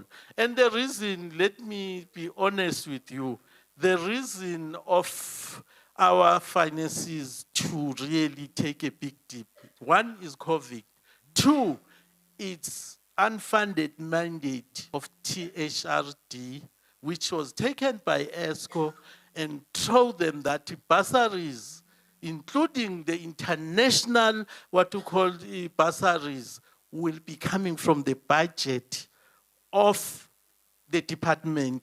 Comrades who were to call a meeting, who attended the meeting last day, they are fully aware with the CFO. And it just call up our finances, of which we hope it will be changed. Because according accordingly in a proper way. THRD was supposed to coordinate awarding of bursaries. Health supposed to pay from Department of Health through 1% skills levy. The final one, Comrade Chairperson, yes, that issue was resolved because ETDPC finally paid after they were threatened, and I still remember those certificates were sent to me and we distributed it. Thank you very much.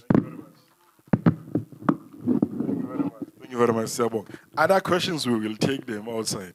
I want to finish because CEO Ola, manje CEO maseka khona. Angithi staff sifike kuqala sasusa izinja. CEO uthumele staff kuqala ukuthi sizobheka ukuthi kunjani. Then ufika later uCEO, yabona. So I want the power ukuthi no. Uyibambile lo mshini wami akafuna ukuphana ngawo uCEO. Bamnqonza ngiyabonga. So khona. Yes, it's very nice. You know, CEOs, they use presentations in meetings. And he says to me, it's only one slide. All this slide is everything. Yeah, everything is here. Thank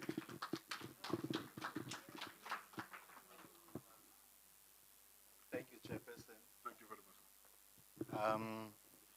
I think, let me make a confession before I start. Two confessions. One of them is very obvious. The first one, I am not a teacher. I'm a business person. So you should not expect me to be talking forever. So that's not going to happen, okay? That's the first confession. The second one, I'm sure you are used to this thing, especially with short people. Before they speak, they say, "Andizuba mde." I'm not going to be tall, but you can see they are short. But when it comes to talking, so I am tall, but I'm not going to be tall. Okay, so that's my confession. Okay, two things I want to do. Thank you for the invitation.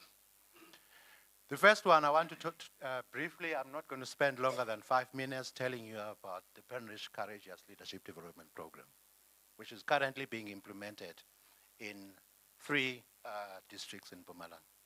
That's the first one.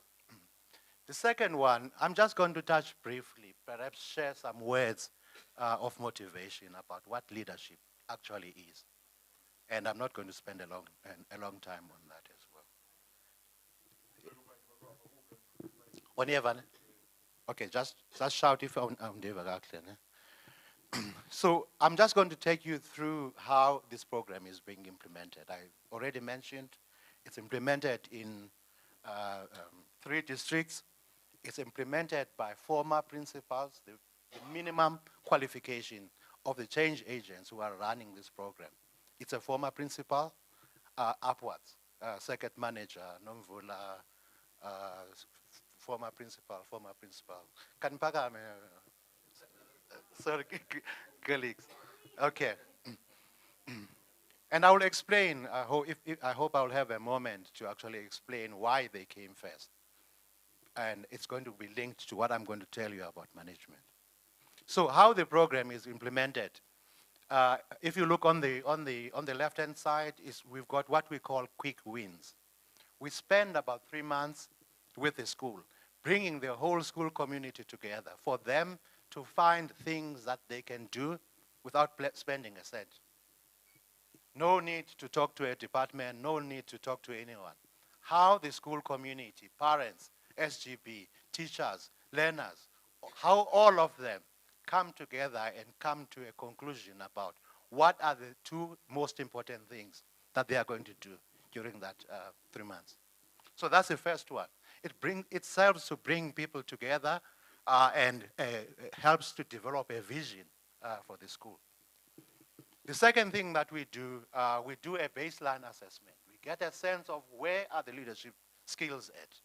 I think it was Mr. Zwane who mentioned the need for us to understand a return on investment. So we need to know what are the levels of leadership skills here. And once a program has taken place, which takes a period of about 18 months, we can then assess have they improved or have they not improved. The form that it takes the training where school principals come together, deputy principals come together, HODs come together, there's a training session. After the training, it's followed by coaching on individual modules. And those modules are then, you then develop a portfolio, and those modules are relevant to the work that you need to know in your function as a school principal or as a deputy principal or as an HOD. There must be some of you who have gone through the program who are in this room. Can you raise your... Okay, so if ngiyabheda, you must just tell me it's not true. Okay, that's not what is happening. So the modules are on leadership, they're on curriculum management, they're on school planning, they're on people management, they're on governance, they're on financial management, they are on resource management for school principals and HODs, and deputy principals. For HODs, it's curriculum coverage, it's teacher development, it's diagnostic assessment analysis, and each one of those carry a 10-point continuing career development points for the individual. So you get taken through the entire process until your portfolio is complete and it has been checked. You have been mentored. You have a change agent that is assigned to those schools that goes and visit the schools, and we also use technology to reach everyone. That is all that I'm going to say about that program. The extent to which it cannot be expanded to other areas is only confined by financial resources. The intention is very clear on our side that this program can be expanded. This program, Mr. Mutsweni, you know, some of the people that you were talking about who were studying their diplomas, they actually use manuals from this and the experiences that they have that come from this to actually deal with the theory and apply the practical experience they've gained to actually pass the diploma courses that you mentioned earlier. So it's one of the unintended outcomes that have come out through the reports in terms of what we've led. Also, we are concerned about the issue of sustainability, that the school leaders themselves, they must continue their own development once the work has been completed through what we call communities of practice. So now I'm done with that, okay? How am I doing with time? Okay.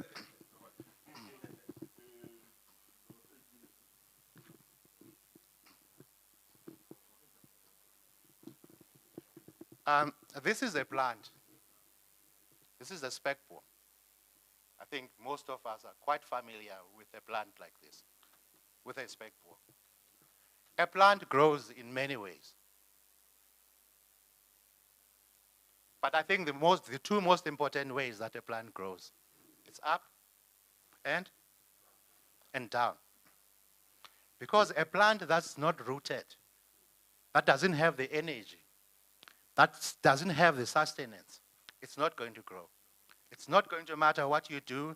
You can prune it, you can do all sorts of things. But if the roots are not solid and they are not strong, that plant is not going to grow. And what grows in our space? What is the growth that we need to manage schools? We need to have proper leadership and management skills, right? The modules that I spoke about and all that stuff, that's the stuff that deals with what you see above the ground. Are we together? All that is about the skills. When you need to submit your annual plans, you have been helped and you know how to submit your annual plan. Those are the flowers. The thing, and the stem and the leaves. The thing you don't see is the roots. And the roots is what sustains you as a leader.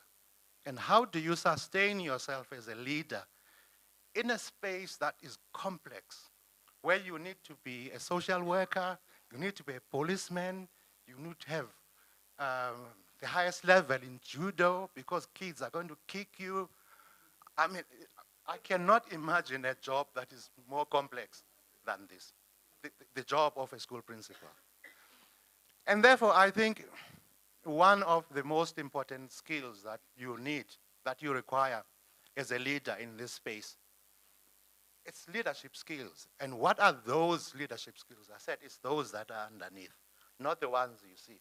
They are important, but even the ones that are underneath are even more important. What are some of those? When I was talking to the chairperson, I said I was going to talk about the PCLDP, but I said I'm also going to talk about the heart of leadership. And I'm choosing heart because leadership is love. If you do not love what you are doing, you are at the wrong space. If you do not love children, you cannot be working with children.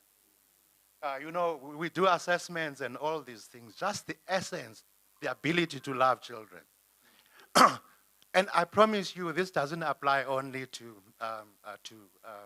schools. Leadership is love. When your people know that you love them, they will follow you. They will do anything and everything that you tell them to do because they know that you love them and they believe in you. So that's the first thing. And you can't go around, you know, hugging people and showing them, look how much I love you. Love is an unspoken thing. You know somebody who loves you, and you know somebody who doesn't love you. You don't need to know the language, but that language is a human language. Love is a human language. You don't have to speak Chinese to know and see a scene that says, there's love here. These people love each other. That's the first one, okay. The second one is courage. For you to succeed in the work that you do, you need to be courageous. That's why we chose that word, the Penrich Courageous Leadership Development Program. How do you teach yourself courage? On a day-to-day basis. Here's an example you can use. Think of one thing in your normal day. Think of one thing that is scary, that you think is not possible to be done, and have a courage to say, I'm going to get this thing done. It might be one of those 100 pillars that I saw. I was quite surprised that there can be so many pillars that you as a school leader, you need to concentrate on. I don't know how to concentrate on more than 3 things, but you guys, because you are so incredible, you can concentrate on 30 pillars of something, okay? But out of all those pillars, and I think they shouldn't be called pillars. Maybe they should be called bricks or something now. I'm confused, okay? Because when I think about pillars, I'm thinking about Izindo, Izinje. Yeah. But those are bricks, okay? But anyway, that's a side thing. Okay? Think about one of those, okay? The one that's the most scary one. And set out to do it. Talk to your SMT about it and say, this is what we're setting out to do. So courage, that's the second one. The third one is vulnerability. You know, we are used to even forgetting our own names when we get these positions. Like people, before I know, I discover that my name has now changed. You know, my name is now CEO. I have a name, my name is Andile. But I sort of like lose this name and I walk around, you know, forgetting who I am.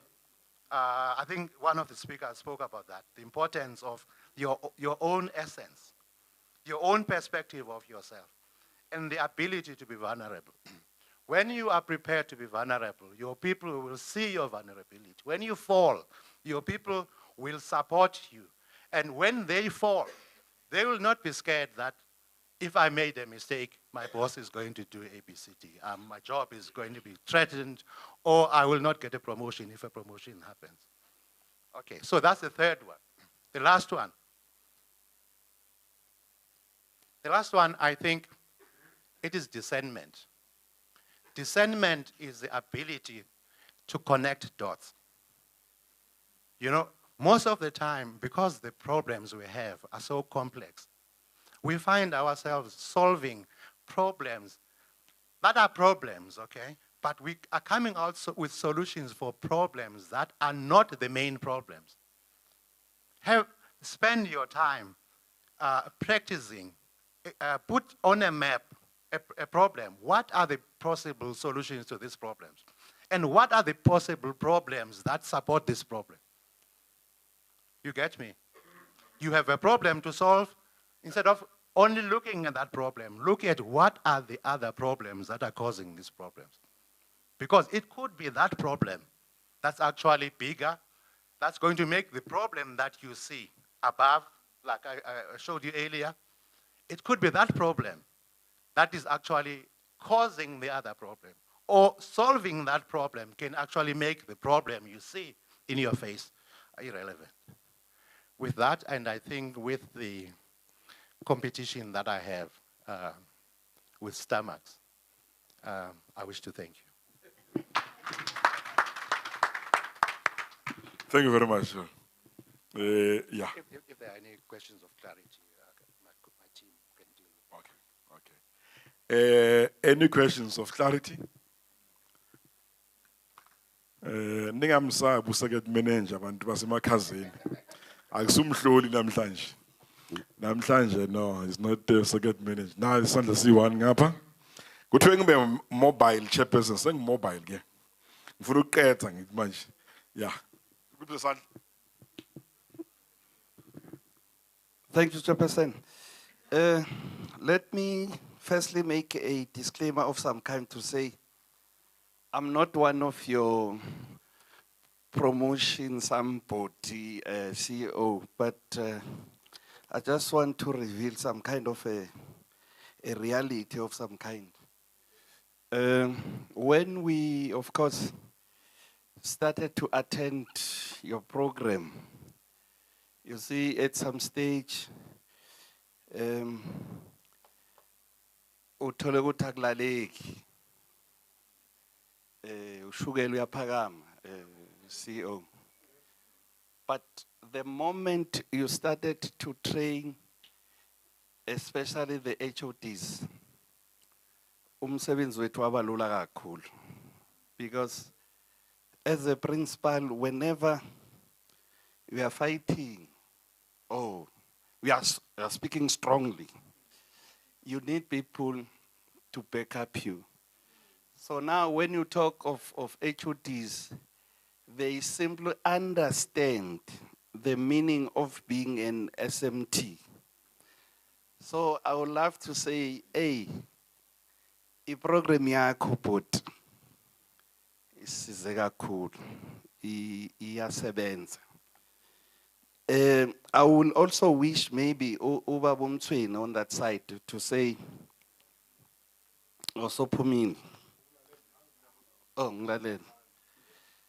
You see, these teachers abangakaze babone umbombo we-lecture, they are problematic. I need to be honest. So I think Ubaba Mthweni, they were supposed to do something lama rescaling, ama courses, okusiza labo thisha, laba ifundele emakhaya. Sithwele nzima, kunzima. Because lo muntu kunengisafuna umfundise kona. And these HODs angeke babe nalesikhathi sokufundisana nalabantu because befune kube ne course ethile chairperson ezobafundisa. But anyway, i-diploma yakho bhuti ngiyayithanda. Thank you. I beg comment, ne? Yeah, he's appreciating the program, ne? Which means it's working. So, fanele siyithathe ke nathi laba bangakayithathi. So that it can go all over the province. Siyabonga kakhulu CEO. It's a good comment. I would like to let Nomvula respond to the comment.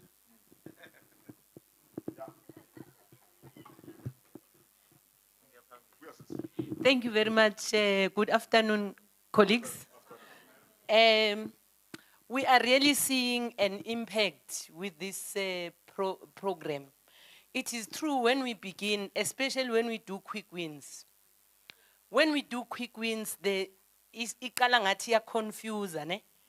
But when you finish it, you are able to, principal so fundile ukuthi, not all problems need money. You see? Some problems needs the community around you to sit and talk about the problem and come up with solution. We are operating in primary schools, ne? And we think labantwana go primary school, they can't speak. But we get amazed with the propositions they come up with. And you can see what they are aware of the school. But I think the module that was most interesting was the financial one. It is very good. It would assist you. When Babu Umdlela was speaking governance, we're just commenting to say he has summarized our governance module. But when it comes to your circuit, please embrace it. You won't regret. Thank you. Okay, thank you, Namfula. Maybe just one last word in closing. I think the essence of what you are talking about, Principal, is that, you know, sometimes we forget our job what our job is. You see how I deal with my team. I don't have the answers. I'm just the CEO. They are the ones who know the work. So in your teams, you also have people like that. Remember that your job is to manage people. It is not to manage, not even the outcomes of the work, but if you are managing the people and you are dedicating your time to them. Not Uguti, for instance, AMA results, AMA assessments were not good, what's wrong? But it's to say, how are you doing? How are you feeling? Because you don't know what the teacher might be going through that particular time. And you think that they are just not doing their work. But once they can see that you appreciate them for who they are, and once they know you, not for what you are, a principal, but who you are, I think that's when we change things. Thank you. Thank you very much. Comrade Pumzile, ngicela iPetcom isondele phambi kwami. Our provincial secretary is already here. Okay. So that we deal with these certificates quickly. I don't want us to take 20 minutes on the certificates, so we must be quick. 2 minutes. Sure.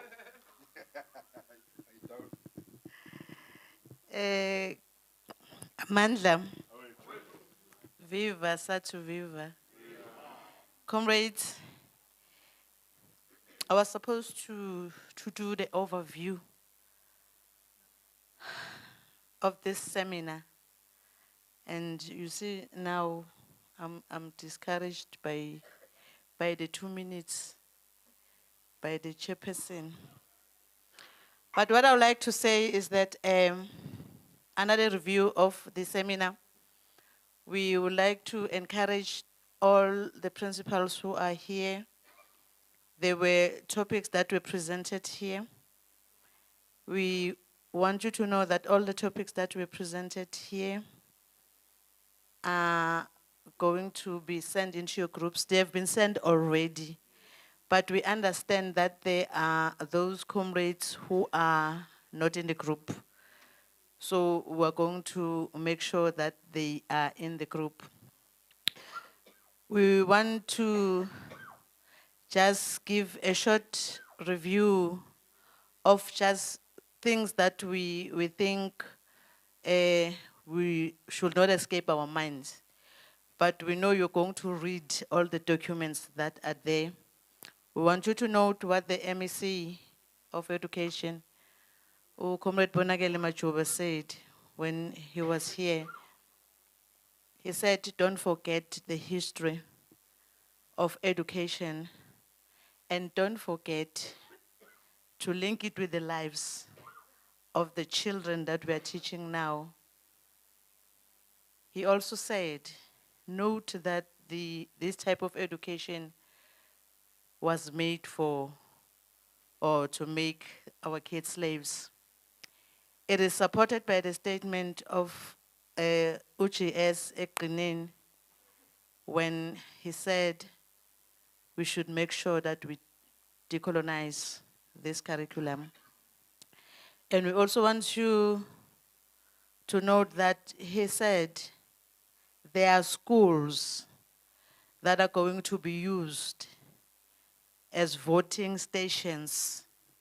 And he is expecting that all those schools should be clean and they should be accessible to all the voters.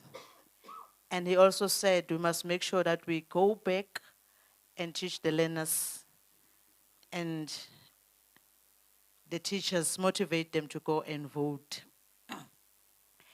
And then the other one, that is the labor management, they said they are going to be forming structures in our district. Remember, when a structure is being formed, a structure needs a person who's knowledgeable, who knows what's lendo ikala guphi, iya guphi. As principals who are here, we understand that you've learned and you know the aims and objectives of that project, and we think we're going to be part of it. And then also on the issues of labor, we want you also not to forget what was raised here, the issues of debtors, which we feel is more important that we submit on time. You'll remember that they said it is costing the department all what we are doing. And remember, who's going to pay? Who's going to pay? The principal, not us. The principal is going to pay. So we are raising that we should be noting those issues as we go and read. And then also,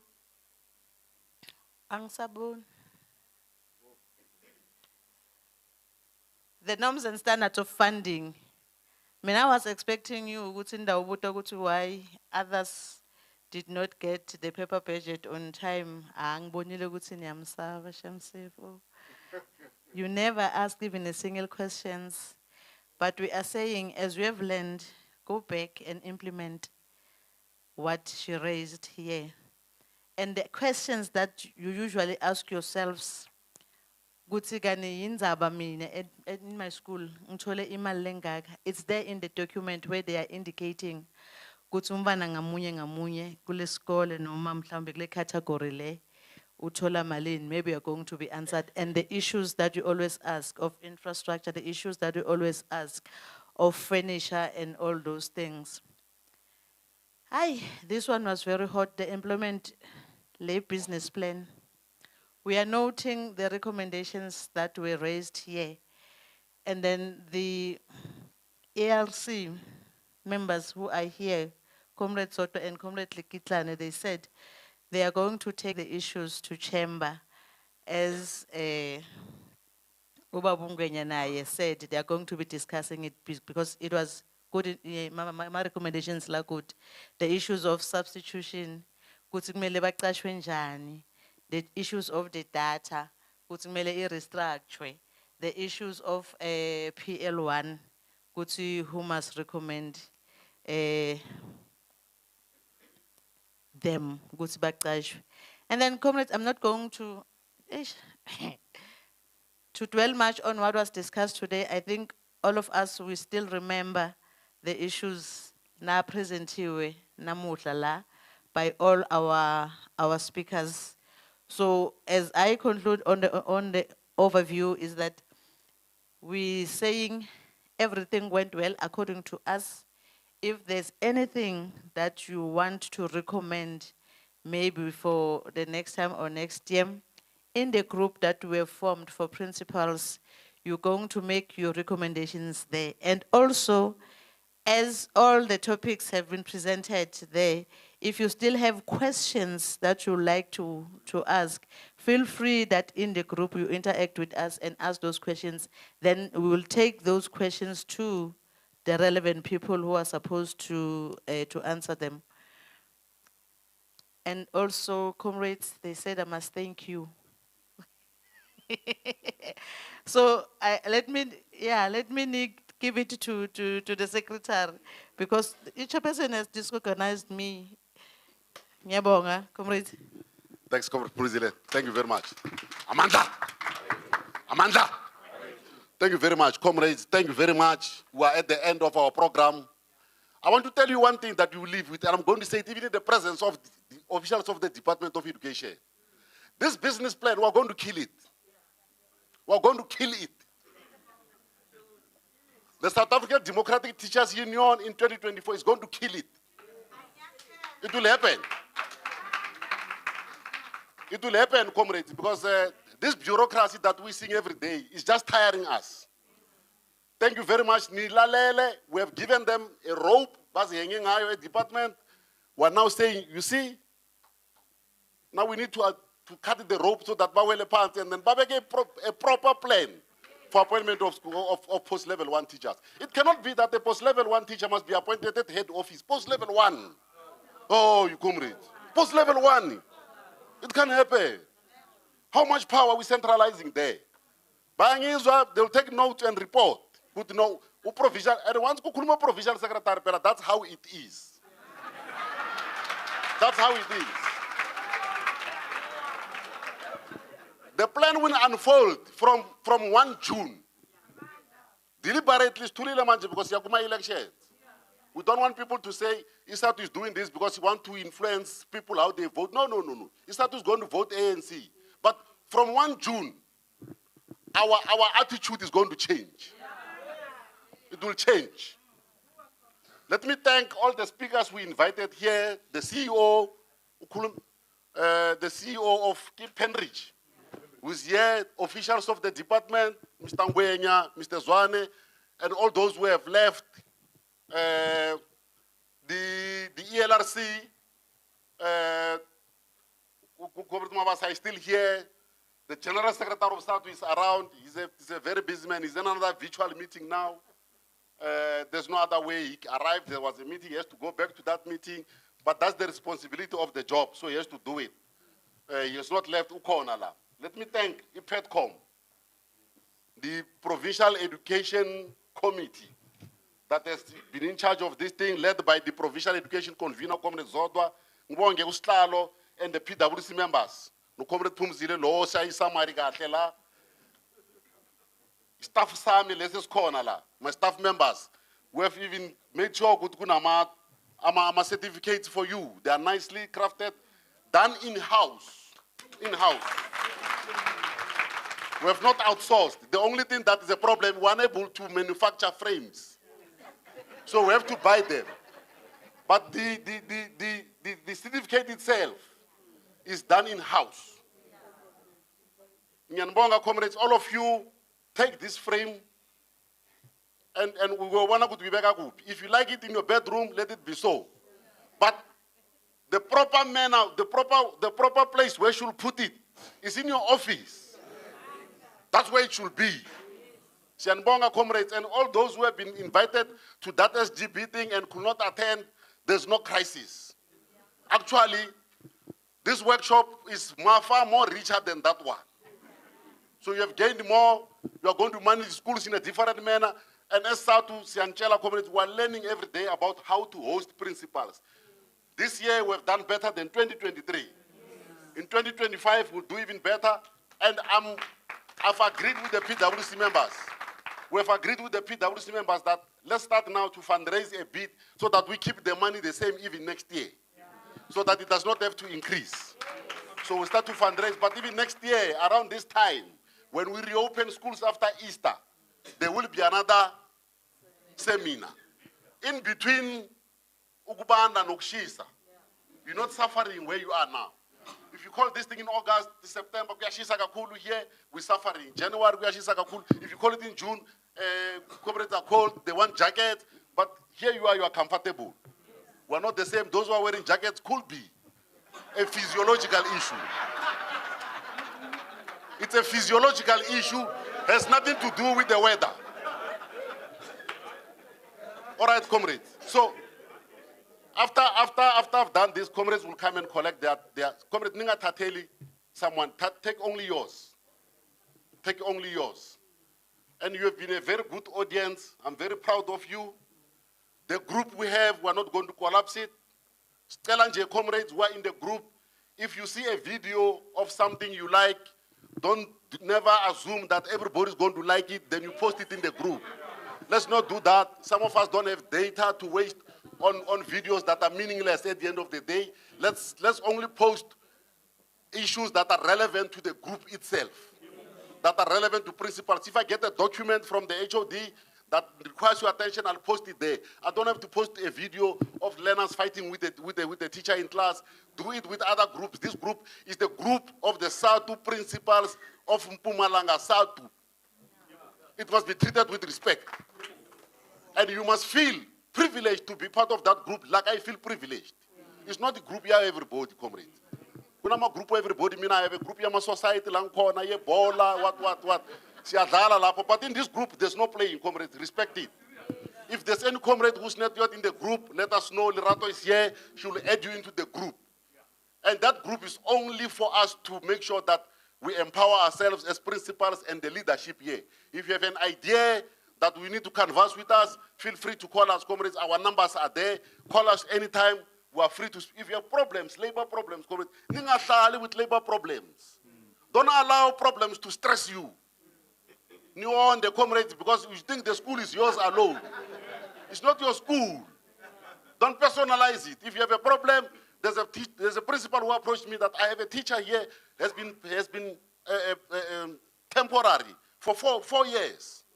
The people have been permanented. Mine has still not been permanented. And I've taken the numbers. I'll go to Tlhatlangwenya now and say, why is this teacher not permanented? Because this teacher has already passed the 3 months threshold of becoming permanent. He's in a substantive post. So why is not? I'll solve it here. Here. So don't stress yourselves, comrades. Don't stress yourselves. Salaweni, you have a union, comrades. You pay a subscription, the union must service you. You must make me work. It's my job. It's my job. Even Khalangana in Kinga from you, it means I'm not doing my job. You must not fear troubling me. Even at 8 o'clock at night, call me. Call me, comrades. Don't allow problems to stress you. We're there. I'm paid to service you. It's not a favor. It does not mean I'm the best, but it means I was available at the time. And then I must do my job. Please, comrades, you have a union to service you. And you must never be intimidated. There's no authority to say comrade. This union is there for you. I don't know in the private colleges, Kuti, you feel lomoya olana. I don't know. I don't know. But here in the public service, there is a union that represents these principles. Comrades, if you have a teacher, 3 months in a substantive post has not yet been permanent, that's challenge. The officials must make that teacher permanent. You have infrastructure problems, tell us. The bureaucracy department sometimes will make you comrades lose weight unnecessarily. So, comrades, in summary, I wanted to tell you this.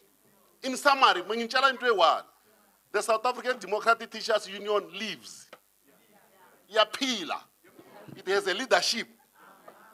And the leadership that's there, led by Comrade Briggs, has capacity to solve your problems. Ningasabi. We are very well led here.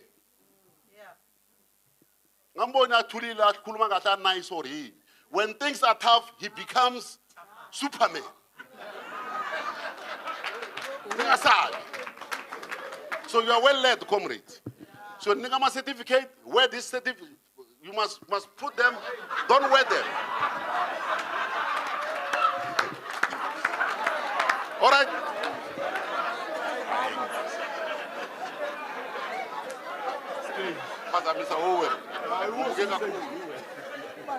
Don't be afraid, comrades, to put this certificate in wherever you want to put them, but particularly in your office. Bestella after this, comrades, despite the fact that some of you are going far, please make sure that you get some nutrition.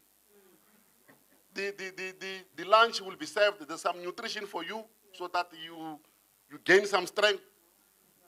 We want all of you to arrive home safely so that no one drives here in the dark, especially because the N4 is also problematic. Let's also arrive alive, all of us, comrades. And thank you very much. Next year, let's come back. We'll always change Lama topic to cover even some of the contemporary issues at the time. So we'll always, you see, this year it was different. It was different. And Lama, the officials must know when they come here, they know better, they know that they must prepare. Principals of schools. Comrades. Thank you very much. Now, I don't want to call off you. We can't treat principals that way. In a formal session. It was like, no. The staff will handle it to make sure comrades will come here and they will call. But we're going to adjourn now. Chair, I don't know whether you allow me to do it, but officially it must be your word that says conference is adjourned. I mean, I've done my part, comrade.